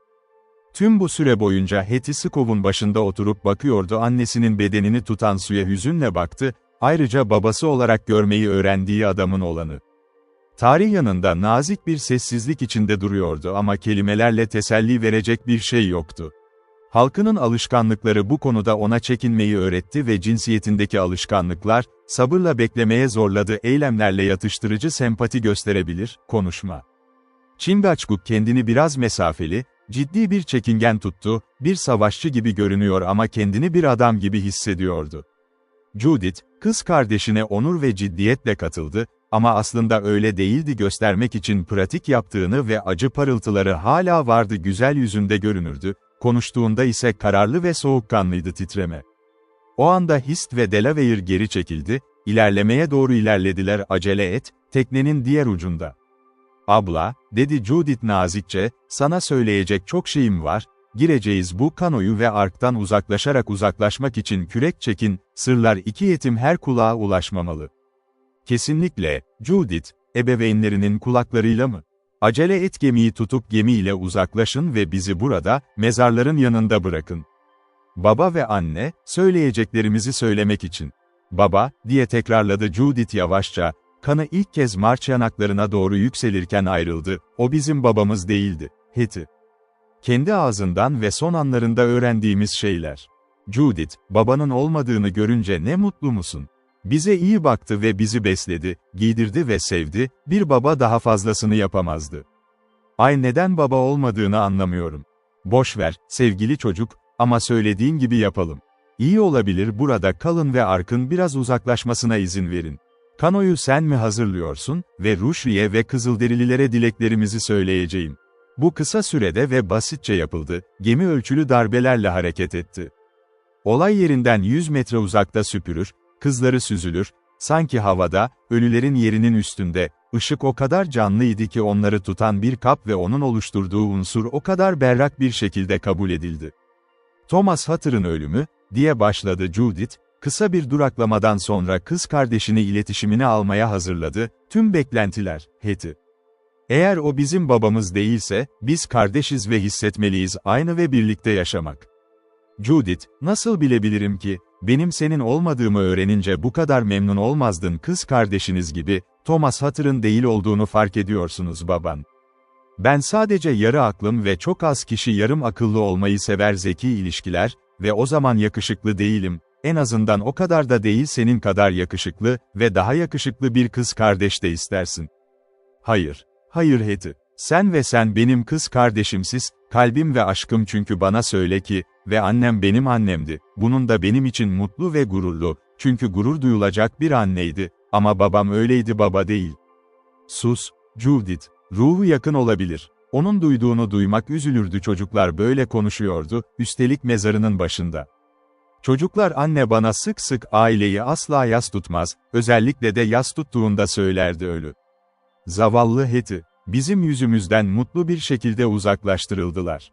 Yapabileceğim ya da söyleyebileceğim hiçbir şey anneme şu anda üzülmez, orada en azından bunda bir teselli var. Ve söyleyebileceğin ya da yapabileceğin hiçbir şey yapmayacak onu gülümset, yaşarken iyi davranışına gülümsediği gibi. Bunu bilmiyorsun, Judith. Ruhlar görebilir, anne de görebilir her ruh gibi.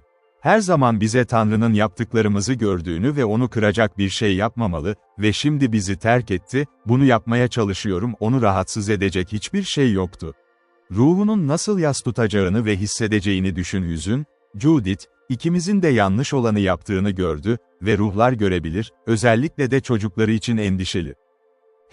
Hetty, ne dediğini bilmiyorsun, diye mırıldandı Judith, neredeyse duygudan öfkeliymiş, ölüler göremez ve hiçbir şey bilmez burada ne geçer. Ama bundan daha fazla konuşmayacağız. Gövdeler anne ve Thomas Hatter gölde birlikte yatarlar ve umarız ki her ikisinin ruhları Tanrı ile. Biz, onlardan birinin çocukları, dünyada kalmak kesin, artık ne yapacağımızı bilmek uygundur gelecek. Eğer biz Thomas Hatter'ın çocukları değilsek, Judith, kimse bizim çocuklarımızı tartışmaz mülküne hakkı var. Kale, sandık, kanolar ve ormanlar ve göller, yaşadığı zamanki gibi ve ne olabilir burada kalmamızı ve hayatımızı her zamanki gibi geçirmemizi engelledi bitmiş mi? Hayır, zavallı kız kardeş yok, bu artık olamaz. İki kız olmazdı burada güvende, hatta bu Hüronlar bizi güçlerine alabilmese bile. Babam bile bazen elinden geldiğince barışı korumak için elinden geleni yapıyordu. Ve tamamen başarısız olmalıyız. Bu yerden gitmeliyiz, Hetty, ve yerleşimlere taşın. Böyle düşündüğün için üzgünüm, Judith, diye karşılık verdi Hetty, başını eğerek göğsünde ve cenaze töreninin yapıldığı yere düşünceli bir şekilde bakıyor annesinin bir yığını sadece görülebiliyordu. Bunu duyduğuma çok üzüldüm. Burada kalmayı tercih ederim. Doğmasaydım hayatımı burada geçirmiş olduğum yerde. Yerleşimleri sevmiyorum, kötülük ve kalplerle dolular yakmalar, Tanrı bu tepelerde sakinliksiz yaşarken. Ağaçları çok seviyorum ve dağlar, göl ve kaynaklar, ödülünün sahip olduğu her şey ve Judith, bırakmak zorunda kalmak beni çok üzür onlar. Yakışıklısın, hiç de yarı akıllı değilsin, bir gün olacaksın evlen, sonra senin bir kocan, benim de bakacağım bir kardeşin olur eğer kadınlar böyle bir yerde kendilerine gerçekten bakamıyorsa bu. Ah, eğer böyle olabiliyorsa, Hetty, o zaman gerçekten de şimdi bin olabilirim bu ormanlarda, yerleşimlerden daha mutlu zamanlar. Bir zamanlar hissetmemiştim böyle, ama şimdi var, peki bu güzel yeri nereye dönüştürecek adam nerede? Bizim için böyle bir Eden bahçesi mi? Harry March seni seviyor, kardeşim, dedi zavallı Hetty bilinçsizce konuşurken kanodan kabuğu kopardı. Senin olmaktan memnun olurdu eminim koca, ve daha cesur ve daha güçlü bir genç karşılanamaz tüm ülke çevresi. Harry March ve ben birbirimizi anlıyoruz ve daha fazla konuşulmaya gerek yok onu. Bir tane var, ama önemli değil.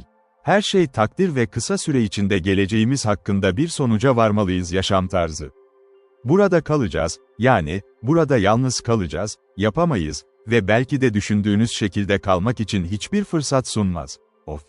Hetty, artık zamanı, bizim de bizim için öğrenebileceğimiz her şeyi öğrenmemiz gerekiyor. Akrabalar ve aile. Tamamen onsuz olmamız pek olası değil ve bizi görmekten memnun olabilirler. Eski sandık artık bizim mülk ve bunu inceleme hakkımız var ve öğrenebileceğimiz her şeyi ne taşıdığını gösteriyor. Annem Thomas Hatter'dan çok farklıydı. Şimdi biliyorum ki onun çocukları değiliz, kimin olduğunu öğrenmek arzusu yanıyor çocuk olabiliriz. O sandıkta evraklar olduğuna eminim ve o evraklar bize ebeveynlerimiz ve doğal arkadaşlarımız hakkında her şeyi anlatabilir. Judith, sen en iyi biliyorsun. Çünkü sıradan olanlardan daha zekisin, anne hep söylerdi ve ben sadece yarım aklım gibi. Şimdi baba ve anne öldü. Ben senin dışındaki hiçbir akrabalığı pek umursamıyorum ve sevebileceğimi sanmıyorum, onları hiç görmedim, olması gerektiği kadar iyi görmedim. Evlenmeyi sevmiyorsan çabuk ol, ben koca olarak kimi seçebileceğinizi görmüyorsunuz, sonra korkarım sonuçta gölden ayrılmak için. Dersleyer hakkında ne düşünüyorsun, Hetty, diye sordu Judith, öne eğilerek sofistike olmayan kız kardeşi gibi ve onu saklamaya çalışıyor benzer şekilde utanç. Kayınbirader olmaz mıydı, hoşuna gidiyor mu? Geyik avcısı, diğeri tekrarladı, gerçek bir şaşkınlıkla yukarı bakarak. Neden, Judith, Dersleyer hiç de yakışıklı değil ve tamamen uygun değil senin gibi biri. O kötü görünmüyor, Hetty, ve bir adamın güzelliği çok önemli değil. Öyle mi düşünüyorsun, Judith?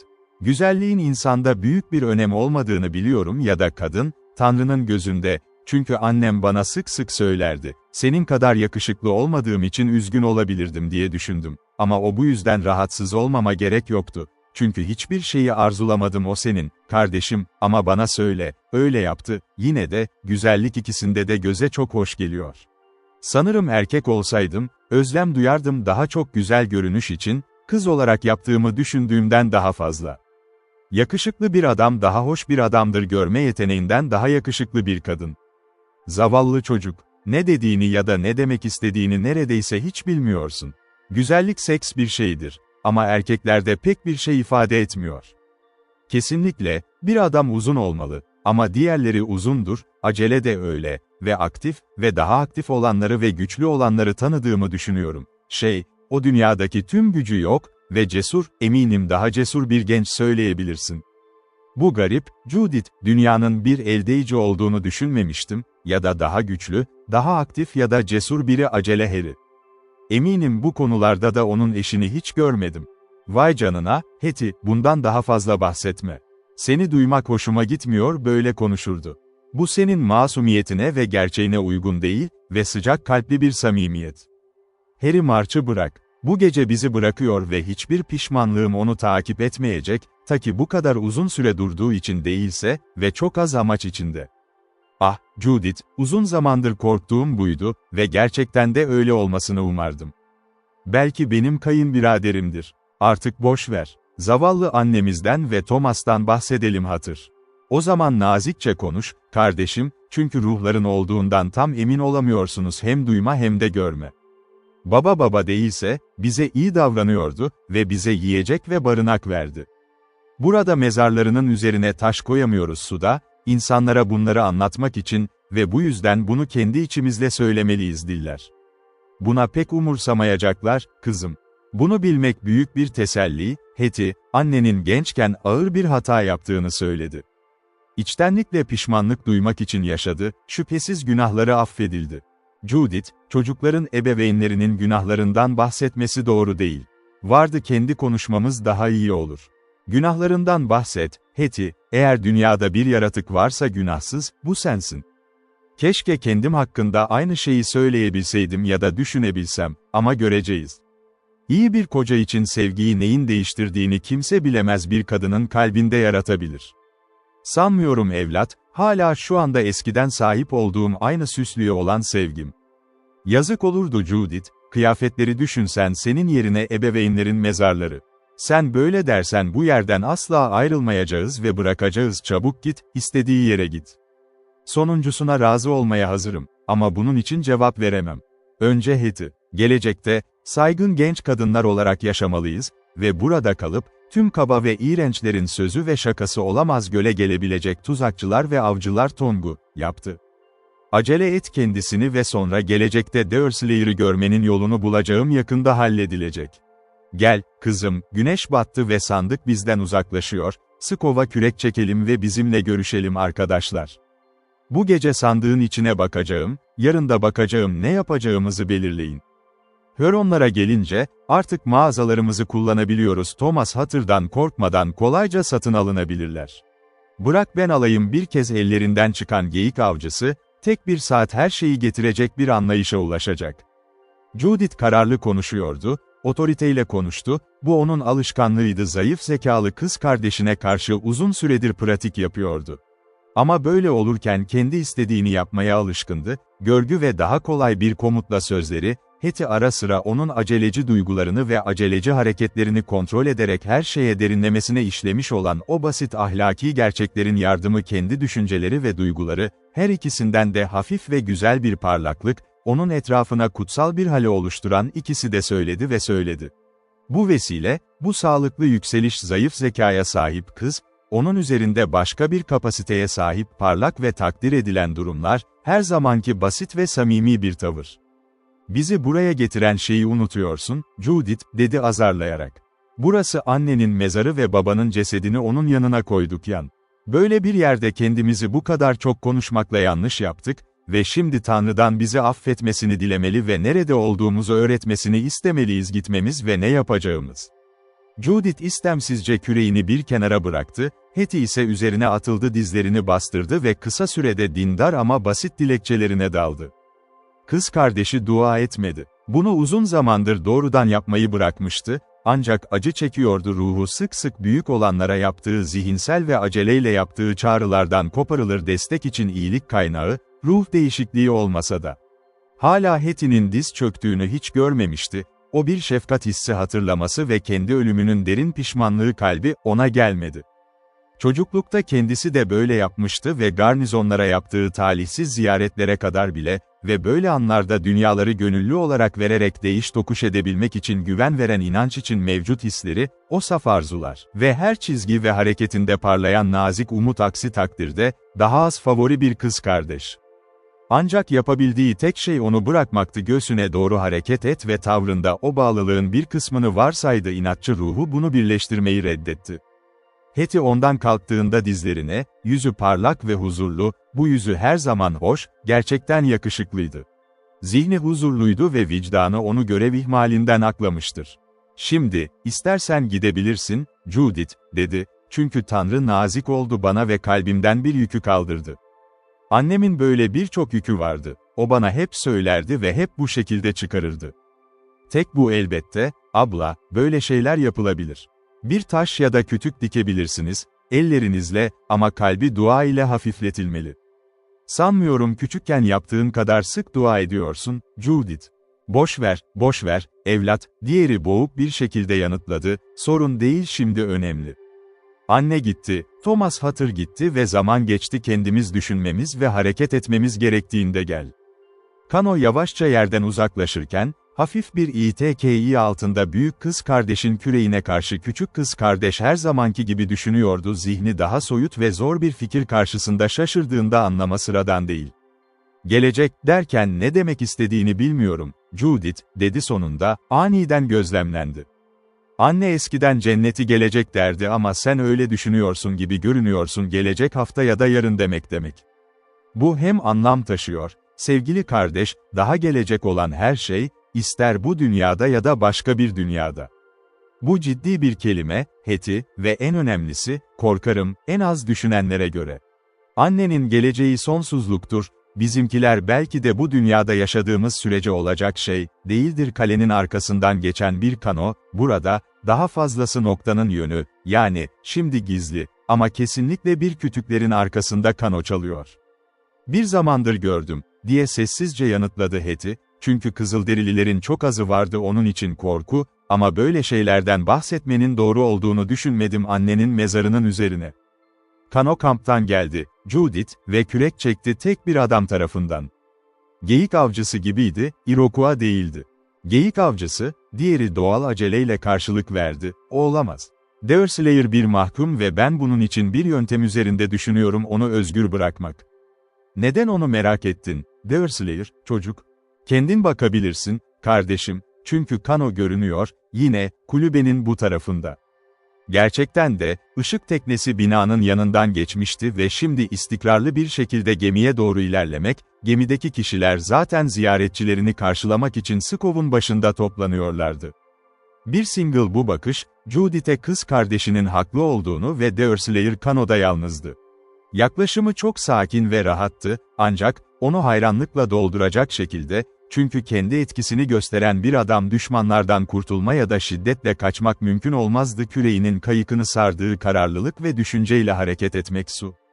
Bu zamana kadar gün oldukça uzanıyordu ve nesneler çoktan kıyıların altında loş görünüyordu. Ancak geniş gölde ışık hala ve mevcut olayların hemen etrafında dolaştı, çarşafın çoğundan daha az gölgeliydi, en geniş kısmı olduğu için sıcak tonlara hafif bir benzeme taşıyan bir parıltı oluşturdu, İtalyan ya da Yunan gün batımı. Kulübe ve gemi kütüklerinde bir tür mor ton, artan belirsizlikle ve kabuğuyla birleşmişti. Avcının teknesi renklerde belirsizliğini kaybediyordu, daha zengin, ama daha fazlası parlak güneş altında gösterdiği sıcaklıklardan daha yumuşaktı. İki kano olarak birbirlerine yaklaştılar, çünkü Judith ve kız kardeşi beklenmedik ziyaretçiyi arka ulaşmadan önce yakalamak için kürekler çeker, hatta Deerslayer'ın güneşten yanmış yüzü sıradan bir parlaklık taşıyordu, atmosferde dans eden hoş tonların altında. Judith onunla tanışmanın verdiği mutluluğun bu alışılmadık ve hoş bir ifade. Kendi güzelliğinin de öyle göründüğünün farkında değildi, aynı doğal sebepten daha fazla avantaj sağlıyordu. Ayrıca o da değildi, bilmenin ona bu kadar büyük keyif vereceğini anlamak, genç adam aslında onu en güzel yaratık olarak düşündü, onun cinsiyetine bakmıştı. Hoş geldin, geyik avcısı, diye haykırdı kız, kanolar yanlarında süzülüyorlardı, bir hüzün yaşadık, korkunç bir gün, ama dönüşün, en azından bir talihsizlik olsa da. Alhöronlar daha insanlaşır ve seni bırakır, yoksa kaçtınız mı? Zavallılar, kendi cesaretin ve becerinle. Hiçbiri, Judith, ne biri ne de diğeri. Mingolar hala yaşayıp ölecek mingolar, doğal iradelerinin olma ihtimali yok, çok fazla gelişme yaşar. Vay canına, onların yetenekleri var, bizim de kendi yeteneklerimiz, Judith, ve Tanrı'nın ne hakkında kötü konuşmak da pek bir şey olmaz yaratmıştır. Gerçi, doğruyu söylemek gerekirse, buna acı bir sınav buluyorum, nazik düşün ya da o serseriler hakkında nazik konuş. Onları alt etmek konusunda, bu yapılabilirdi ve Serpent'te de yapıldı, orada, ve ben, Hist'in izindeyken, işte avcı kendi sessizce gülmek için durdu, ama kolay bir iş değil Sarkümvan olanı süzmek için. Faunlar bile avcılar tek bir sezon bitmiş ve gözleri bir kez bir Sarkümvention tarafından açıldıktan sonra onları tam olarak kapatmaz. Aynı noktada, beyazların bunu yaptığını biliyorum ama hiç kırmızı tenli biri olmadı. Ne onlar pratikle gelir, kitaplarla değil ve tüm okul öğretmenleri arasında deneyim, en uzun süre hatırlanan dersleri verir. Bunların hepsi doğru, geyik avcısı, ama eğer kaçmadıysan vahşiler, buraya nasıl geldiniz?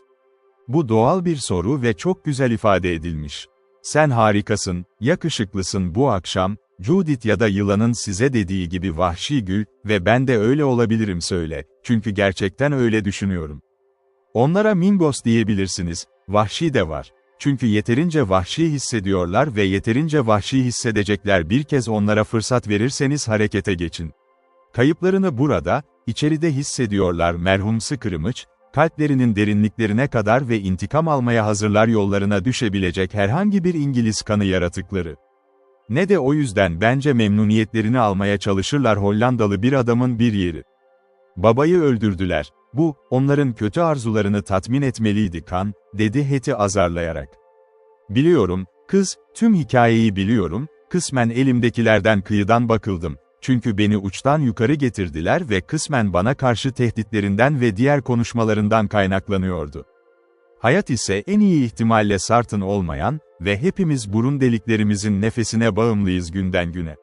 Eğer sadık bir dostunu kaybettiysen, ki hiç şüphem yok var, takdir onun yerine yenilerini çıkaracak ve çünkü bu alışılmış şekilde tanışma başladı, bunu bir ipucu olarak alacağım, gelecek dönemde, fırsat bulursa, görevimin bir parçası olacağını, bak, Vayvam'da yiyecek eksikliğinden acı çekmezsin.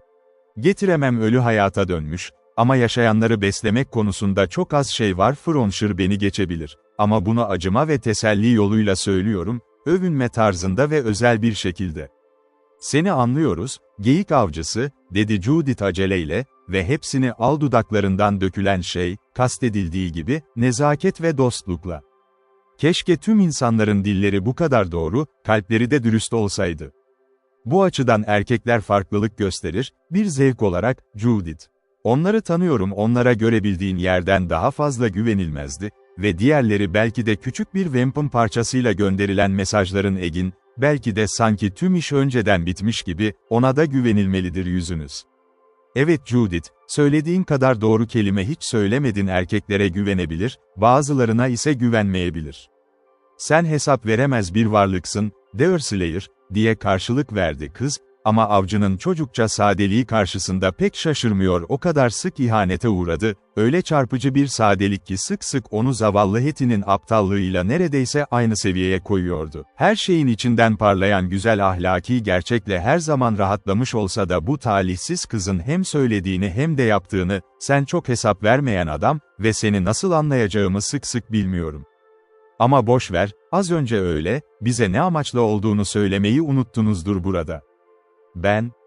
Eğer kendim olsaydım, bu pek de hesap verebilir değil, Judith. Ben izinli çıktı. İzin, bu kelime askerler arasında bir anlam taşıyor anlamak, ama bir mahkum tarafından kullanıldığında ne anlama geldiğini anlayamıyorum. Aynı anlam taşıyor. Haklısın, askerler bunu kullanıyor ve tıpkı benim kullandığım şekilde. İzin, bir erkeğin izin aldığı zamandır bir kampı veya garnizonu belirli bir süre için terk etmek, sonunda geri dönüp tüfeklerini omuza atması ya da onun tüfeğine teslim olması işkence çıkarır, tıpkı bir asker ya da bir kaptif olduğu gibi. Olmak son olarak, bir mahkum olma şansını denemeliyim. Hüronlar seni bu şekilde, gözetimsiz bırakmana izin verdiler mi ya da koruma? Sartın, başka bir şekilde gelmezdim. Tabii ki gerçekten gelmedikçe cesur bir ayaklanma ya da alaycı bir şeyle olmuştu. Geri döneceğine dair ne söz verdiler? Aman tanrım, diye basitçe cevap verdi avcı. Evet, onlara bunu verdiğimi söylüyorum ve onsuz gelmeme izin verseler ne kadar aptal olurlardı. Neden böyle dava? Geri dönüp herhangi bir şeytan işi yapmak zorunda olmamalıydım, öfkeleri uydurabilir ama tüfeğimi omzuna alıp Delaware köylerine gitmek için en iyisini yaptım. Ama, tanrım, Judith, biliyorlardı bu, seninle benim de yaptığımız kadar iyi ve artık beni bırakmayacak, geri dönme sözü olmadan, kurtların kazmasına izin verirlerdi. Babalarının kemikleri, bu olağanüstü kendini yok etme eylemini yapmak ister misiniz? Ve pervasızlık, anan, kendini koymayı bekleyip beklemediğini soruyorum yine böyle acımasız düşmanların gücünde, sözünü tutarak. Deerslayer bir an için güzel soru soran kişiye sertçe baktı, hoşnutsuzluk. Sonra aniden dürüst ve samimi yüz ifadesi belirdi, değişti, düşüncenin hızlı bir aydınlanmasıyla ışıklandı, ardından sıradan tavrıyla güldü. Başta seni anlamadım, Judith, hayır, yapmadım. Buna inanıyorsun, Çingaçguk ve acele Harry buna katlanmayacak, ama insanlığı tanımıyorsun, yine de tam anlamıyla öyle görünüyor. Delaware, Arta son kişi olacaktı, görev olduğunu bildiği şeye itiraz eder ve marça gelince, kendisinden başka hiçbir yaratığı umursamıyor, üzerine çok kelime harcayacak kadar önem vermiyor böyle bir konu. Eğer yaparsa, ne kadar şiddetli olursa olsun büyük bir fark etmezdi. Ama o değil, çünkü kendi sözünden çok kazanımlarını düşünüyor. Konuda benim sözüm, ya da senin, Judith'in ya da başka birinin sözlerini ona vermiyorlar ne demek? Bu yüzden rahatsız olma, kızım, izin verilecek, izin almaya göre geri dönmek ve zorluk yaşandıysa, ormanda büyütülmemiş ve eğitilmiş, onsuz onları nasıl küçümseyeceğimi biliyorum.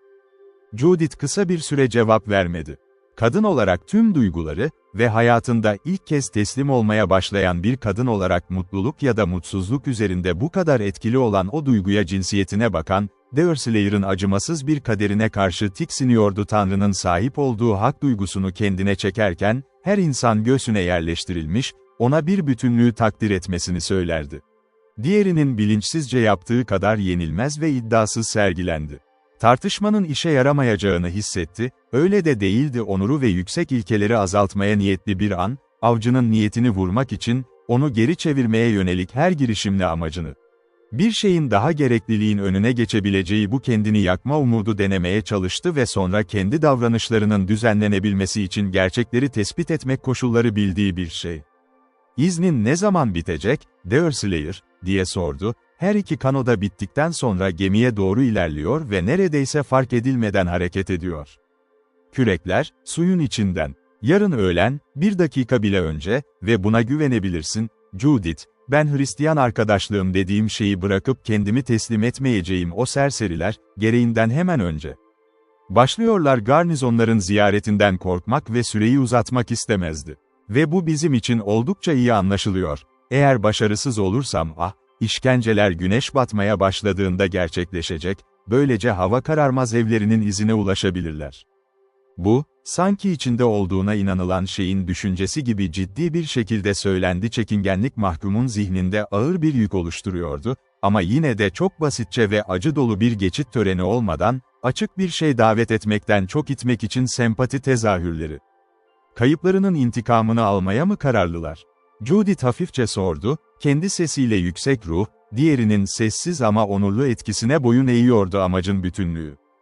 "Kesinlikle, eğer Kızılderili ilimlerini belirtilere göre değerlendirebilirsem. Onlar ne kadar ciddi olduğunu düşünsem de tasarımlarından şüphelenmiyorum. Ama bir şey kırmızı tenli yeteneklere sahip adamlar arasında uzun süre yaşamış olsa da, artık böyle olma ihtimali yok. İncin duygularında yanıltılmış, gerçek bir avcının izini kaybetmesi gibi ya da bir stenç kokusunu takip ediyordu. Kendi yargım kendi kaçışıma çok bağlı, çünkü kadınların his tadına oldukça öfkelendiğini görüyorum. Ama ben belki de söylememeli, çünkü epey bir şeyim vardı. Kızı rahatlatmak için kendimi teslim edeceğim. Sonra onların içinde acımasız bir cinayet oldu. Dün gece kamp yaptım ve o kurşun bana ateş edilmiş gibiydi göğüs. Ne olursa olsun, ne olursa olsun, Sar yılan ve karısı güvende olacak ve bu zaten bir mutluluk. Deerslayer, sana verdikleri için daha iyi düşünecekler. Yarın öğlene kadar karar vereceksin. Yargılamıyorum, Judith, evet, ben de öyle düşünmüyorum. Bir incin, kız ve onu kıvarşetle hareket ettirmeyi düşünmek neredeyse umutsuz, çünkü kokusunu alıp burnunu havaya kaldırarak takip ediyor. Delaware'ler ise artık yarı Hristiyanlaşmış bir kabile, bence böyle Hristiyanlar değil, tüm kanlı inançlarından çok daha iyi, ama yine de, yarı Hristiyanlaşmanın bir adama ne yapabileceği iyi bir şey, bazıları var, ama intikam kalplerine yapışıyor, buradaki vahşi sürüngenler gibi ağaç. Sonra, en iyi ve en cesur savaşçılarından birini öldürdüm, onlar ve bu adamın büyülenmesini beklemek fazla olur. Bu işi, gerçekleştirildiği aynı keşifte yaptı ve konuyu dikkate almazlar. Yaklaşık 1 ay geçmişti, duygular yumuşamış olurdu ve belki daha kısa sürede tanışabilirdik. Dostane bir yol, ama olduğu gibi. Judith, bu sadece bir şeyden bahsediyor, ben ve kendi konsarsım, sen yeterince zorlandığında, belki kendi işleriniz hakkında biraz konuşmak istiyorum. Yaşlı adam suda yatıyor, bedeninin dinlenmek istediği yerde olmalı mı? Evet, geyik avcısı, diye yanıtladı Judith, neredeyse duyulmaz bir sesle. O görev yeni yapıldı. Haklısınız, bir görüşmek istediğimi düşünüyorsunuz. Arkadaş, ve o arkadaş sensin. Acele Harry bizi terk etmek üzere, o gittiğinde, ve bu ciddi duyguları biraz atlattık ofis, umarım bana 1 saat yalnız kalırsın. Hattie ve ben şaşkınız, ne yapmalıyım? Bu oldukça doğal, aniden ve korkuyla gelen şey. Ama işte Ark, daha iyi bir şey olduğunda bundan daha fazlasını söyleyeceğiz fırsat. Deerslayer ile arkadaşları arasındaki Ark'taki görüşme ciddi ve endişeli. Özellikle 2 Kızılderili, onun tavrında onun başarılı bir kaçak değildi ve birkaç hassas kelime yetiyordu. Arkadaşlarının, izin dediği, şeyin doğasını anlıyorlar. Chingachgook hemen düşünceli oldu, Hist ise her zamanki gibi sempatisini ifade etmenin o küçük ilgilerden daha iyi bir yolu, bu da kadının sevgi dolu tavrını belirler. Ancak birkaç dakika içinde, genel bir plan gibi bir şey var, gecenin olayları kabul edildi ve eğitimi olmayan birinin gözüne gözlemci şeylerin sıradan treninde hareket ettiği düşünülürdü. Öyleydi, şimdi kararmaya başlamıştı ve gemisinin kaleyi ve onu normal yatağında güvence altına alacak. Bu karar verildi, bazı önlemler, tüm kanoların tekrar gerçek sahiplerinin mülkiyeti, ancak esas olarak, Deerslayer'ın temsilleriyle oluşturuldu. İncelmişti. Huronlar arasındaki durum ve meditasyon yaptıkları için tatmin oldum. Gece boyunca başka bir çatışma olmadı, karşılaştıkları kayıp şimdilik onları daha fazla çabaya bırakmıyordu.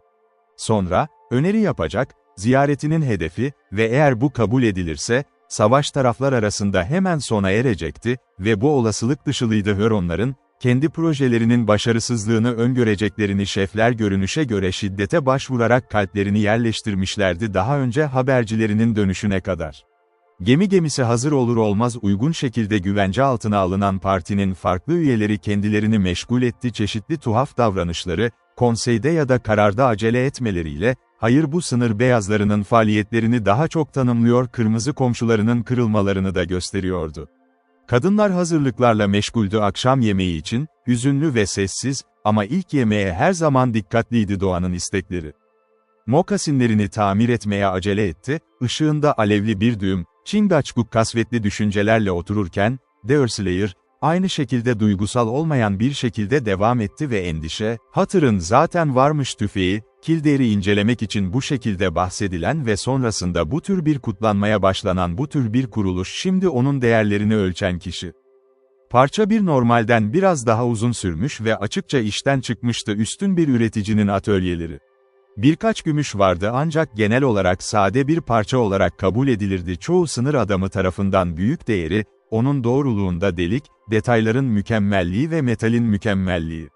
Avcı tekrar omzuna pantolonunu uyguladı ve gözlerini manzaraya gezdirdi ve her zaman bedenini dik tuttu ve silahı yavaşça kaldırın, sanki bir geyiği nişan almak üzereymiş gibi, sırayla ağırlığı denemek ve hızlı, hassas bir şekilde uygunluğunu belirlemek ateş ediyor. Tüm bunlar, Hurry'nin meşalesinin yardımıyla, basitçe ama bu samimiyet ve soyutlama herhangi bir kişinin dokunaklı bulabileceği adamın gerçek durumunu bilen bir izleyiciydi. Bu muhteşem bir biz, acele et. Uzun süre ve o bunun kadınların eline geçmesine üzülmek üzücü olarak düşünülebilir. Avcılar bana açıklamalarından bahsettiler ve duyduklarıma göre söylemeliyim onu Sart'ın ölümü deneyimli ellerde olarak yazdı. Vakit dinleyin bu kilit, bir kurt tuzağının daha canlı bir yayı yoktur. Pan ve Kok konuşur birlikte, iki şarkı ustası buluşmada mezmur yazıyor gibi. Ben hiç gerçekten sıkıcı bir şey gördüm, acele et, bu Sart'ın. Evet, yaşlı Tom eskiden bu esere bir karakter verirdi, ama o adam değildi pratikte herhangi bir ateşli silahın doğal olarak kullanılmasını özetlemek gerekirse, Mart ayında döndü, geyiğin tangalarını mokasin içinden geçirdi ve bir ayakkabının havalılığı. O nişancı değildi, bunu hepimiz kabul etmeliyiz, ama o iyi ve kötü pintleri vardı. Judith'in Kildare'i bana verme fikrini kolaylaştırabilir. Genç kadınların ne yapacağı belli değil, bu bir gerçek, Hurry, ve ben diyelim ki tüfeğe sahip olma ihtimaliniz başkası kadar yüksek. Yine de, olaylar o kadar çok kusursuzdur ki, tamamen ulaşmamak üzücü. Bununla ne demek istiyorsun? O parça benim üzerinde de aynı derecede iyi durmaz mıydı omuz, her erkeğin olduğu gibi? Görünüş konusunda hiçbir şey söylemiyorum. İkiniz de yakışıklısınız ve belki de güzel görünümlü çift deniyor. Ama gerçek amacı yönetmektir. Bir günde, o parçanın yanında, bir adamın elinde daha fazla geyik düşerdi, bir hafta içinde düşerdi, acele et. Denemeni gördüm, evet, unutma geçen günde bok. O geyik mevsim dışındaydı. Kim geyik kuşunu öldürmek ister ki, sezon. Sadece yaratığı korkutmaya çalışıyordum, sanırım sen de edeceksin zaten oldukça iyi bir şekilde yaralı olduğunu kabul ediyorum. Vay canına, dediğin gibi ye. Ama bu efendilik dolu bir eser ve öyle olurdu ormanın kralına sağlam bir el ve hızlı bir göz at. O zaman sakla, geyik avcısı ve ormanın kralı ol, dedi Judith, Sammy'den, kim konuşmayı duymuştu ve gözü hiç uzun kalmadı avcının dürüst yüzünden kaçırdı. Asla içeri giremez. Şu anda olduğundan daha iyi eller ve umarım orada kalır bu 50 yıl. Judith, sen Arnest'te olamazsın, diye bağırdı Deerslayer, çok etkilenmiş halde şaşkınlık, sanki onun her zamankinden daha fazla duyguyu ele veriyordu sıradan durumlarda. Böyle bir hediye, bir Rağıl kral için uygun olurdu. Evet, ve bir Rağıl kralın alması için. Hayatımda hiç bu kadar ciddi olmamıştım, Deerslayer, ve ben de bu kadar içteyim dilekte de hediyede olduğu gibi samimi. Vay canım, vay, bu konuda konuşmak için zaman bulacağız. Olmamalısın morali üzgün, acele et. Çünkü Judith neşeli genç bir kadın ve onun bir hızlı bir sebep, babasının tüfeğinin kredisinin daha güvenli olduğunu biliyor ellerim, senin ellerinde olabilecekten daha çok daha fazla olabilir. ve bu yüzden olmamalısınız moral bozgun. Diğer konularda, daha hoşunuza gidecek şeyler de vardır tercihi sana verecek. Harry memnuniyetsizliğini hırladı ama bırakmaya çok kararlıydı gölü ve hazırlıklarını yaparken bir konuya nefesini harcamak bu tür bir şey. Kısa süre sonra akşam yemeği hazırdı ve yiyerek tüketildi sessizlik, masayı sadece bir şey olarak görenlerin alışkanlığıdır hayvanların dinlendiği bir yer. Ancak bu vesile, hüzün ve düşünce, genel olarak konuşmama arzusuna katkıda bulundu. Çünkü Dersleyer, şu ana kadar kendi kadrosunun adamlarının kullanımlarına istisna olarak kalmıştı. Sadece böyle durumlarda tartışma yapmak istemek değil, aynı zamanda sık sık arkadaşlarında da benzer bir arzu yaratır. Yemek sona erdi, mütevazı hazırlıklar yapıldı, tüm parti beklenen istihbaratı duymak için platformda toplandılar ziyareti hakkında Dersleyer. Açıkça belli ki yoktu iletişimini hızlandırmak için acele etti ama Judith'in duyguları buna izin vermedi gecikmeyi daha uzun itiraf ediyor. Sandıktan ve kulübeden tabureler getirildi ve 6 kişi kapının yanında bir daire oluşturarak birbirini izliyor diğer yüz ifadelerini, ellerinden geldiğince, az sayılan araçlarla güzel yıldız ışığı gecesiyle döşenmişti. Kıyılar boyunca, dağlar, her zamanki karamsarlık bedeni yatıyordu ama geniş gölde gölge yoktu oynandı ve binlerce taklitçi yıldız şeffaf ortamda dans ediyordu, akşam havası onları harekete geçirecek kadar harekete geçmişti. Şimdi, Dersleyer, diye başladı Judith, sabırsızlığı daha da direniyordu ölçülülük, şimdi, Dersleyer, bize onların söyleyeceklerini anlat ve seni şartlı tahliye ile göndermelerinin sebebi, bize bir teklif sunmak için. İzn ver, Judith, boş verilmesi kelimesi ve aynı anlamı taşır bir kaptif ile birlikte, tıpkı ayrılma izni olan bir askerle olduğu gibi. Renklerini, her iki durumda da geri dönme sözü verildi ve şimdi Ben Ra'ıl anlamının bu olduğunu duymuş olmayı unutmayın, izin anlamı bir kelime, buna benzer bir şeyi yapmak için geçerdi. Şartlı tahliye tercih ederim düşünce Hollandalıdır ve garnizonların dövmeleriyle ilgisi var. Ama bu büyük bir fark yaratmaz, çünkü bir taahhüt vartısı ID, kelimede değil. O zaman, eğer mesaj verilmeliyse, olmalı ve belki de ertelemenin bir anlamı yok. Acele etmek yakında olacak nehre doğru yolculuk yapmak istiyor, yıldızlar doyuyor ve hazır gibi, sanki ne incini ne de mesajı umursamıyorlarmış gibi. Ah, ben, hoş bir şey değil ve işe yaramaz bir iş olduğunu biliyorum ama öyle olmalı anlatıldı. Harki, geyik avcısı, diye ekledi Rushri, biraz otoriter bir şekilde, sen avda mantıklı bir adam ve yürüyüşte iyi bir adam, günde 60 mil ile buluşmak isteyebilirsin ama sen genellikle yavaş davranıyorsun mesajlar, özellikle de iyi olmayacağını düşündüğünüz kişiler alındı. Bir şey anlatılacaksa, neden anlatsın ve geri çekilme bir Hollandalı İngilizcesini anlayamıyormuş gibi yapan bir Yankee avukatı gibi, sadece ondan çift ücret almak için. Seni anlıyorum, acele ve bu gece adın var. Çünkü zaman kaybedecek bir şey yok. Ama hemen inte gelelim. Çünkü bu konseyin amacı, konsey olarak adlandırılabilir, ancak kadınlar aramızda oturun. Basit gerçek şu ki, parti geri döndüğünde kaleden Mingo bir konsey düzenledi ve acı düşünceler en üstte, karamsar yüzlerinden açıkça anlaşılıyordu. Kimse hoşlanmaz dövülmüş ve kırmızı tenli, solgun bir yüz kadar küçük. Onlar üzerine duman attı, konuşmalarını yaptılar ve konsey ateşleri yanmıştı düşük noktada mesele ortaya çıktı. Aralarındaki yaşlılar benim bir güvenilecek bir adam, onlar harika bir observant, Mingolar, en kötü taklitlerinin izin verdiği anlamına geliyor. Ama beni öyle yaptılar böyle bir adam ve nadiren olmaz, diye ekledi avcı, memnuniyetle önceki hayatının bu örtük bağımlılığı haklı çıkardığının bilinci iyi niyetli, bu kadar iyi bir şeyi nadiren karşılayırlar solgun yüzlü. Ama benimle de öyle oldu ve bu yüzden tereddüt etmediler düşüncelerini açıkça ifade etmeleri için de şöyle, durumu görüyorsunuz. The Göl ve üzerindeki herkes, sanırım Marcy'de yatıyorlar. Thomas Hutter öldü ve Rushri'ye gelince, onun yeterince yakın olduğunu düşündüler bugün ölümüne kadar devam ediyor, bu yaz ona bir kez daha bakmak istememek için. Bu nedenle, tüm kuvvetlerinizi Chingachgook ve 2 genç kadın ve Delaware'in yüksek bir ırktan olduğunu bilseler de, ve doğuştan bir savaşçı olarak, artık ilk savaş yolunda olduğunu biliyorlar. Konuya gelince, kadınlar, tabii ki onları Ral'daki kadınlar gibi aşağılıyorlar. Yani bizi nefret ediyorlar demek istiyorsun, diye sözünü kesti Judith, gözleri o kadar parlak bir şekilde parladı ki oradaki herkes tarafından izlendi. Bu sonunda göreceğiz. Göldeki her şeyin şu olduğunu düşünüyorlar. Marsilerini ve bu yüzden benim tarafımdan bu wampum kemerini gönderiyorlar ve bu gösteriyor söz konusu makale Delaveire, konuşurken, bu sözlerle. Sarpent'e söyle, derler ki, yeni başlayan biri için iyi iş çıkarmış, olabilir şimdi dağları geçerek kendi köyleri için saldıracak, kimse yapmayacak izini ara. Eğer bir saç derisi bulduysa, yanında götürsün, çünkü Hör'ün cesurlarının kalbi vardır ve kalpleri olmayan genç bir savaşçıya karşı hissederler eve eli boş dönmek istiyor. Eğer çevikse, bir takip eden parti. Tarih, ne kadar şiddetli olursa olsun, Hör onlara geri dönmek zorunda. Çünkü, ne zaman gece oradan ayrıldı, yanlışlıkla götürdü, ona ait değil. Bu doğru olamaz, dedi Hetty içtenlikle. Hist öyle bir kız değil, ama bir kız herkese hak ettiği değeri veren bir şey. Daha ne kadar daha söyleyeceği bilinmez, Hist, kısmen gülerek, kısmen utançtan yüzünü saklarken, kendi elini hoparlörün ağzından geçirdi, böylece kelimeler. Mingo mesajlarını anlamıyorsun, zavallı Hetty, diye devam etti Deerslayer, ki bu nadiren en üstte olan şeyi ifade eder.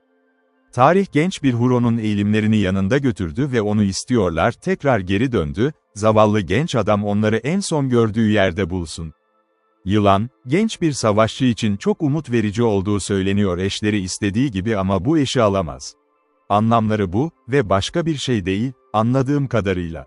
Genç bir kadının bunu yapabileceğini varsayarsak çok yardımcı ve düşünceli davranıyorlar bu mutsuz gencin bulması için kendi eğilimlerini unuttu onun, dedi Judith, ironik bir şekilde, ama tavrı daha da acı bir hal aldı devam etti.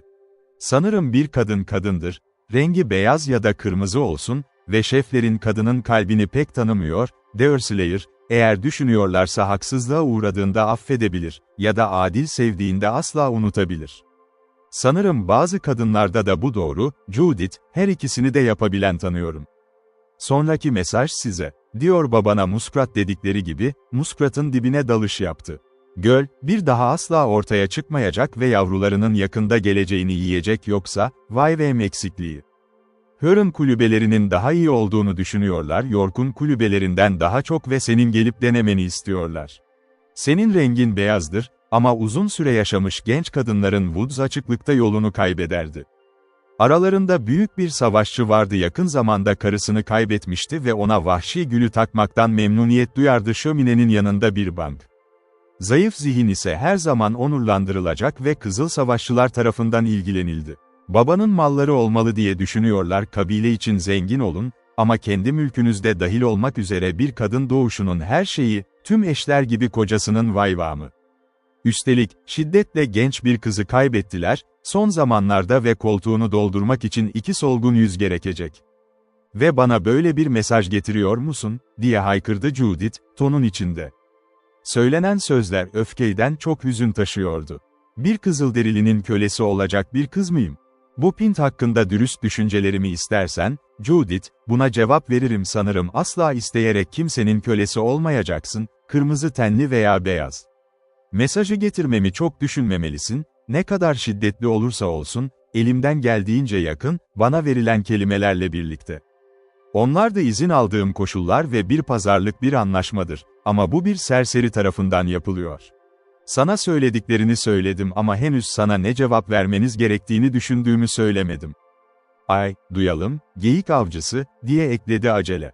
Merakım başladı bu düşünceyle ve senin fikirlerini duymak isterim.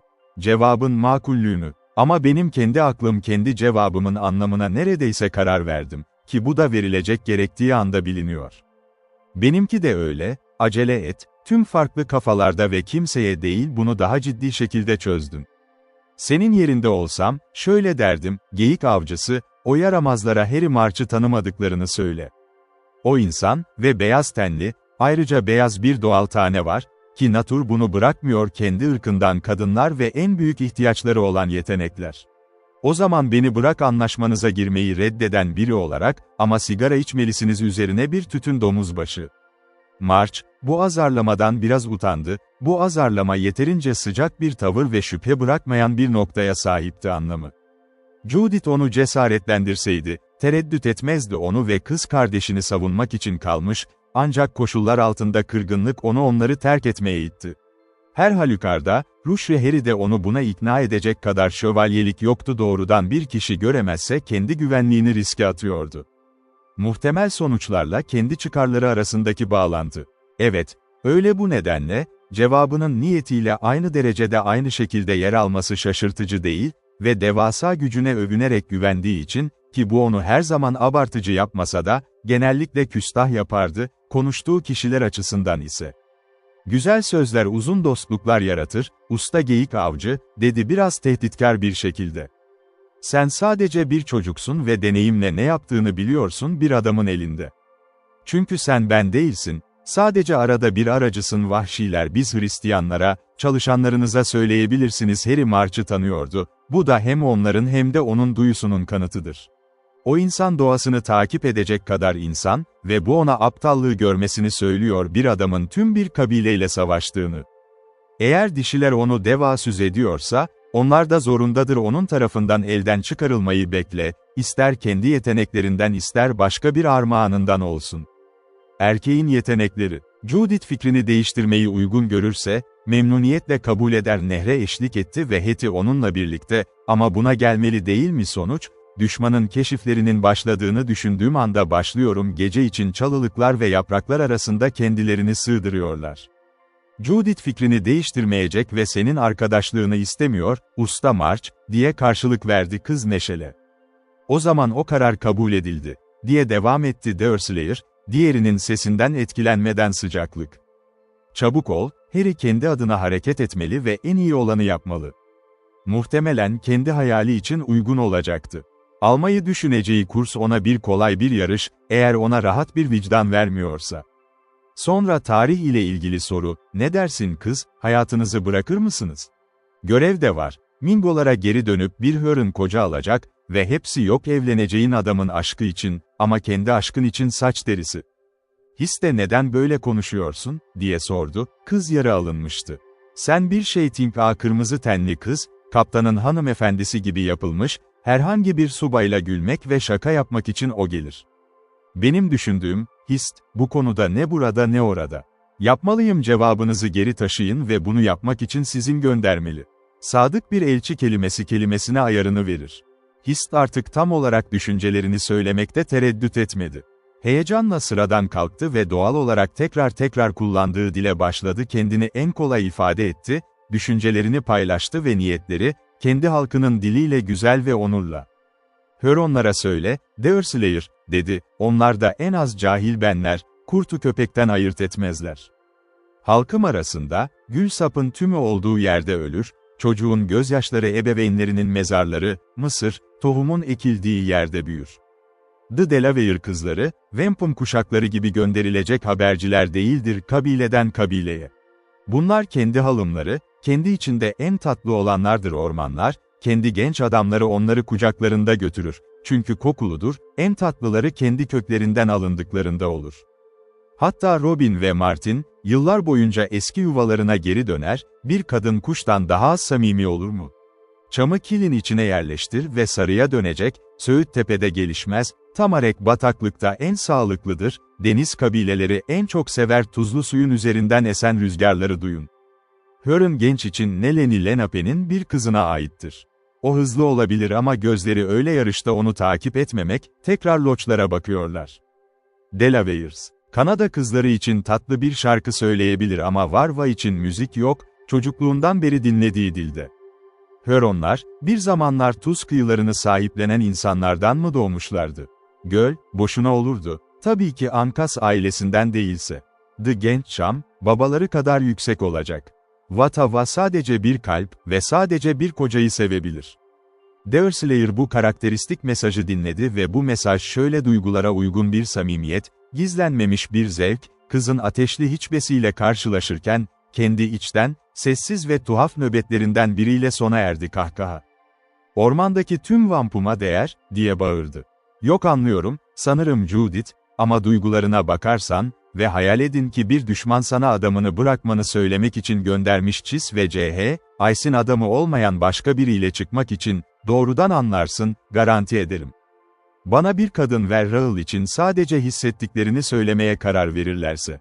tarafından konuşuyor, ne kadar konuşmaktan bahsetsem de, çünkü çoğu bunu yapar saat başlık, ama dürüst, en derin hisleriyle iletişim kurmak kelimeler.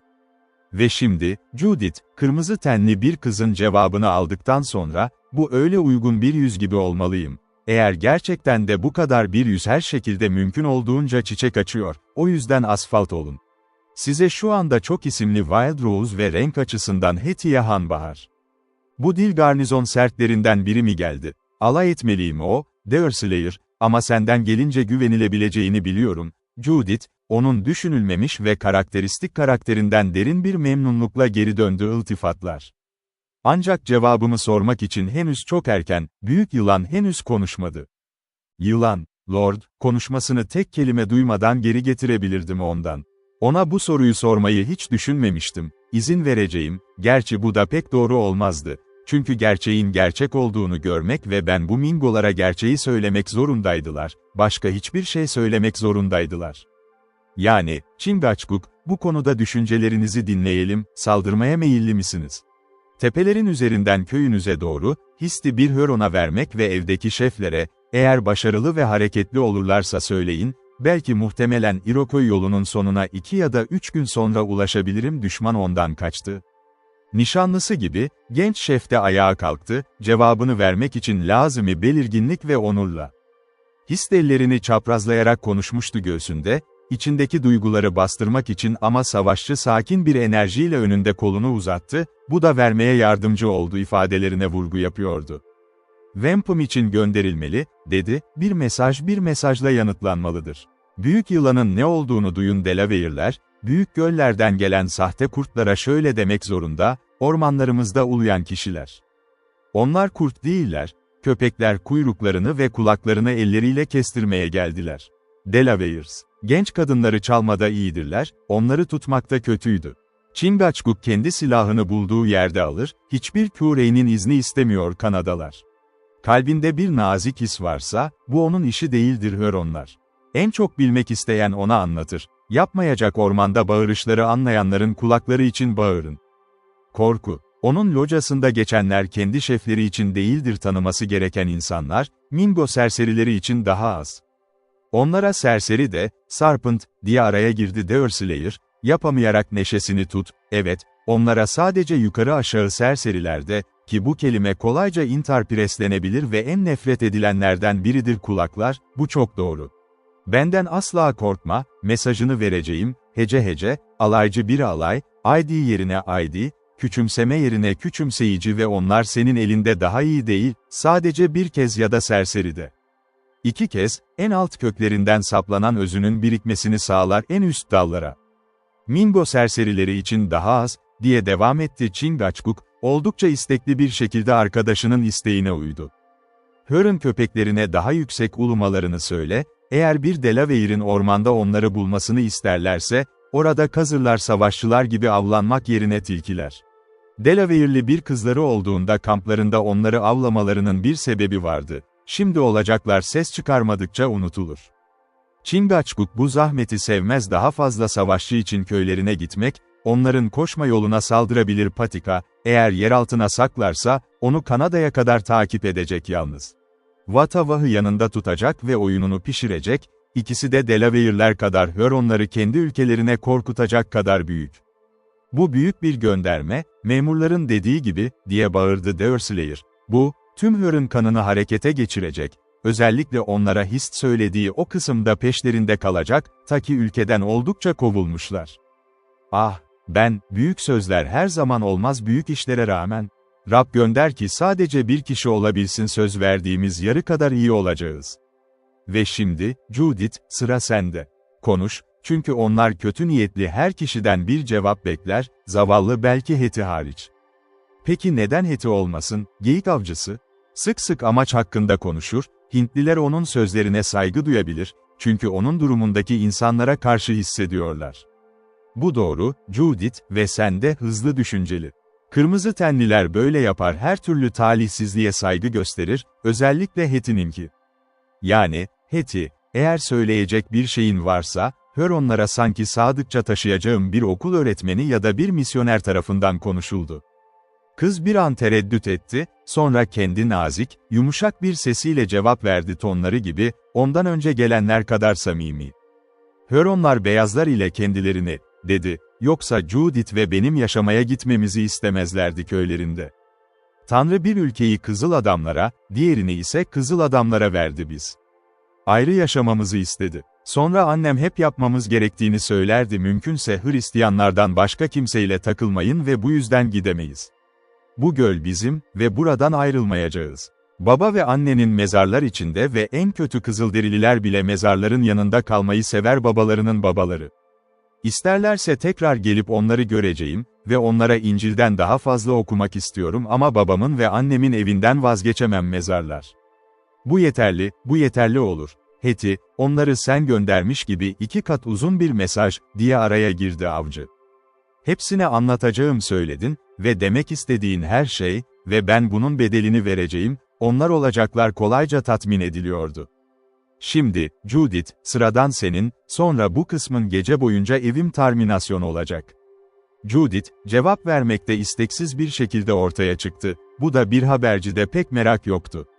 Bilinen ruhuna bakılırsa, kızın duygularına ve ilkelerine daha az sadık olacağını hiç düşünmemiştim, histen ya da Hetty'den daha fazla, ama yine de gözle görülür bir amaç titremesi vardı, onu biraz huzursuz etti.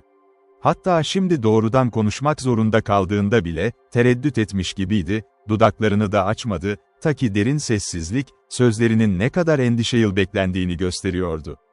O zaman gerçekten de konuştu, ama şüpheli ve isteksizce.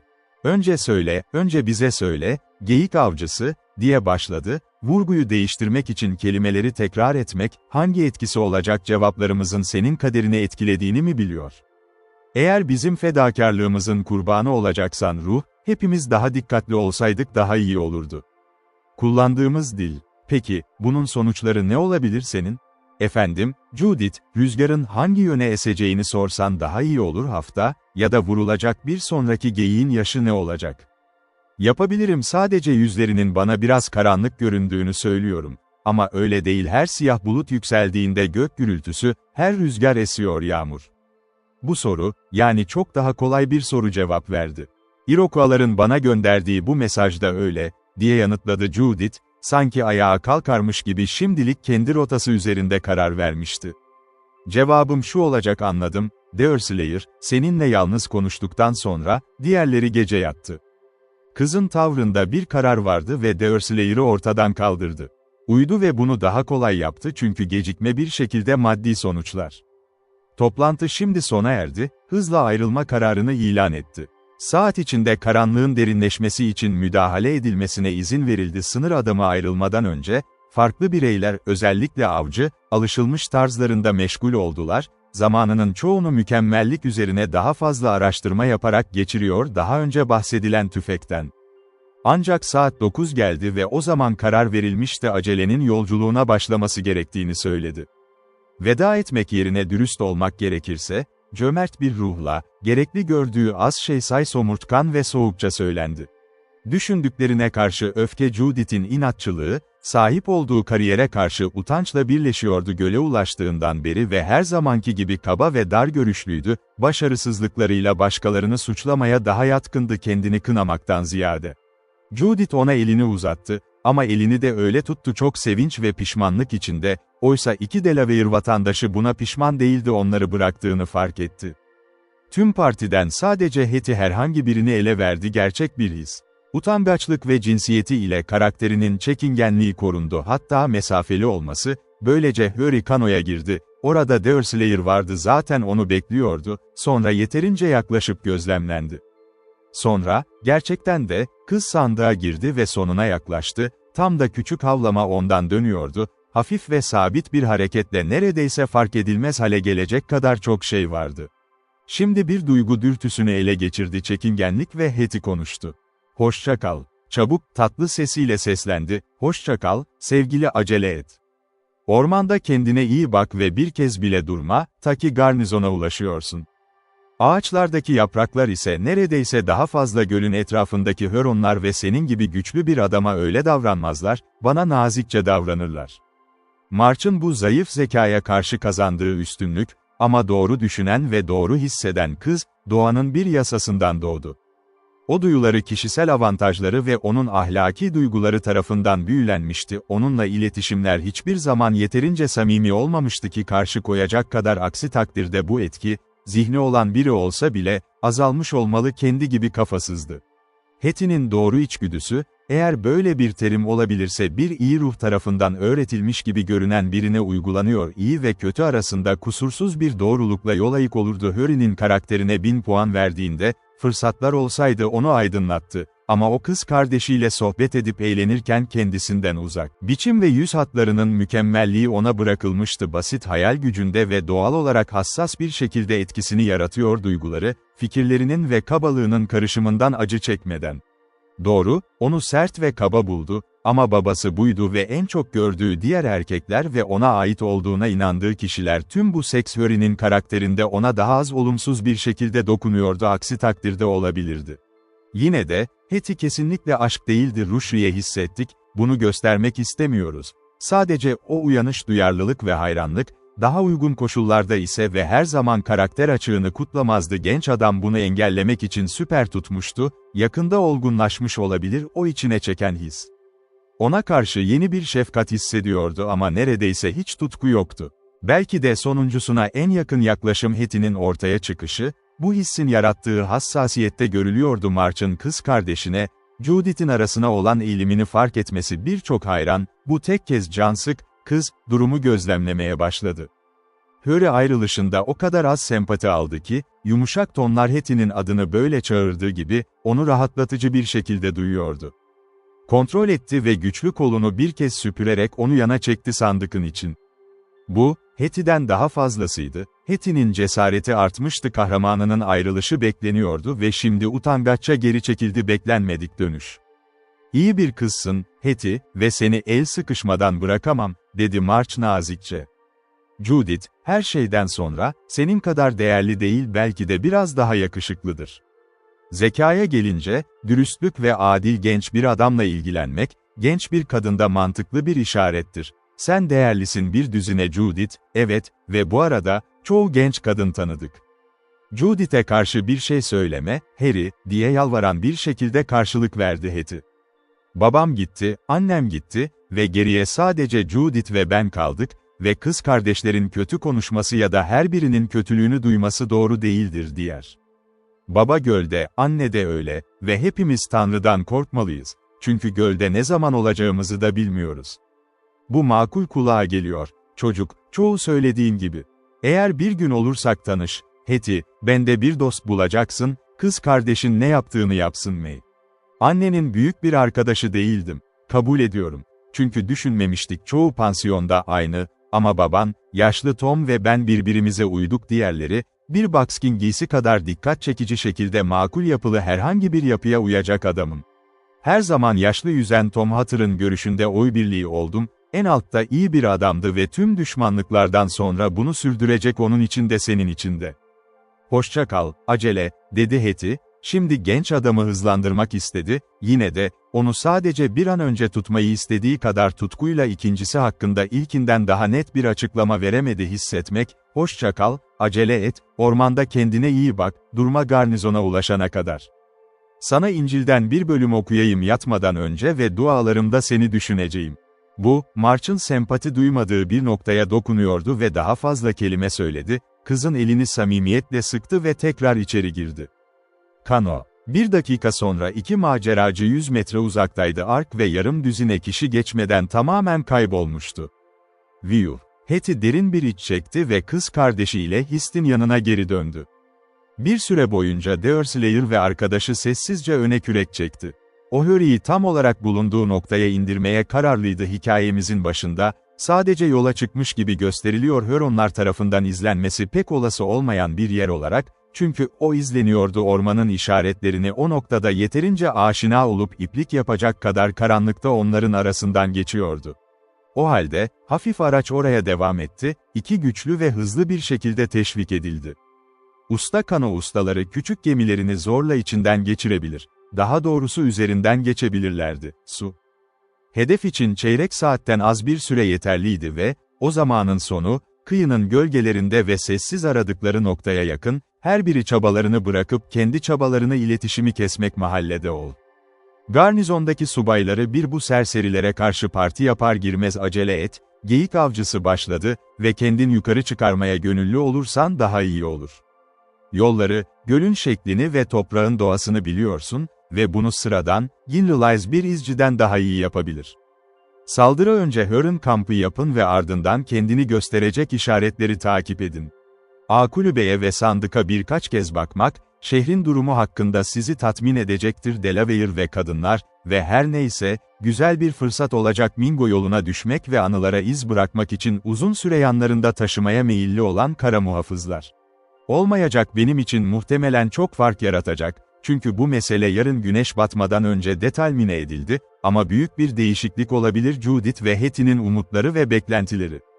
Ve senin için, Nathaniel, diye sordu Harry daha fazla ilgiyle başkalarının iyiliği için ihanet etmeye alışkındı ve bu konuda sizce ne çıkabilir? Rab, bilgeliğiyle bunu ancak söyleyebilir. Henry March. Bulutlar bakıyor siyah ve tehditkar ve zihnimi en kötüsüne karşı bir halde tutuyorum. İntikam duyguları Mingoların kalbinde en üst yerdedir ve her türlü yağma, mahkumlar ya da his hakkında küçük bir hoşnutsuzluk olabilir. İşkenceleri sartın yap. Rab, bilgeliğiyle sadece benim determinasyonumu ortaya çıkarabilir kader ya da senin. Bu bir kara iş, bir şekilde durdurulmalı ya da diye yanıtladı Rushri, doğru arasındaki ayrımı karıştırarak ve yanlış, bencil ve kaba erkeklerde olduğu gibi.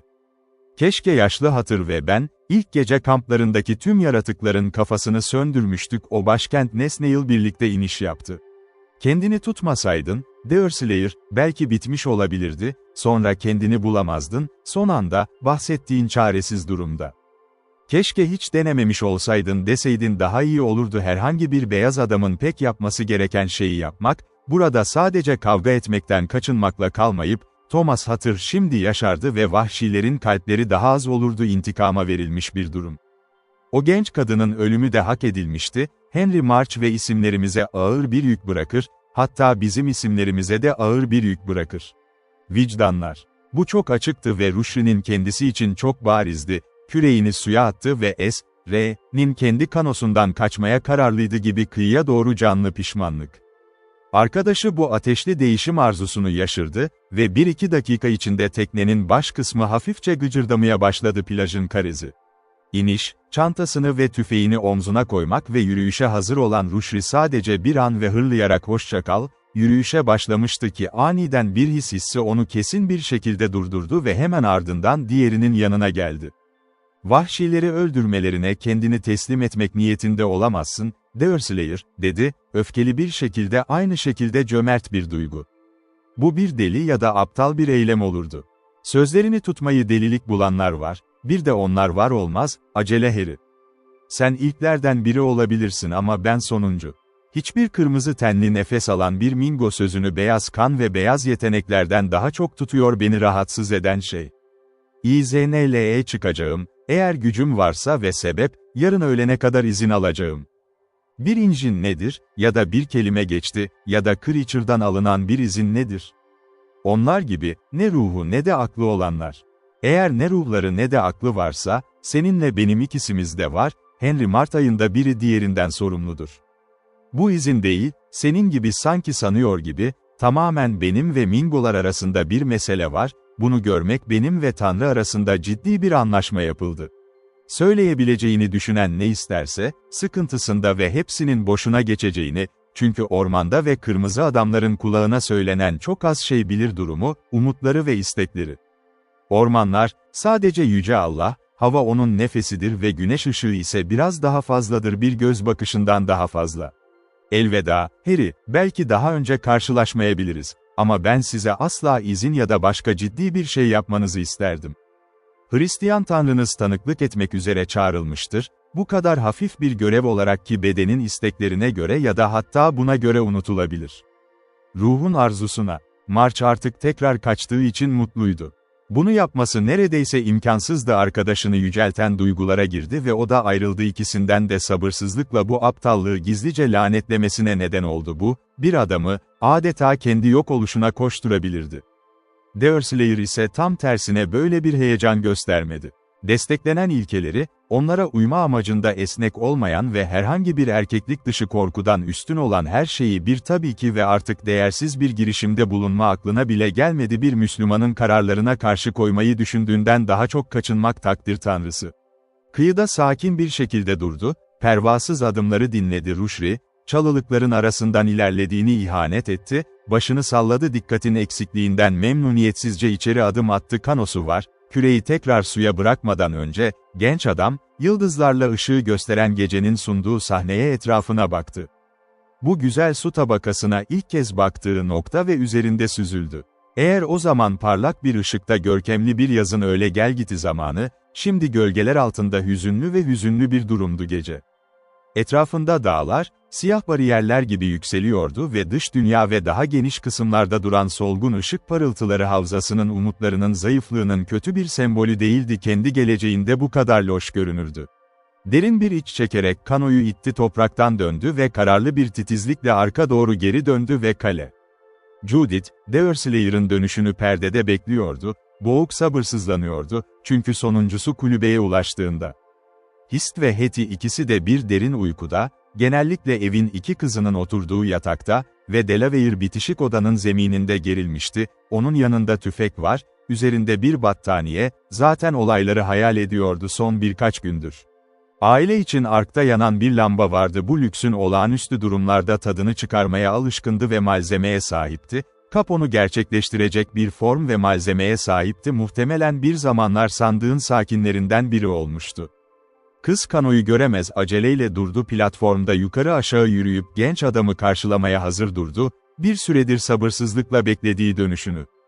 O kanoyu bağlamasına yardım etti ve diğer küçük benzeri olanlara yardım etti bir anda özgürlük anına ulaşma arzusunu ortaya koydu.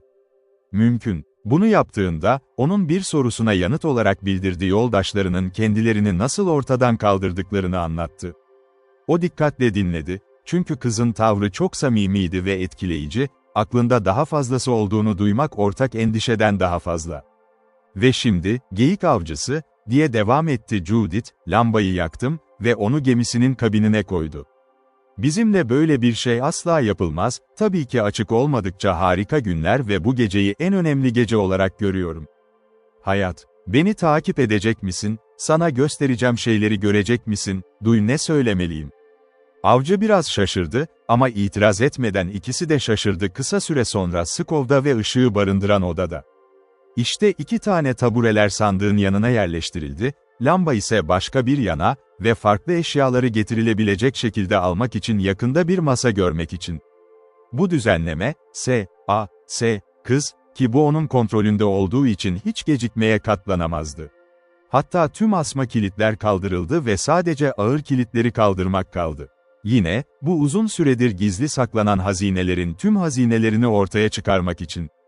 Bütün bunların ne anlama geldiğini kısmen anlıyorum, dedi Deerslayer, evet, ben kısmen içini görür. Peki neden Hetty orada değil? Şimdi Thomas Hatter gitmiş, o bucur, o sitilerin sahiplerinden biri ve görmesi gereken açıldı ve ele alındı. Hetty uyuyor, diye cevap verdi Judith, boğuk bir sesle. Onun için mutlu ol, tamam kıyafetlerin ve zenginliğin hiçbir cazibesi yoktur. Üstelik ona bu geceyi vermiştir sandığın bana taşıyabileceği her şeyden pay aldım, onunla benim gibi yapabileceğim için lütfen. Zavallı Hetty pusulası bunun için yeterli mi, Judith, diye sordu aklı sahibi genç adam. Bu iyi ve doğru bir kural, asla onları kabul etmemek hediyelerinin valiyesini bilmeyenler ve Tanrı'nın ziyaret ettiği gibiler aklına gelmiş çocuklar kadar dikkatli davranmalılar henüz anlayışlarına varmamışlar. Judith, bu azarlamadan dolayı incindi. Çünkü bunu yaptığı kişiden geliyordu. Ama o vicdanı tamamen aklanmasaydı çok daha derin hissederdi zayıf zihinli ama güvenen bir niyeti olmadığı için ona karşı herhangi bir haksız niyeti yok kardeş. Ancak bu, alışılmış biniciklerinden hiçbirini ihanet etmek için uygun bir an değildi ruhun için ve geçen hissi gördüğü büyük nesneye geldi. Hetty haksızlığa uğramayacak, diye hafifçe yanıtladı, hatta sadece bilmiyor ne yapacağım, Deerslayer, ama neden yaptığım. O yüzden oturun, sandığım kapağını kaldırın, bu sefer en altına ineceğiz. Ay bize daha fazlasını anlatacak bir şey bulunmazsa hayal kırıklığına uğrayacağız. Thomas Hutter ve annemin tarihi. Neden Thomas Hutter, Judith, baban değil? Ölüler buluşmalı yaşayanlar kadar saygıyla. Thomas Hutter'ın babam olmadığından uzun zamandır şüpheleniyordum. Gerçi öyleydim Hetty'nin olabileceğini düşünüyorum. Ama şimdi biliyoruz ki o, hiçbiri yok. Bunu son anlarında kabul etti. Yeterince büyüdüm bu gölde gördüğümüzden daha iyi şeyleri hatırlamak için, gerçi öyle hafızamda o kadar hafif bir iz bıraktı ki, hayatımın erken dönemi sanki bir rüya gibi. Rüyalar, insanın etrafta durması gerektiğinde sadece acınacak rehberlerdir gerçekler, Judith, diye azarlayarak karşılık verdi diğeri. Hiçbir şey düşünmüyorum ve umarım onlar için hiçbir şey olmaz, ama onları düşünen şefler tanıdım faydalı. Onlardan gelecek için hiçbir şey beklemiyorum, iyi dostum, ama beklemiyorum geçmişi hatırlamaya yardım edin. Ancak bu, yarım saat sürdüğünde boş kalıyor inceleme hepimize anlatabilir, hatta bilmek istediğimden daha fazlasını. Kızın sabırsızlığını anlayan Deurslayer şimdi yerine oturdu ve bir kez daha farklı maddeleri gündeme getirmeye başladı. Sandık kontrol altında. Doğal olarak, her şey önceden olmuştu incelenen, en son bırakıldıkları yere bakıldı ve heyecanlandılar daha önce izlendiğinde olduğu kadar ilgi veya yorum çok daha az. Hatta Judith, zengin brokarı kayıtsızca bir kenara koydu. Çünkü önündeki birin hoşgörülünden çok daha yüksek bir hedefi vardı ve hala gizli olan ya da daha doğrusu bilinmeyen hazinelere yaklaşmak için sabırsızlanıyordu. Bunların hepsini daha önce gördük, dedi ve açılmak için durmayacağız. Elinizin altındaki demet, Deurslayer, taze bakacağımızı into. Allah ister zavallı Hetty ve bana söyleyecek bir şey içerebilir.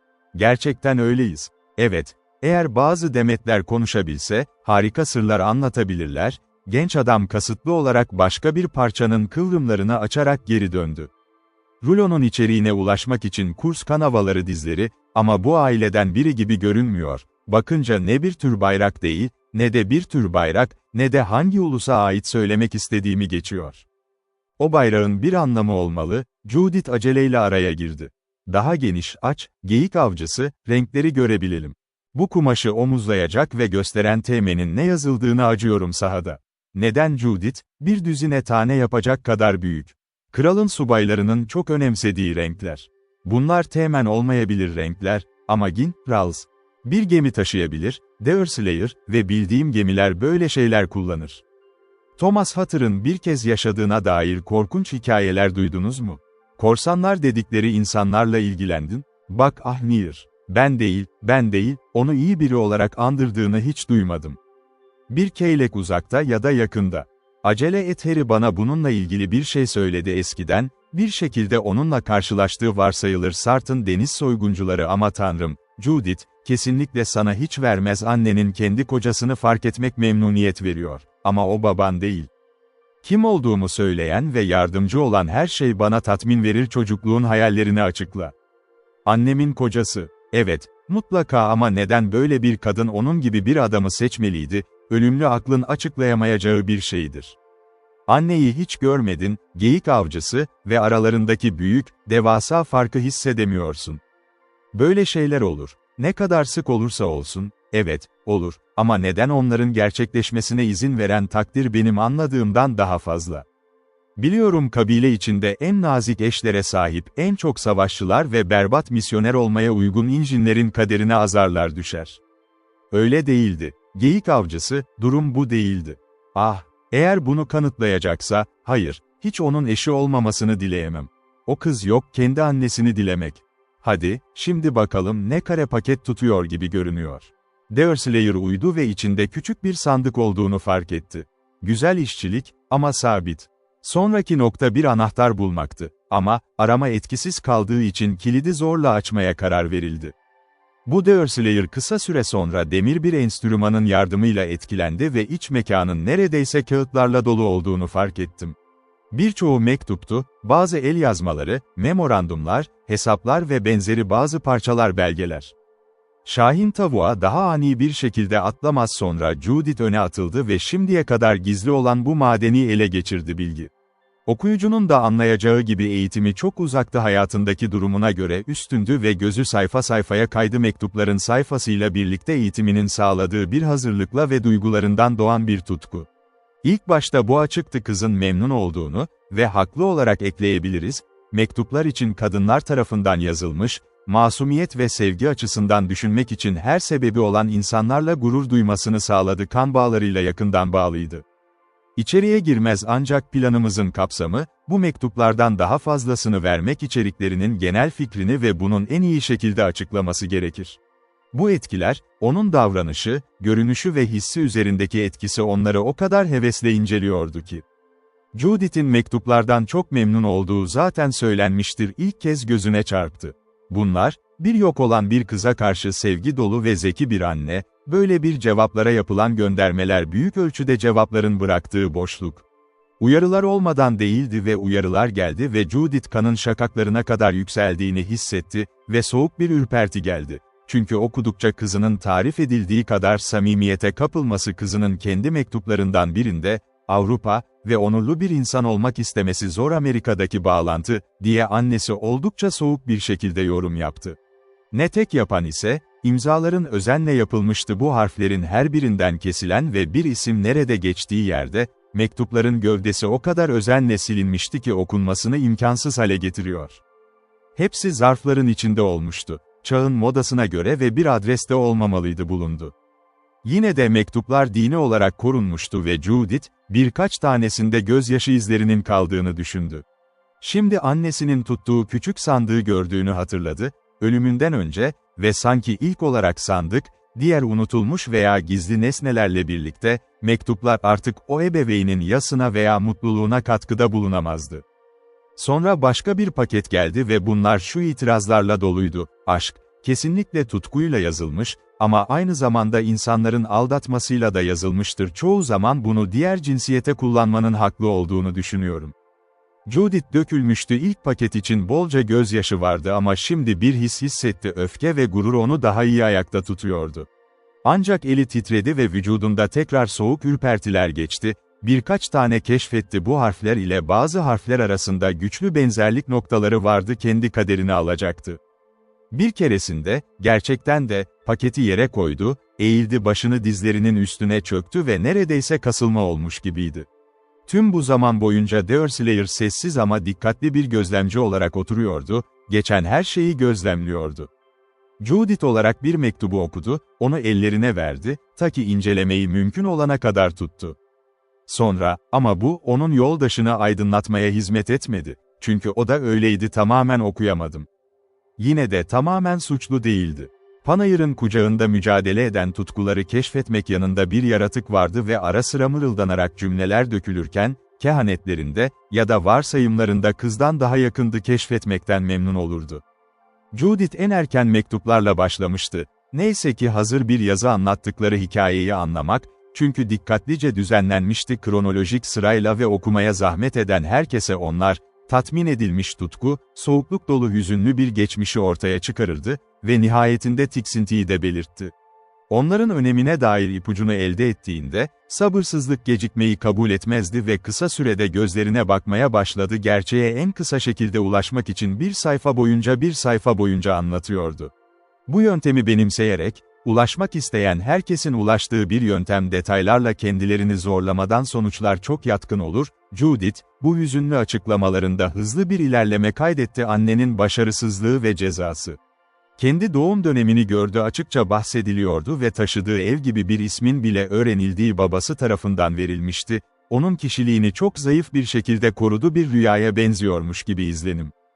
Bu isim mektupların metni, ama silmekten hiçbir şey kazanılmayacakmış gibi duruyordu o. Hetty'nin doğumu bir kez anıldı ve o durumda isim anneninki, ama bu dönem gelmeden önce soğukluk belirtileri geldi, yakında gelecek olan terk etmeyi gölgeliyordu.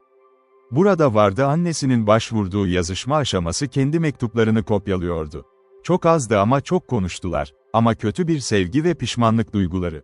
Judith onların üzerinde hıçkırarak ağladı, ta ki tekrar onları şiirden ayırmak zorunda hissedene kadar. Fiziksel olarak görememe, gözleri gerçekten yaşlarla kaplıydı. Yine de artan ilgiyle ve sonunda görevine geri döndü, son iletişimin sonuna ulaşmayı başardı, muhtemelen hiç ebeveynleri arasında geçiş yapmıştı. Tüm bunlar tam bir saat sürdü. Çünkü neredeyse 100 mektuba göz atıldı ve yaklaşık 20 tane yakından okunmuştu. Gerçek şimdi net bir şekilde ortaya çıktı. Judith'in keskin zihni, kendi doğumu ve Hetty'nin zihni endişeli. Bu inançtan dolayı mide bulandı ve bir an için dünya ondan kopmuş gibiydi ve artık daha fazlasına sahipti. Hayatının geri kalanını gölde geçirmek istemesinin nedenleri zaten birçok parlak ve hüzünlü gün görmüştü. Henüz incelenecek daha fazla mektup vardı. Judith bunların annesi ile Thomas Howe arasındaki yazışmalar. Her ikisinin de orijinalleri partiler dikkatlice düzenlenmişti, mektup ve cevap, yan yana ve onlar uzak aralarındaki kötü ilişkinin erken tarihini anlattı. Judith'in öğrenmek istediğinden daha açık. Annesi bu ilgiyi yaptı bir evliliğe doğru, kızının şaşkınlığına, dehşetine bile olsa ve gerçekten de Vura'nın izlerini bulduğunda rahatladı. Onu delilikte ya da o korkunç bir çaresizlikte, o korkunç bir çaresizlik olarak felaket, o talihsiz kadının önceki mektuplarında. Cevaplar Howe kaba ve okuma yazma bilmeyen kişilerdi. Ancak yeterince benzersiz kişisel çekiciliğe sahip bir kadının elini alma arzusu ve büyük hatasını avantaj uğruna göz ardı etmeye hazırdı. Her yönden üstün biri olan biri ve aynı zamanda göründüğü biri tamamen parasız değildi. Bu kısmın geri kalanı yazışmalar kısa sürdü ve kısa sürede sadece birkaç iletişimle sınırlandı. İş için, zavallı eş ise yok olan kocanı hızla içeri aldı. Yeterli sebep olan bir dünyayı terk etme hazırlıkları bir taraf için tehlikeli olduğu kadar hoş olmayan bir şey de bir taraf için de diğer. Ama annesinden samimi bir ifade kaçmıştı ve Judith onu Howe ile evlenmeye iten motivasyonlara dair bir ipucu bulabilir ya da hatır ve bu, sık sık duyduğu o kin duygusuydu. Yaralıları kömür yağarak kendilerine haksızlık yapmaya teşvik eder acı çektiklerinin kafasına. Judith artık yeter o annenin ruhunun bu duyguyu kavrayacağı ve böyle intikamı tanıyan aşırı aptallığı anladı yükselmek için duygular. Burada belgelerin tarihsel kısmı sona erdi. Aralarında ancak gevşek parçalar, içinde bir belirli kişilerin yakalanması için ödül teklif eden bir bildiri isimleri böyle, Thomas Howe'de vardı. Dikkat kızın bildirimine ve bu özel isme çekildiği her ikisinin altına de kara çizgilerin mürekkeple çizildiği durumu. Belgeler arasında başka bir şey bulunmadı, Hatır'ın eşinin ismi ya da ikamet yeri vardı. Tüm tarihler, imzalar ve adresler mektuplardan kesilmişti ve iletişimlerin gövdesinde bir kelime geçtiği her yerde bir ipucu ver, titizlikle silindi. Böylece Judith tüm gücünü buldu. Anne babasının kimin yenildiğini öğrenme umuduyla memnun oldu. Her şeyle ilgili olarak kendi kaynaklarına ve alışkanlıklarına dayanmak için gelecek. Annesinin görgü kuralları, sohbeti ve acılar, şimdi sahip olduğu tarihsel gerçeklerde birçok boşluğu doldurdu. Keşfedildi ve gerçek, hatlarıyla yeterince belirgin görünüyordu. Önünde tüm arzuları, hatta daha fazla detaya sahip olma arzusunu elinden almaya karar veriyordu. Koltuğuna geri atıldı, sadece yoldaşının sandıktaki diğer eşyaları incelemeyi bitireceksin, hala bitirebilirdi, önemli bir şey içeriyor. Ben yapacağım, Judith, yapacağım, diye karşılık verdi sabırlı geyik avcısı, ama eğer daha çok mektup okunacak, güneşi göreceğiz. Okumayı bitirdim. 2 saat boyunca arıyorsun, o kağıt parçalarına bak. Bana ailemden bahsediyorlar, Deurslayer ve planlarımı düzenlediler. Hayat, bir kızda affedilebilir, kendi babası ve annesi hakkında okuyan ve hayatında ilk kez. Sizi tuttuğum için üzgünüm bekliyor. Beni boş ver, kızım, beni boş ver. Uyuyup uyumam ya da çok az fark eder izlemek, ama bakması hoş ve çok yakışıklısın Judith, tüy döküp bu kadar uzun oturup izlemek hiç hoş değildir. Gözyaşları. Gözyaşlarının öldürmediğini ve bazı insanların daha iyi olduğunu biliyorum. Ara sıra birkaç kişini, özellikle genç kadınları bırakıyordu. Ama görmek isterim Judith, seni ağlayan her zaman gülümsemekten daha çok gülümseyirsin.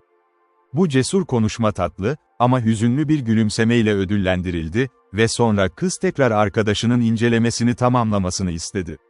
Sandık. Arama mutlaka bir süre devam etti ve bu süre boyunca Judith düşüncelerini topladı ve kendini toparladı. Hiçbir şekilde katılmadı aramak, her şeyi genç adama bırakarak, kendisine halsiz bir şekilde bakıyordu. En çok öne çıkan farklı makaleler.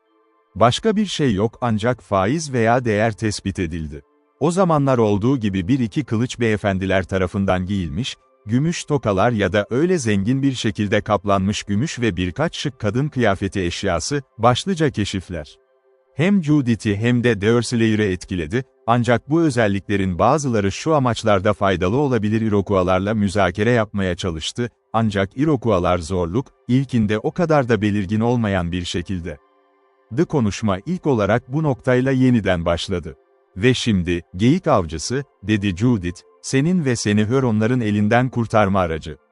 Herhangi bir parçası ya da tamamı sandıkta gördüğünüz şey, ben ve Heti tarafından neşeyle verilecek seni özgür bırakmak için.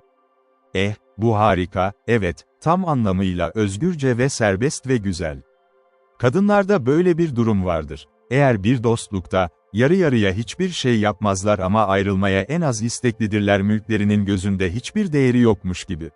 Ancak, teşekkür ederim ikiniz de, tıpkı anlaşma yapılmış gibi, Rivenoak'a ya da herhangi birine diğer serseriler, antlaşmayı kabul etmek ve kapatmak için buradaydı. İki kişi var, bunun asla gerçekleşemeyeceği başlıca nedenler, ki bunlar da anlatılabilir hemen, sizde ya da herhangi bir beklenti oluşmaması için haklı umutlar var. Eğer Heti ve ben ayrılmaya razıysak bunun ne sebebi olabilir ki? Senin için önemsiz şeyler var mı? Vahşiler de onları kabul etmeye istekli. İşte bu, Judith, fikirlerin var ama biraz kalktılar yerleri, sanki bir tazı, arka tarafı alması gerekiyormuş gibi lider kokusu. Mingoların onlara bir şeyler almaya istekli olacağını, ya da daha fazlasını sunmanız gerekebilir, ama valiyeye para verecekler, bu bambaşka bir mesele. Kendine sor, Judith, eğer biri size bunu söylemek için bir mesaj gönderirse, şu ya da şu bir fiyat, sen ve Heti o çist ve onun her şeyine sahip olabilirsiniz. İster pazarlığa çok kelime harcamaya değer mi düşünüyorsun? Ama bu sandık ve içinde bulunan her şey zaten bizim, bunun için hiçbir sebep yok, zaten kendimize ait olanı satın almalıyız. Sadece Mingo hesaplasın, zaten çistin onlara ait olduğunu söylüyorlar, ya da, onlarınkiyle aynı derecede iyi ve anahtar için kimseye teşekkür etmeyecekler. Seni anlıyorum, Deerslayer, kesinlikle hala Gölü ve Höre asker gönderene kadar onu elimizde tutabiliriz, düşmandan uzaklaşın.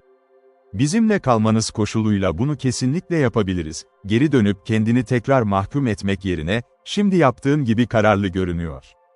Acele Harry'nin böyle konuşması doğaldır ve adamın yetenekleri. Daha iyisini bilmiyor ve bu yüzden küçüktür daha iyi hissetme ya da davranma olasılığı, ama Judith, bunu kalbine koydum ve vicdan, beni benim kadar olumlu düşünebilir misin? Şimdi umut ve inanıyorum, izin vereceğimi unutup geri dönmeseydim kampa. Seni şu an düşündüğümden daha olumlu düşünmek, Deerslayer, olmazdı kolay, ama en azından öyle görünüyor, en azından olumlu düşünmeye devam edebilirim yani, umarım yapabilirim. Çünkü bir dünya beni sana izin vermeye teşvik etmezdi, senin hakkındaki gerçek görüşümü değiştirebilecek herhangi bir şey. O zaman izin alımı gözden kaçırmamı sağlamaya çalışma, kızım.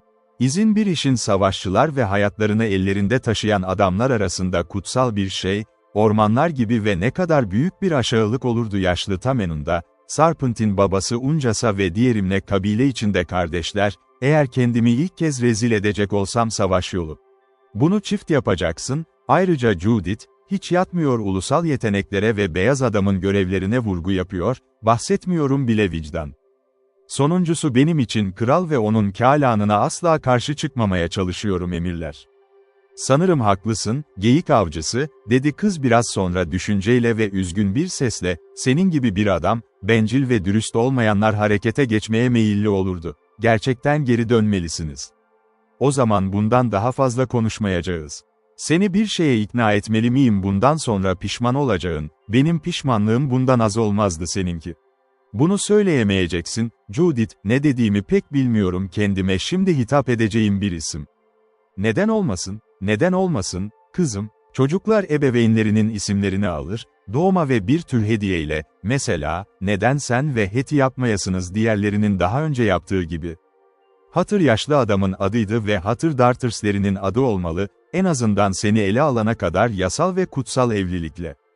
Ben Judith'im, sadece Judith, diye olumlu bir şekilde karşılık verdi kız, ta ki yasa bana başka bir isim hakkı veriyor. Thomas'ın sözünü asla kullanmayacağım yine hırıltı, benim onayımla, Heti de yapmayacak. Hatır onun bile değildi kendi adını buluyorum, ama 1000 hakkı olsa hiç hakkı olmazdı bana. O benim babam değildi, şükürler olsun, ama belki de bir sebebim yok onunla gurur duyun. Bu garip, dedi Deerslayer, heyecanlı kıza kararlı bir şekilde bakarak, daha fazlasını öğrenmek için sabırsızlanıyor ama bilmeyenler için araştırmak istemiyordu onu gerçekten ilgilendiriyor, evet, bu çok garip ve yaygın. Thomas Hutter değildi ve onun dartları da onun darterleri değildi. Kim, o zaman Thomas Hutter olabilir mi ve onun dartıları kimler? Bu eski hayata karşı fısıldanan bir şey duymadın mı? Kişi, Deerslayer, diye sordu Judith, benim gibi çocuğu için geçiyor, böyle haberler bana bile ulaştı. İnkar etmeyeceğim, Judith, hayır, inkar etmeyeceğim. Sartın işleri söyledim, size söylediğim gibi, ama raporlar konusunda çok güvenilir değilim. Genç olarak evet, yeterince uzun yaşadım ki iki tür karakter olduğunu düşüneyim. Dünya, eylemlerle kurulanlar ve onlar tarafından kurulanlar dilleri yok, bu yüzden kendim görmeye ve yargılamaya çalışırım, izin vermek yerine sallamayı seçen her çene benim yargım oluyor. Çabuk Harry güzel konuştu açıkça tüm ailenin bu yöne doğru yolculuk ederken ve o da ima etti Thomas Hutter'ın serbest karaciğer olmuş olması nedeniyle bir şeyler var, gençliğinde su. Serbest karaciğer derken, onun özgür başkalarının mallarıyla yaşa. Sana korsan olduğunu söyledi, işleri basitleştirmeye gerek yok arkadaşlar arasında. Bunu oku, Deerslayer, ve göreceksin ki sana söyledi sadece gerçekten. Bu Thomas Hovey, tanıdığınız Thomas Hutter'dı, bu mektuplardan da anlaşıldığı gibi. Judith konuşurken, yanağı kızarmış ve gözleri göz kamaştırıyordu, heyecanla parlak bir şekilde, gazeteyi arkadaşına tuttu, daha önce bahsedilen bir koloni valisi ilanına işaret eder. Seni korusun, Judith, diğeri gülerek yanıtladı, sorsan daha iyi olur onu bastırmamı ya da yazmamı istiyordu. Benim öğretim tamamen ormanda bulundu, okuduğum ya da umursadığım tek kitap, Tanrı'nın tüm yaratılışından önce soylu olanı açtığı şeydir ormanlar, geniş göller, dalgalı nehirler, mavi gökyüzü ve rüzgarlar ve fırtınalar, güneş ışığı ve ülkenin diğer muhteşem harikaları. Bu kitap okuyabiliyorum ve bilgelik ve bilgiyle dolu buluyorum. Afını istiyorum, geyik avcısı, dedi Judith, daha da utangaç bir şekilde alışılmışken, kasıtlı olarak bir itiraz yaptığını fark etti bu, yoldaşının gururunu incitebilirdi. Senin tavırını unutmuştum hayatı ve en azından duygularını incitmek istemedim. Duygularımı incittin mi? Neden okumamı istemek duygularımı incitsin ki, oysa okuyamıyorum. Ben bir avcıyım ve şimdi bir savaşçı demeye başlayabilirim. Ve misyoner olmadığı için kitaplar ve belgeler böyle bir ilişkiye dahil değildir hayır, Judith, ve burada genç adam samimiyetle güldü, Watts için bile değil, çünkü gerçek geyik avcısı her zaman deri kullanır eğer varsa bir nen ya da uygun başka bir deri parçası hazır. Bazıları ise diyor ki, basılı olan her şey doğrudur, ki bu durumda sahip olacağım bir adam biraz kaybeden olmalı, yine de, Tanrı'nın kendi tanrısıyla bastığı şeyden daha doğru olamazdı gökyüzünde, ormanlarda, nehirlerde ve kaynaklarda kendi eliniz. O zaman, Hutter ya da Hovey bir korsandı ve babam olmadığı için, ona bir diye demeyeceğim. Onun adı artık benim adım olmayacak. O adamın adını sevmiyorsan, annenin adı var, Judith. Onu da sana aynı derecede iyi bir dönüş getirebilir. Bilmiyorum. O evraklara baktım, Deerslayer, annemin kim olduğunu keşfedebileceğim bir ipucu bulma umudu, ama bu açıdan geçmişin izi yok, kuşun ayrılmasından daha fazla havada. Bu hem yaygın hem de mantıksız. Ebeveynler kendi paylarını vermeye mahkum mudur çocuklara isim veriyorlar, başka hiçbir şey vermeseler bile. Şimdi bir mütevazı bir soy, beyaz hediyelerimiz ve beyaz bir naturumuz olsa da, biz öyleyiz isim olmayacak kadar kötü durumda değil. Bize Bampo deniyor ve duydum şöyle yazıyordu, yanağında insan kibiriyle parlayan bir dokunuş, ki zamanlar Bampos'un insanlık arasında daha fazla saygın olduğu zamanlar olmuştu, az önce yaptıklarından daha fazla.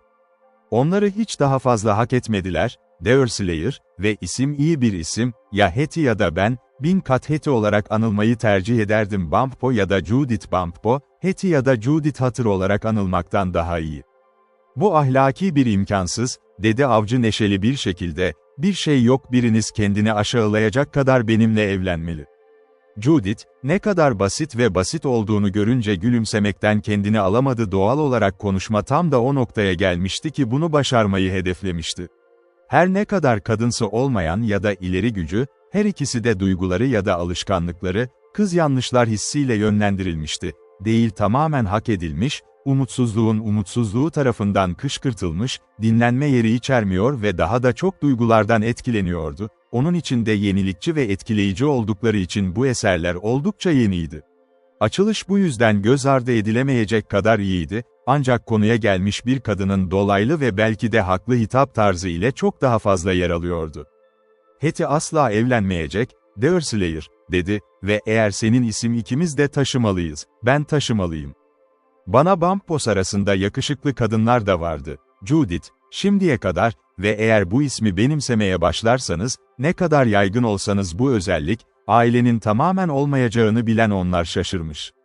Bu, ikimizin de olduğu gibi konuşmak değil, Deerslayer, ne olursa olsun böyle bir konuda, erkek ile kadın arasında söylenmiş, ciddi şekilde söylenmesi gerekir ve kalpten bir samimiyetle. Kızları tutmalı olan utancı unutmak konuşulana kadar sessiz, çoğu durumda sana en açık şekilde davranacağım biliyorum, cömert Doğan'dan biri en çok ilgilenmeyi sever.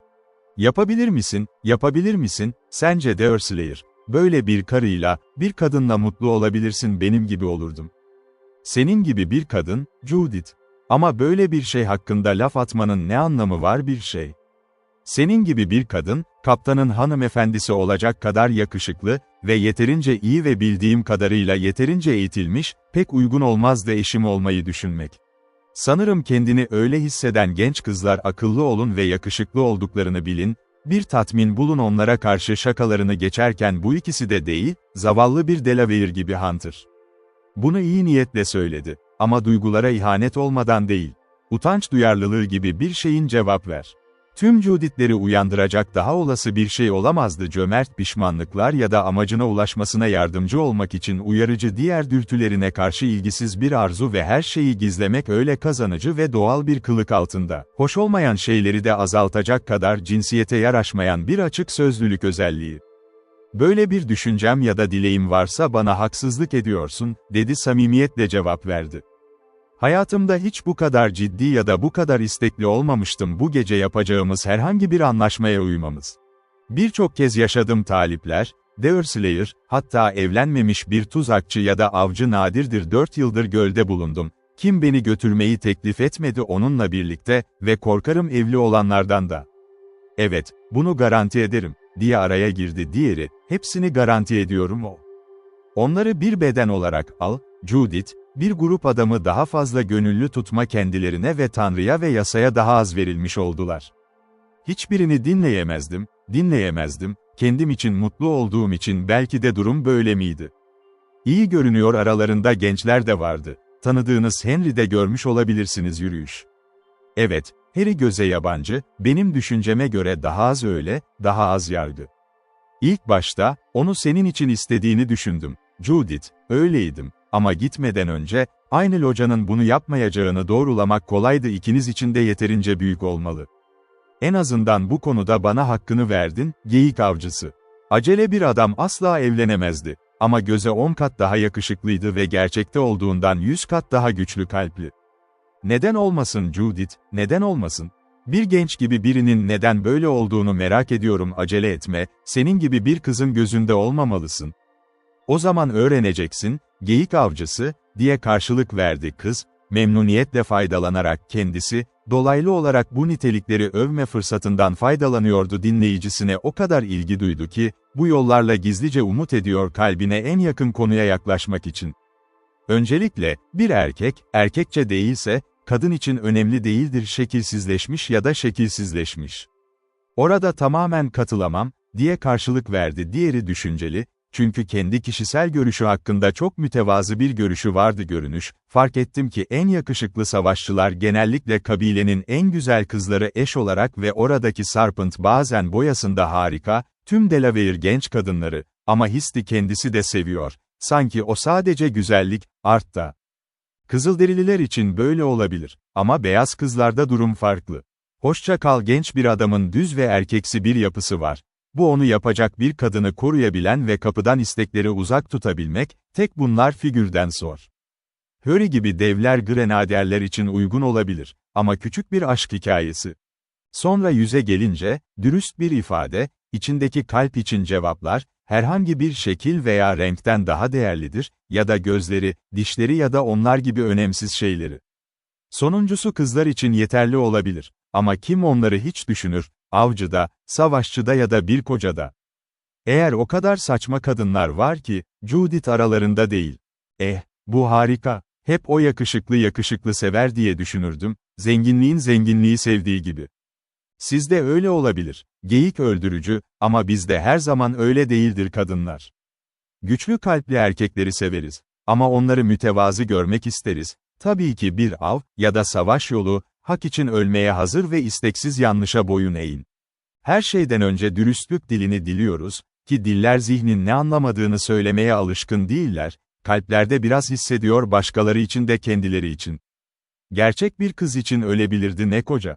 Bötürücü ve çift dilli talip ise görünüşe de onun zihnine olduğu kadar nefret dolu olsun. Judith acı bir şekilde konuştu ve her zamanki gücüyle ama dinleyicisi de öyleydi reklam verirken yaşadığı yeniliklerden çok etkilenmişti. Tavırı, bir adamın alçak gönüllülüğünde öyle bir rahatlatıcı vardı ki, mizacını, sahip olduğunu bilmeden ama bilmediği nitelikleri duymak kendisi, gördüğü en güzel kadın tarafından bu şekilde büyük övgüyle karşılanıyordu, şu an için, yetenekleri doğal bir şekilde askıya alınmış gibi görünüyordu affedilebilir gurur. O zaman böyle bir olasılığın ortaya çıkması fikri ortaya çıktı Judith'in hayatı boyunca onun yoldaşı olması ilk kez aklına geldi. Görüntü o kadar hoş ve o kadar yeniydi ki, tamamen devam etti bir dakikadan fazla süre, güzelliğe tamamen bakmaksızın içine çekildi karşısında oturan gerçeklik, dik duran ifadesini izleyen ve ona çok güzel bir keskinlikle doğruluk söyleyen yüz ifadesi, düşüncelerine dair kesinlikle doğru bir ipucu olmasa da. Daha önce hiç böyle olmamıştı genç avcının zihninin önünde hoş bir vizyon süzüldü ama, en çok pratik şeylere alışkındı ve boyun eğmeye pek de bağımlı değildi hayal gücünün gücü, gerçeklere sahip olsa da şiirsel duygular özellikle doğal nesnelerle bağlantılı olarak, kısa sürede aklını toparladı ve kendi zayıflığına gülümsedi. Hayran kalan zihninden bir görüntü kayboldu ve ona basit, öğretilmemiş bir şey bıraktı. Ama son derece ahlaklı bir şekilde, Thomas Hatter'ın sandıkında oturuyordu. Gece yarısı, merhum sahibinin ünlü ifadesiyle kızı, endişeli bir bakış açısıyla ona bakıyordu. Yalnız lamba. Harika, yakışıklı, çekici ve izlemesi hoş birisin, Judith, diye bağırdı, basitliğiyle, gerçek yeniden yükselmeye başladı aşırı hayat. Harika, böyle güzel bir şey gördüğümü hiç hatırlamıyorum. Delaware arasında bile Gal ve acele Harry'e şaşırmıyorum hem aburmuş hem de üzgün gitti. Beni, Deerslayer, Henry gibi bir adamın karısı olmasını ister miydin? Mart mı? Onun lehine olan var, içinde olan da var. Bana göre Harry kocaları en iyi şekilde kullanmazdı ama korkuyorum ki buradaki çoğu genç kadının zevkleri ona o kadar da zor olmazdı. Hayır, hayır, Judith, isim olmadan asla çağrılmaya razı olmazdı Judith March. Her şey bundan daha iyi olurdu. Judith Bumpo o kadar iyi olmazdı, kızım, ve birçok isim var kulağa hoş gelmede Mart'ın gerisinde kalacaktı. Ah, Deerslayer, sesin hoş olması böyle durumlarda öyle değildir kulaktan gelin, ama kalpten gelir. Her şey kabul edilebilir, ne zaman kalp tatmin oldu. Natty Bumppo, Henry March ve Henry March vardı. Natty Bumppo, March'ın adını olduğundan daha iyi düşünebilirim, ya da o, sen, Bumppo'nun adını korkunç bir şekilde isterim. İşte mesele bu, evet, mesele bu. Şimdi, ben ulusal olarak Sarpentlere avars ve kelimeden bile nefret ediyorum, ki bu kelime misyonerler bana insan doğasından geldiğini söylüyor. Çünkü bir Sarpent, ilk kadını alt eden, Art'ın yaratılmasında, yine de, Chingachgook taşıdığı unvanı aldığından beri, neden bu ses sakin bir akşamın Whippoorwill'in ıslığı gibi kulağıma hoş geliyor, o var.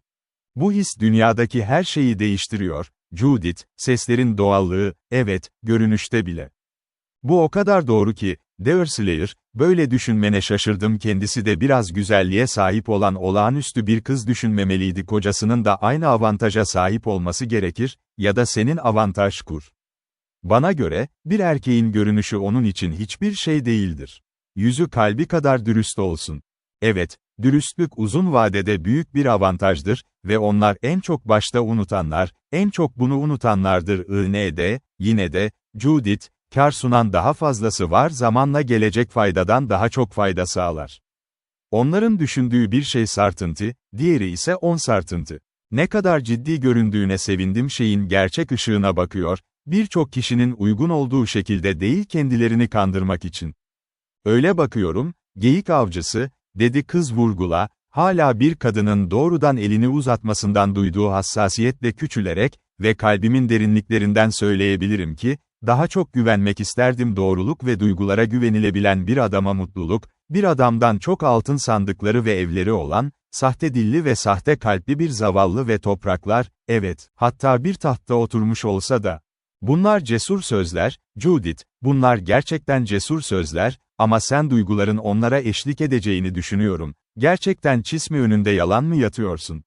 Eğer bir tarafta kızıl palto giymiş bir eşcinsel yiğit dursa, başı geyik ayağı gibi kokuyor, yüzü senin gibi pürüzsüz ve çiçek açıyor, elleri o kadar beyaz ve yumuşaktı, sanki Tanrı onlara o adamı vermemiş gibi kaşlarının teriyle ve adımları kadar yüksek olabilirdi, dans öğretmenleri ve hafif bir kalpte bunu başarabilirdi ve diğer taraf ayağa kalktı, günlerini açık havada geçiren, alnı kırmızı olana kadar geçen bir parça yanağı olarak, bataklıkları ve çalılıkları kesmişti, ta ki eli altında uyuduğu meşe ağaçları kadar sert, av kokusunu ezmişti, ta ki adımları Katamontunki kadar sessizdi ve başka adım yoktu, etrafında naturdan daha hoş bir koku var, serbest havada ve orman. Şimdi, eğer bu iki adam burada, sizin için talip olarak dursa hislerini, hangisi senin gözünde kazanır diye düşünüyorsun?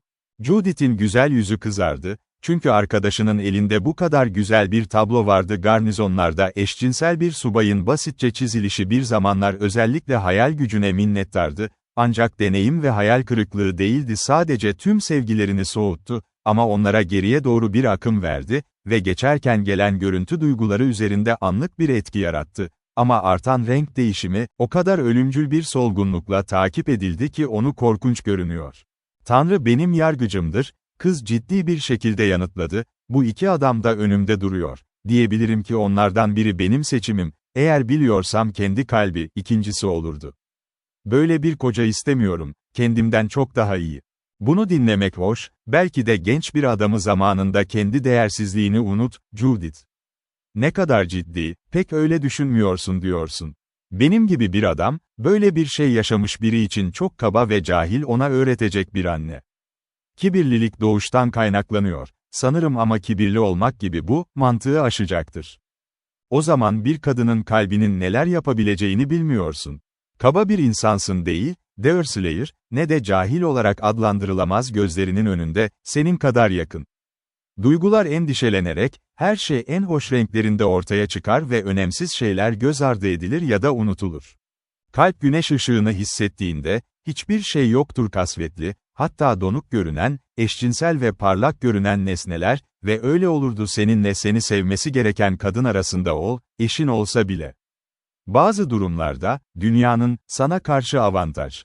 Judith, sen benimkinden tamamen üstün insanlardan geliyorsun, dünyada, ve unequal eşleşmeler, tıpkı unequal kardeşlikler gibi, genellikle iyi bir şekilde sonuçlanamaz. Ay, bu konuyu tamamen hayali bir şey olarak söyle, çünkü pek de önemli değil, en azından sen bunu bir konu olarak ele almaya eğilimli olursun, hiç gerçekleşmesin. Judith, derin mavi gözlerini onun açık ve samimi yüzüne sabitledi arkadaş, sanki ruhunu okuyacakmış gibi. Orada hiçbir şey ihanet etmiyordu, gizli anlam ve kendine itiraf etmek zorundaydı ki, konuşma olumlu değil, tartışmacı olarak ve onun hala duygularının ciddi olduğuna dair aktif şüphesi yoktu, sorunun içinde yer almıştı.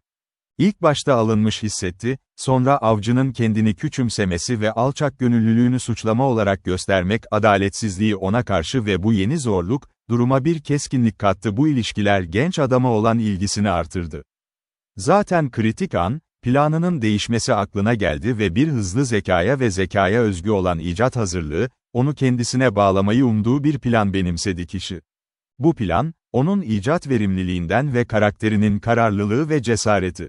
Konuşmanın böyle bir şey yapabileceğini, ancak çok ani bir şekilde sona ermemesi ya da tasarımıyla ilgili herhangi bir şüphe olmaması, Deerslayer'ın son yorumuna samimi ve en samimi şekilde yanıt verdi.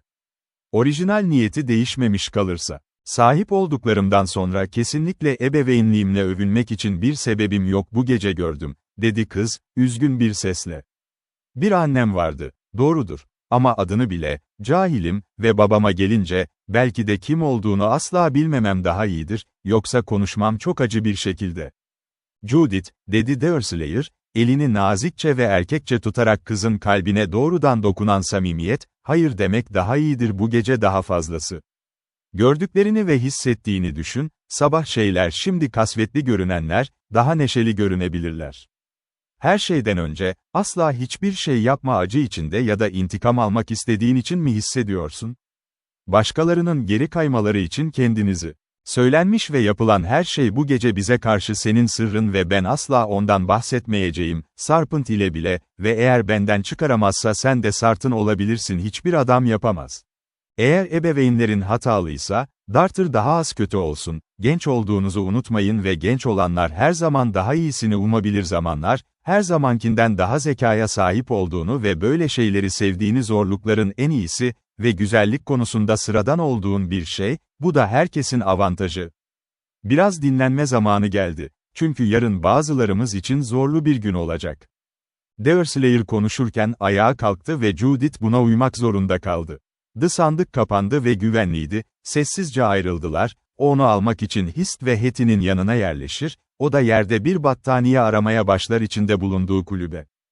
Genç adam 5 dakika bile olmadan derin uykuya dalmıştı ama kız uzun süre uyanık kalmaya devam etti. Neredeyse hiç bilmiyordu kendini başaramadığı için ister yakınsın mı, ister sevinç duysun anlaşıldı. Bir yanda kadınsı duyarlılıkları korunmuştu, üzerinde diğeri ise yenilginin ya da en azından geciktirilmenin hayal kırıklığıydı beklentiler ve karanlık görünen bir geleceğin belirsizliği. O zaman yeni karar, yarın için cesur proje ve ne zaman uykusuzluk sonunda gözlerini kapattı, gözlerini kapandı, başarı sahnesinde ve mutluluk, hayal dünyasında bir nevetli bir mizaca ve mutlu bir icat vardı.